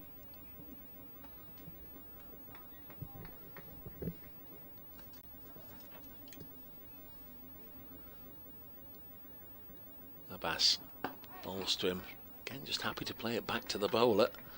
So 10 to go. 176 for 7. Great effort this from Nottinghamshire, in the sense that they disappeared right down to the bottom of the well at 50 for 6 just before lunch. Really were in grave difficulties. Strong likelihood that they weren't even going to reach 3 figures. They were certainly helped by some chances going down. 3 after lunch. Lyndon James spilled twice. Calvin Harrison as well. Who's this coming on? Is it Brad Wheel? Got a sub-fielder coming on, and initially came running on with the orange vest on. That he just shoved in his pocket. Is it Brad Wheel? It is indeed. So he's on the field. As Barker bowls wide of the pegs, taken low down by Ben Brown. He's going to run over and give that orange bib to the umpire, Steve O'Shaughnessy. Thank you very much, Sir Steve O'Shaughnessy. That's just what I wanted. Stand here and hold something else. Just rolling it up carefully before he finds a pocket or a little hidey hole to shove it in. It disappears from view. 176 for 7. Barker to James. Nice cut out to deep point. Single taken. 177 for 7. And the partnership up to 58. BBC Radio Nottingham, BBC Radio Solent. Thanks for your company today, everybody. We'll have reinforcements tomorrow. Rita Green joining Kev and myself. Kev's just away updating listeners to Solent Sport. We'll be back before too long.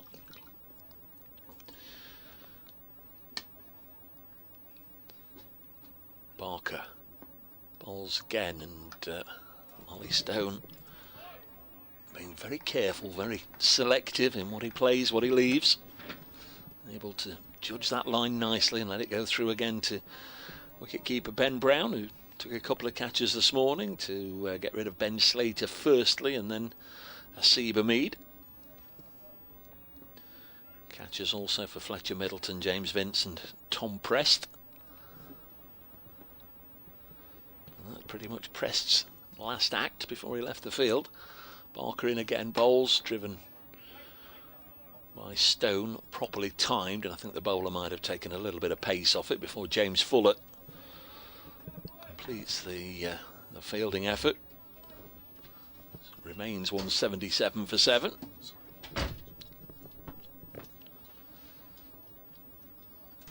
Nine overs to go after this one. Weather has played ball today. Been okay as next delivery is deflected away. Going square on the leg side. Cries of hit it as the throw comes in from Ali Orr, but they're always likely to get home there. And James only needs about 4 strides to get down to the other end. 178 for 7. Takes Stone on to 24. Well, these two, I can't believe they're still batting. Terrific stuff, really. It's I'm sure Peter Moores will be ecstatic in that Notts dressing room as to where they are at the moment. They feel they've got a real chance. They're back in the game. Don't know about ecstatic, but he'll be a lot happier than he was at 49 for 5 and 50 for 6. Barker bowls again and left alone. Tea time score was 134 for 7 from 64 overs. So since tea, they've added 44 in 13 overs. That's not so bad, is it? That's all right, actually. That's not so bad. Yeah, that's all right. 9 to go. Well, I mean, if this wicket sort of continues to play a bit like this, you know, even into tomorrow, you know, well into tomorrow, that's not a bad score, 178 for 7. Probably 200 by the time they finish. Even if one of these guys gets out now, you've got to be happy with that. Here's Sebastian to Ollie Stone. Stone's forward. Goes up to Kyle Abbott. Haven't seen him with a second new ball yet. I'm sure his return will be shortly. Fuller's getting ready. Yeah. Probably needs a bit of extra pace out there now. Just a bit of something. Hampshire searching for this wicket now. They were coming quite easily earlier.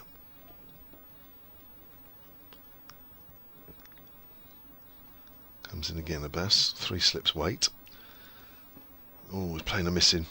There's that one that just slides past the outside edge. Still no Tom Prest. I'll certainly be asking that this evening, see how he is. Maybe that shoulder's a little worse than was first thought. It's been off since lunch, just before lunch. Michael Nisa has certainly been certainly getting to know his teammates out there in the middle. And Brad Wheel's been busy as well. He's on the boundary edge now. That's true. Yeah. To our right. Bass again. Stone's playing a missing outside the off stump. So it's got that nice little leg cutter going here at the moment as a Bass. Don't know how many times Michael Nisa has actually fielded the ball once it's been live, to be honest. But some plenty of chatting out there to his new teammates. Yeah, got to know them all. And still chatting. Mainly Leon Dawson.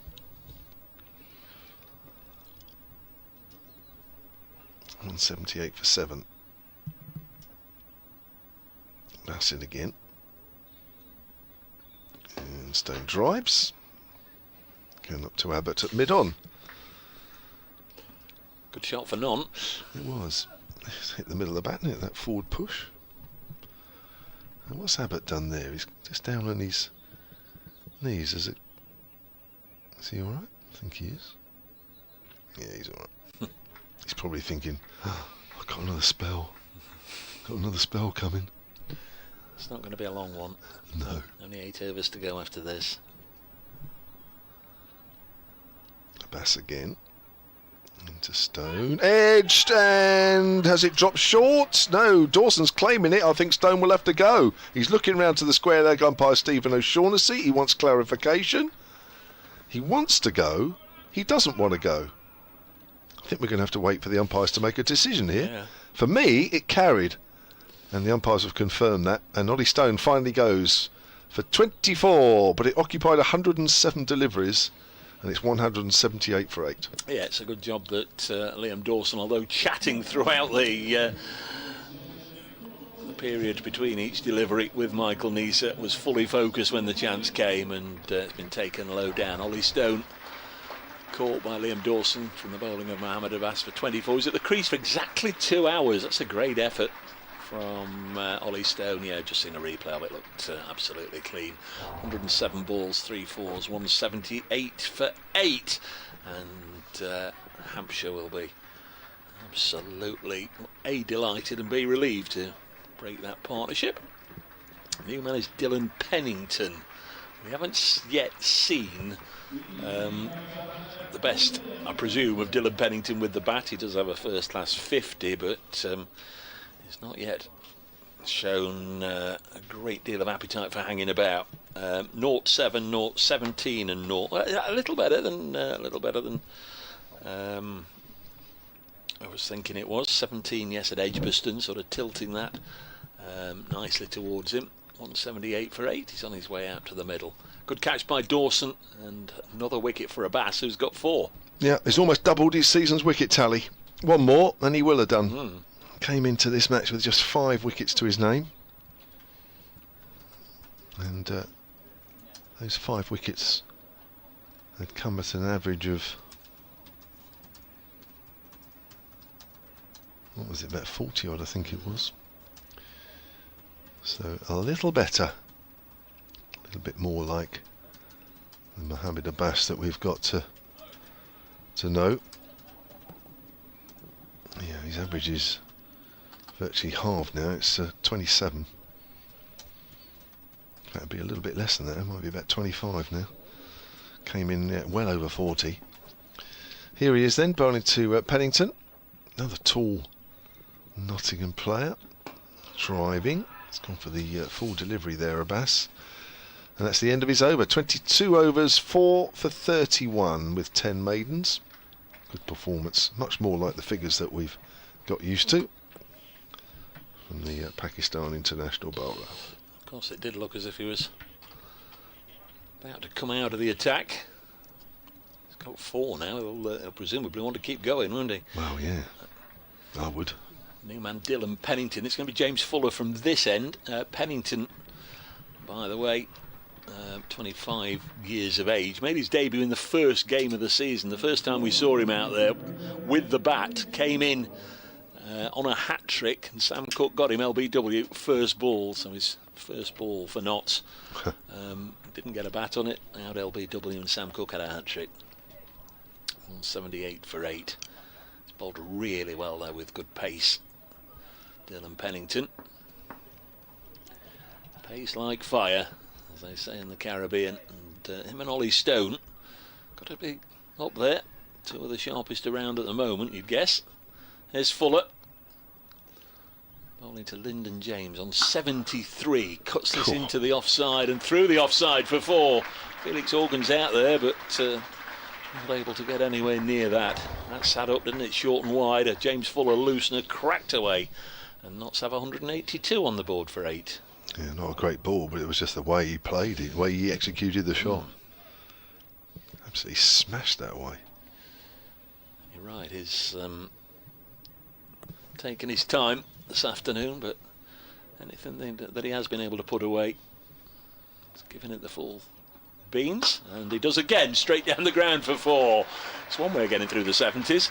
He's very quickly gone from 73 to 77 to 81 with 2 balls at the start of this James Fuller over, and Michael Neese has just asked by his captain, could you just pop out of the slipcord, old boy, and go in at mid-wicket? And Keith Barker, you were sort of doing 2 jobs there, mid-wicket and mid-on. Can you go a little straighter? That's a nice shot. There's Fuller. James on 81, 186 for 8. Ball's now edged short of Liam Dawson at second slip this time. Nearly carried. Not quite. Good stop. Sense it was a little bit of trying to run it down to third man as an afterthought.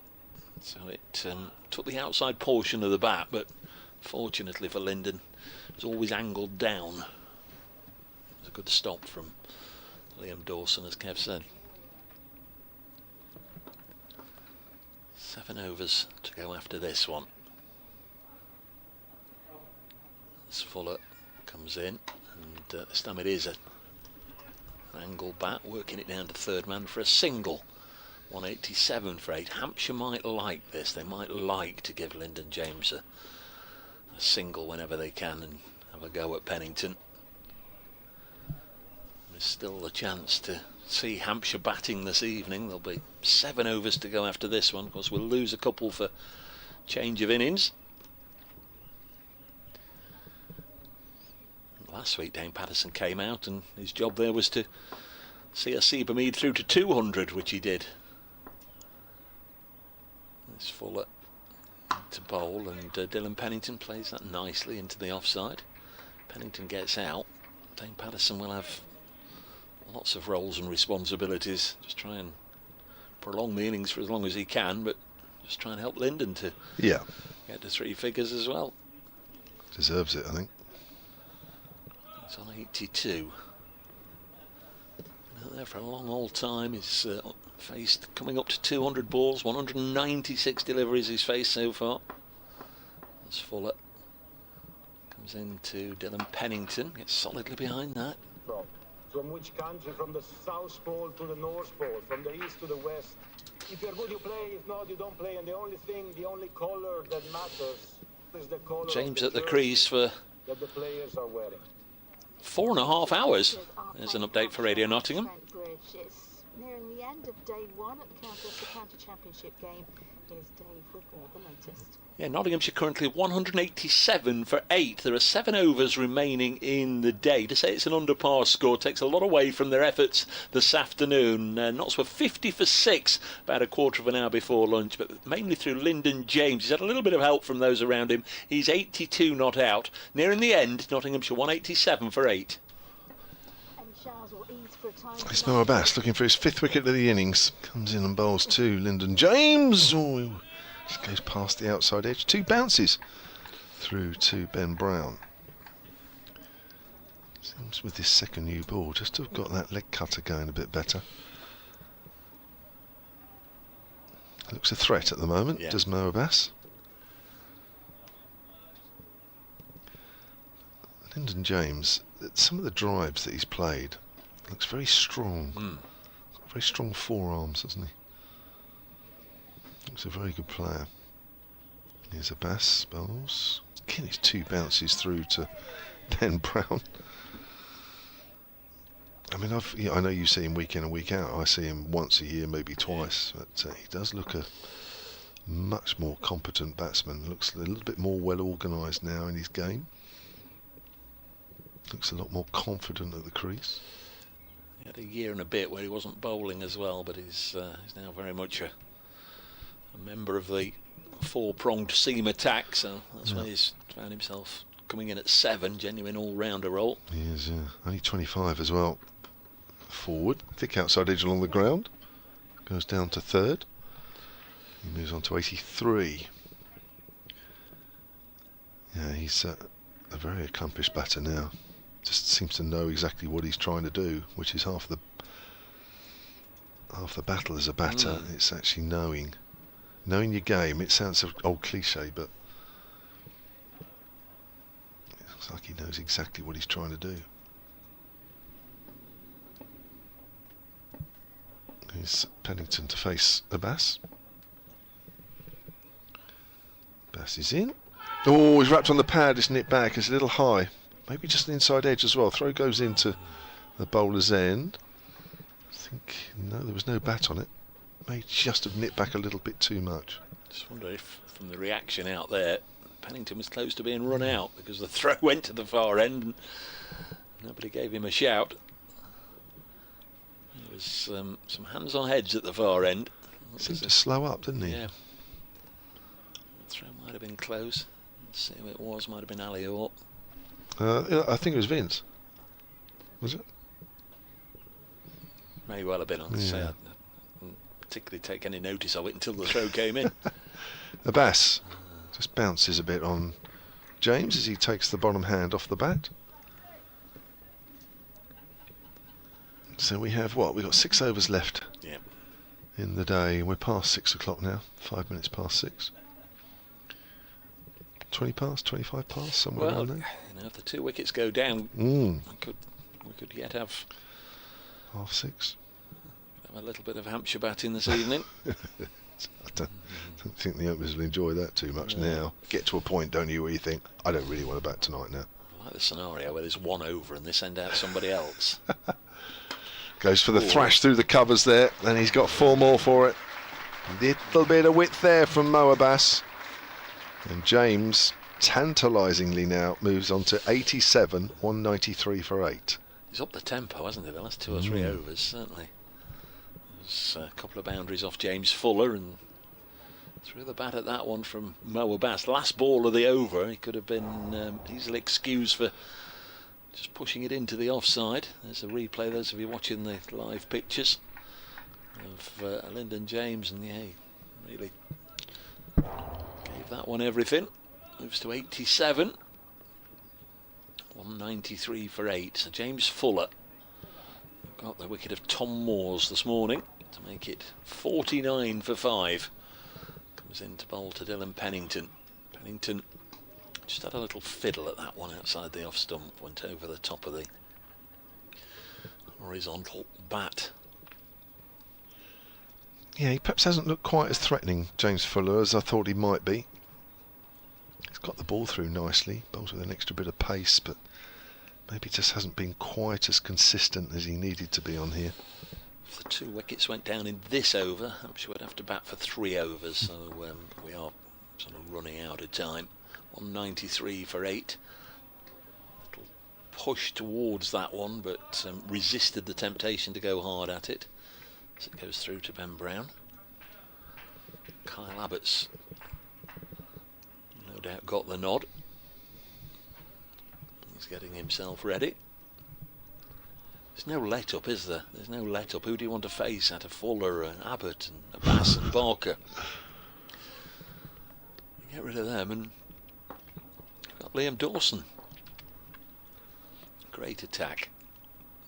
Fuller bowls, and that one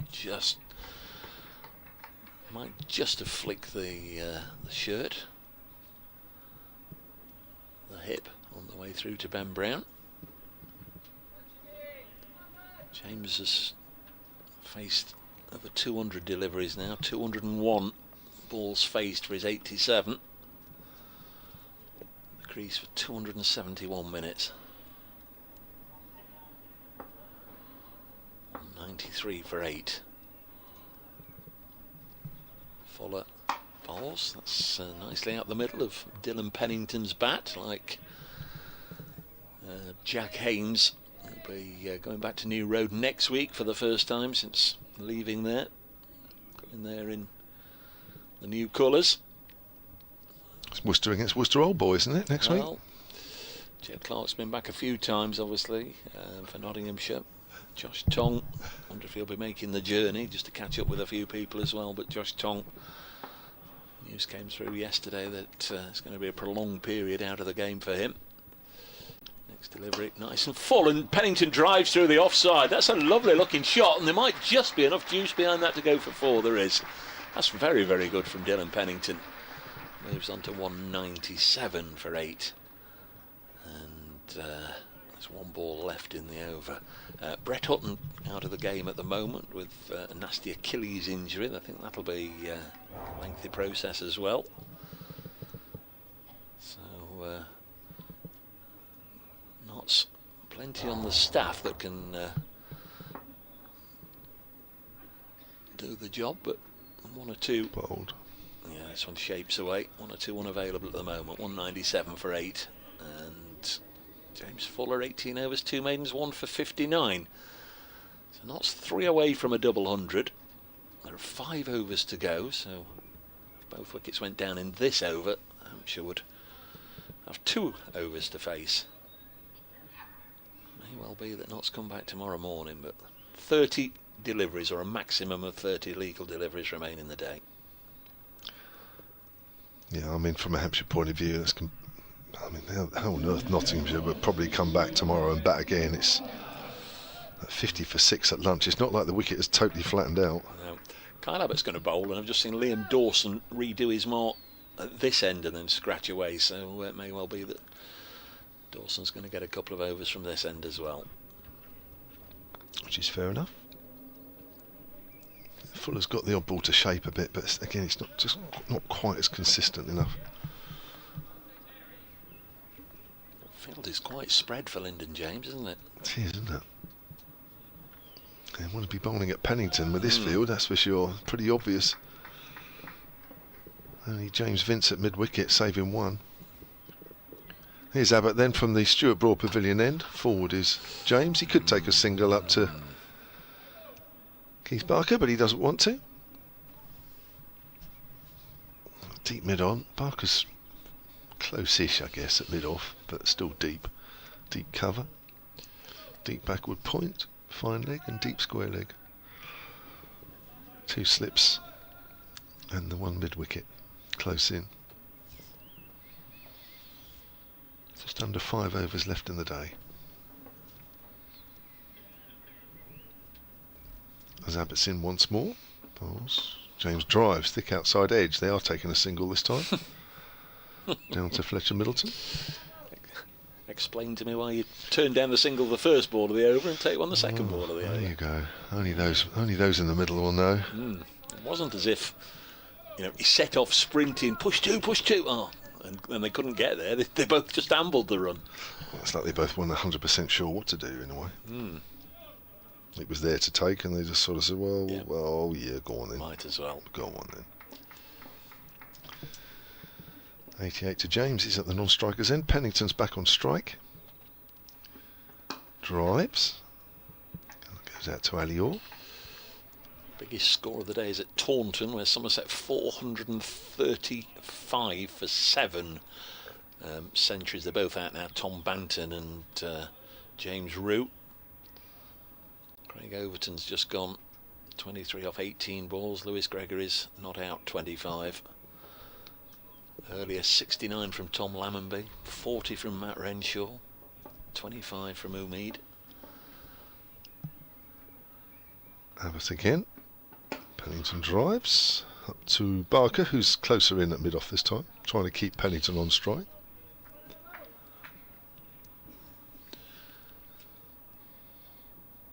$198 for 8, on the verge of 200. Who would have thought that at lunch? Unbelievable. I'd have lost a few quid. Well, I would at 11 o'clock, and they said you can have a full day's cricket. You're only going to see 200 runs scored in the day. Well, we haven't even got that yet, have we? No, the scoring rate's not been great, but it's been tricky wicket at times. Short. Pennington initially went to play it and just ducked underneath it at the last moment. They Good could have bouncer. headed that away for 4.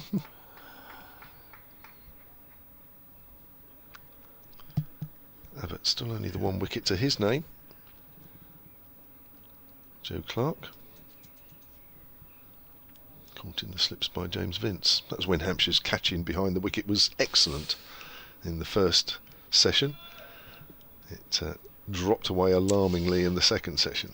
A critical eye being cast by Mr. James. Well, it's cost them. No doubt about that. Here's Abbott again. Pennington drives up to mid-off. That's the end of the over. 198 for 8. 4 overs left in the day's play.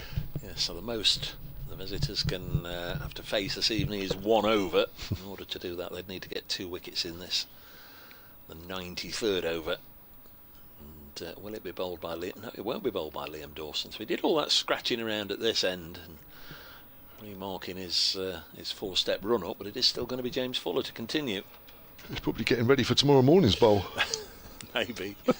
On 98 for 8. Lyndon James on 88 now. Will he want to make sure he keeps possession of the strike for this and future overs here? He's been out for 96 this season. He stood there, he got a full toss,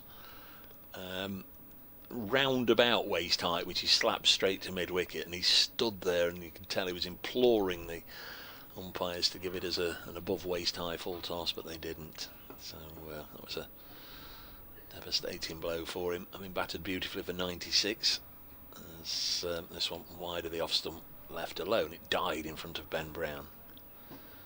Does have 3 first-class hundreds, but I'd love to get another one here. And when you get to 88, a little bit like Ollie Stone last week when we were saying with Ollie Stone, how many opportunities do you get coming in at 9, 10 and or wherever he has been in his career to get 100? He got out for 90.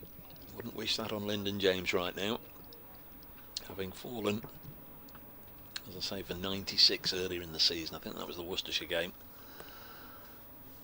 Fuller to bowl to him, drives crisply up to Barker, 3/4 of the way out at deepish mid-on, and they do take the single.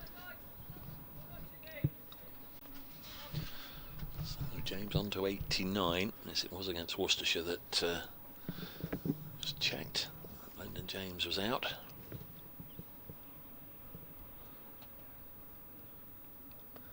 Field comes in again for Dylan Pennington. Put Fuller away for a lovely offside boundary in the last over. This time he works it square of the wicket. They looked at each other, declined the opportunity of going through for a run. Are you going? Are you going? 199 for 8. In the good old days, Notts would require 1 more run for a batting point, which would have seemed absolutely extraordinary at 50 for 6. As it is, need 51 more runs for a batting point, highly unlikely. Pennington on strike, and he's not going to get there flashing at those. That was wide and went wider still with Pennington chasing after it. Didn't get anything on it.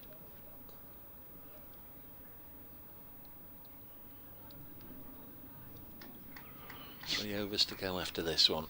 Notts can survive this over. Means they won't have to come out and have a bowl this evening. There's Fuller. Bowls, lovely shape on that one, but Pennington doesn't nick it. 1 ball left in the 93rd over. This morning, disastrous start for Notts after they'd been put in. Ben Slater and Will Young both out without scoring, 0 for 2. At the end of the 6th over, 17 for 3 when Joe Clark went for 4, 37 for 4, Seba Mead out for 20, then 49 for 5, Tom Moores for 17, Jack Ennis went for 8, 50 for 6. Full of bowls, and this one's really nicely played from in front of his nose by Pennington. Angled it down into the ground to third slip Vince, end of the over, 199 for 8. So Hampshire won't have to bat this evening. This afternoon only 1 wicket went down, that of Calvin Harrison, made 25, bowled by Liam Dawson. That was 119 for 7 after a partnership of 69. Then there was a partnership of 59 for the 8th wicket. Ollie Stone caught by Dawson from the bowling of Abbas. And since then, 21 now added between Pennington and James. Lyndon James on 89. Kyle Abbott to continue from the Stuart Broad Pavilion end. This field scatters once more because it's James on strike. Still the 2 slips though. As Abbott comes in and bowls, and oh, that's just straightened off the pitch. Beats the forward drive of Lyndon James. There's some bigger grounds around the country where the skipper puts everybody on the boundary. You can just drop the ball into a gap and sprint two before they can come in off the boundary. It doesn't generally happen here. You can get twos, of course, but you've got to play the ball into the gap away from the fielder. But if you just drop it, it generally gives them half a chance to come in and stop that second run. Here comes Abbott again then, bowls. Oh, again, that's pitched and bounced and straightened. Still life in this pitch. Yeah, I think the most obvious area would be behind square on the leg side if they were to look for two. Bigger boundary away to our left than to the right. He's not giving him too many to hit on the leg side at the moment. I was going to say, he'd be struggling to work those last two deliveries on the leg side behind square. Struggling to get a bat on it at the moment, these last two. Good deliveries, really good deliveries to start this over off. Abbott in again. Drives, just get a bat on it this time. They'll take a single driven out towards deep mid-off. And that's the 200 for Nottinghamshire. It's come up in the 94th over, 200 for 8. Great recovery from the home side here. This looks a little bit more presentable. So that's a good score now. For me, that's a good score on this. You've got some good bowlers out there. Pennington, you've got Ollie Stone, just to name but two. It'll be hard work for Hampshire, no doubt about that. Yeah, Patterson's been doing his stuff again. Of course, I keep forgetting about Patterson. There's another bounce. That's almost taken Ben Brown with it again.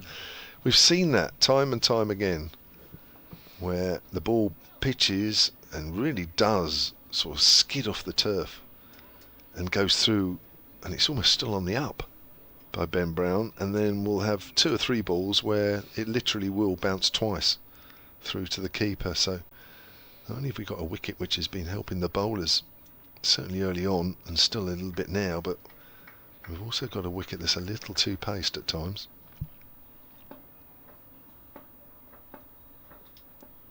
There's Abbott again.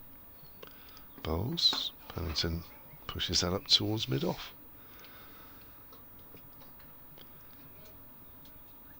So there's definitely something still there, which makes this 200 worth a few more. But if the sun's out again tomorrow, then, and of course, between innings you get the heavy roller. That will start to deaden things down. But at the moment, this second new ball is into its 14th over. The bowlers are still getting a bit of help. Abbott in again. Running in. Drive, edged, past the diving Vince at third slip, and that'll be 4. Abbott looks up to the skies, and another one. He just can't seem to find those bags of wickets that he's used to taking.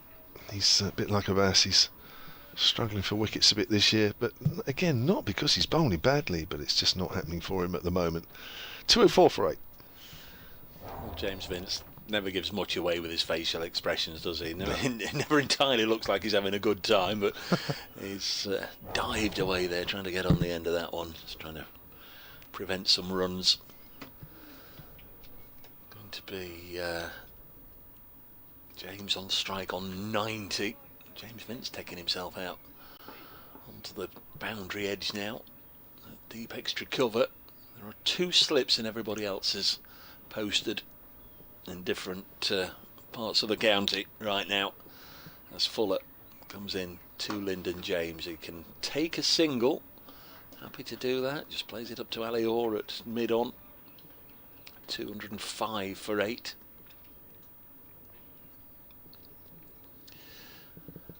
Don't know. That was probably was the right thing to do, wasn't it? If a wicket had just gone and Pennington had come out as a night watchman, you would want Pennington to take all the strike in this scenario. As Fuller comes in to bowl to him. Oh, that one just kept a whisker low, didn't it? Scuttled along the ground. Again, isn't it? It's definitely odd paces at times off this wicket. Yes, my initial thought when he took that single was why squander the strike, but I guess it's probably the right thing to do. Have some faith in Dylan Pennington just to hold his end up. At least Lyndon James can't get out ways at the non-striker's end, or shouldn't get out at the non-striker's end. Fuller into bowl again to Pennington, and he's run this away for 4. Played that shot a couple of overs ago, and he's played it again nicely now, down to third man in front of the Hound Road stand for 4 more, and that's up to 209 for 8, and Dylan Pennington into double figures on 12. And in an innings that began 0-0 for Slater and Young, the sight of Dylan Pennington still here right at the end of the day in bright sunshine, moving to 12 not out, will gladden the heart of many a Nottinghamshire supporter who maybe had just about given up on them by lunch. 209 for 8. Fuller in again, and he'll work this off his hip, and he'll get another single. 210 for 8. And with 2 balls left in the over, Lyndon James back on strike. 1 over to go after this one. 210 for 8. And seems as if Notts are going to very close to getting to the end of the day. We'll start again tomorrow morning, of course. Those of you that follow the pictures on Trent Bridge Live, Aaron will be down on the field around about 11:15. The live stream will come on about 11:15 as Fuller is in and bowls, and James will take a single. It's his 92nd run. 211 for 8. If you tune in about 11:15, you'll get today's highlights, you'll get the interviews, you'll get the build-up from Aaron ahead of day 2. Kevin and myself will be joined by Rita Green from BBC Sport tomorrow, so different voice, different opinions, different personality to help us through the day to entertain you. 1 ball left in this, the 95th over. Pennington on strike, and he's whipped this one away, and he'll get a single. 212 for 8. So we will go through the day with Nottinghamshire not losing all 10 wickets, because there's only 1 over left. So if one goes down, they'll walk off. Kev's shaking his head. He can't believe that from 50 for 6, Hampshire haven't bowled Notts out. That was in the 24th over when the 6th wicket went down. Absolutely incredible. I mean, it was, people looking and reading the match report will say, well, I did everything this morning and then flattened out from lunchtime. It's not actually been the case. There's still been bits in it for the bowler all day. Lyndon James, though, has played absolutely superbly and really made Hampshire pay for dropping him twice. He's at the non-striker's end, and he ought to stay at the non-striker's end, really. Yeah, Pennington should act as a night watchman here. Here comes Abbott, bowls to Pennington. Pennington drives up to mid-on. He'll probably think differently. But Lyndon James needs protecting now. He might say, well, 2 shots and I've got me 100 and walk off. But I think realistically, he's going to have to think about it all night, all tomorrow morning before he comes back at 11 o'clock. Just say thanks once again to our excellent camera crew, Connor, Callum and Lewis, out there all day in warm testing conditions, I guess. Abbott again to Pennington. Oh, it's just straight diffraction. Pennington, well, if he was playing at it, he wasn't convincingly playing at it. Just a half-hearted forward prod. Certainly been a better day than for the 2 rounds at the start of April. Chilly. So we'll do it again tomorrow morning. We'll start when the players come out. Be on the BBC Sport website and app as usual if you want to join us. Abbott again in the evening sunshine. Pennington again, he's playing and missing. Good bowling here from Abbott. You have to say he's been on it all day today. It's just not been, again, just a day where it's not really worked out for him. 1 for 33. He's halfway through his 20th over. I always think with Abbott, he's bowling well when he actually gets the leg cutter going So often over the years we've seen him bowl the off-cutter to devastating effect. But we do see from time to time that the leg cutter comes in, and for me that's when he's really bowling well. And we've seen that today. He's just not really found the edge often enough. Pennington pushes that out towards mid-on. There's a bit of shall we shan't we there, wasn't there? I'm not sure the calling between these two has been that great out there. They're now having a chat. 2 balls left on day 1. First session belonged to Hampshire. The last 2 have belonged to Nottingham. 2 sessions to 1. Well, I don't know about that, but it's been a bit of a fight back. What was it this afternoon? 67 for 1 this afternoon. Here's Abbott. Oh, this could be out. Oh, it is. He's on the crease. It hits him on the pad, and that was out from the moment that it struck the pads. And Nigel Long has his finger up, and that will be the end of day 1. Kyle Abbott has picked up his 2nd wicket, and Nottinghamshire close on 212 for 9. Yes, Dylan Pennington out, and also, crucially, it's the 5th ball of the over, so Dane Patterson will come out tomorrow morning. He'll be on strike for 1 ball. Nice and fallen, Dylan Pennington out LBW. That is the end of the day. 212 for 9 Nottinghamshire after 95.5 overs. Lyndon James 92 not out. He's not going to have too many opportunities, I guess, in the morning, so we'll have to make the most of it. Terrific knock from Lyndon James. Faced 210 balls, 8 fours at the crease for getting on for 5 hours, 4 minutes short of 5 hours. That's a fabulous knock from the young man. Into the 90s for the 2nd time this season. Couldn't quite get over the line against Worcestershire. Not supporters and family and friends of Lyndon James will be hoping he can get to a deserved 3 figures tomorrow. Thanks for your company today. We're going to be drowned out by the sound of the hover cover being brought on. Very much enjoyed bringing you coverage today of this Division 1 game between Nottinghamshire and Hampshire. A 30-second thought on the day, Kev? Well, it's been very watchable, isn't it? Even though the runs haven't exactly been free-flowing, but the ball's always offered. And there's needed to be some skillful batting. Lyndon James has certainly showed that, and he's deserved he's deserved, isn't it, being on the verge of scoring 100. Thanks very much to Kevin James. Very much enjoyed his company and his commentary today, and very much enjoyed all our interactions with our correspondents, both on the email to Kev and those of you that have taken trouble to get in touch on Twitter. And thanks just for being there, for listening and watching. From Kevin and myself, we'll do it again tomorrow morning. We'll leave you at the end of the first day here at Trent Bridge. That late wicket means Notts close on 212 for 9.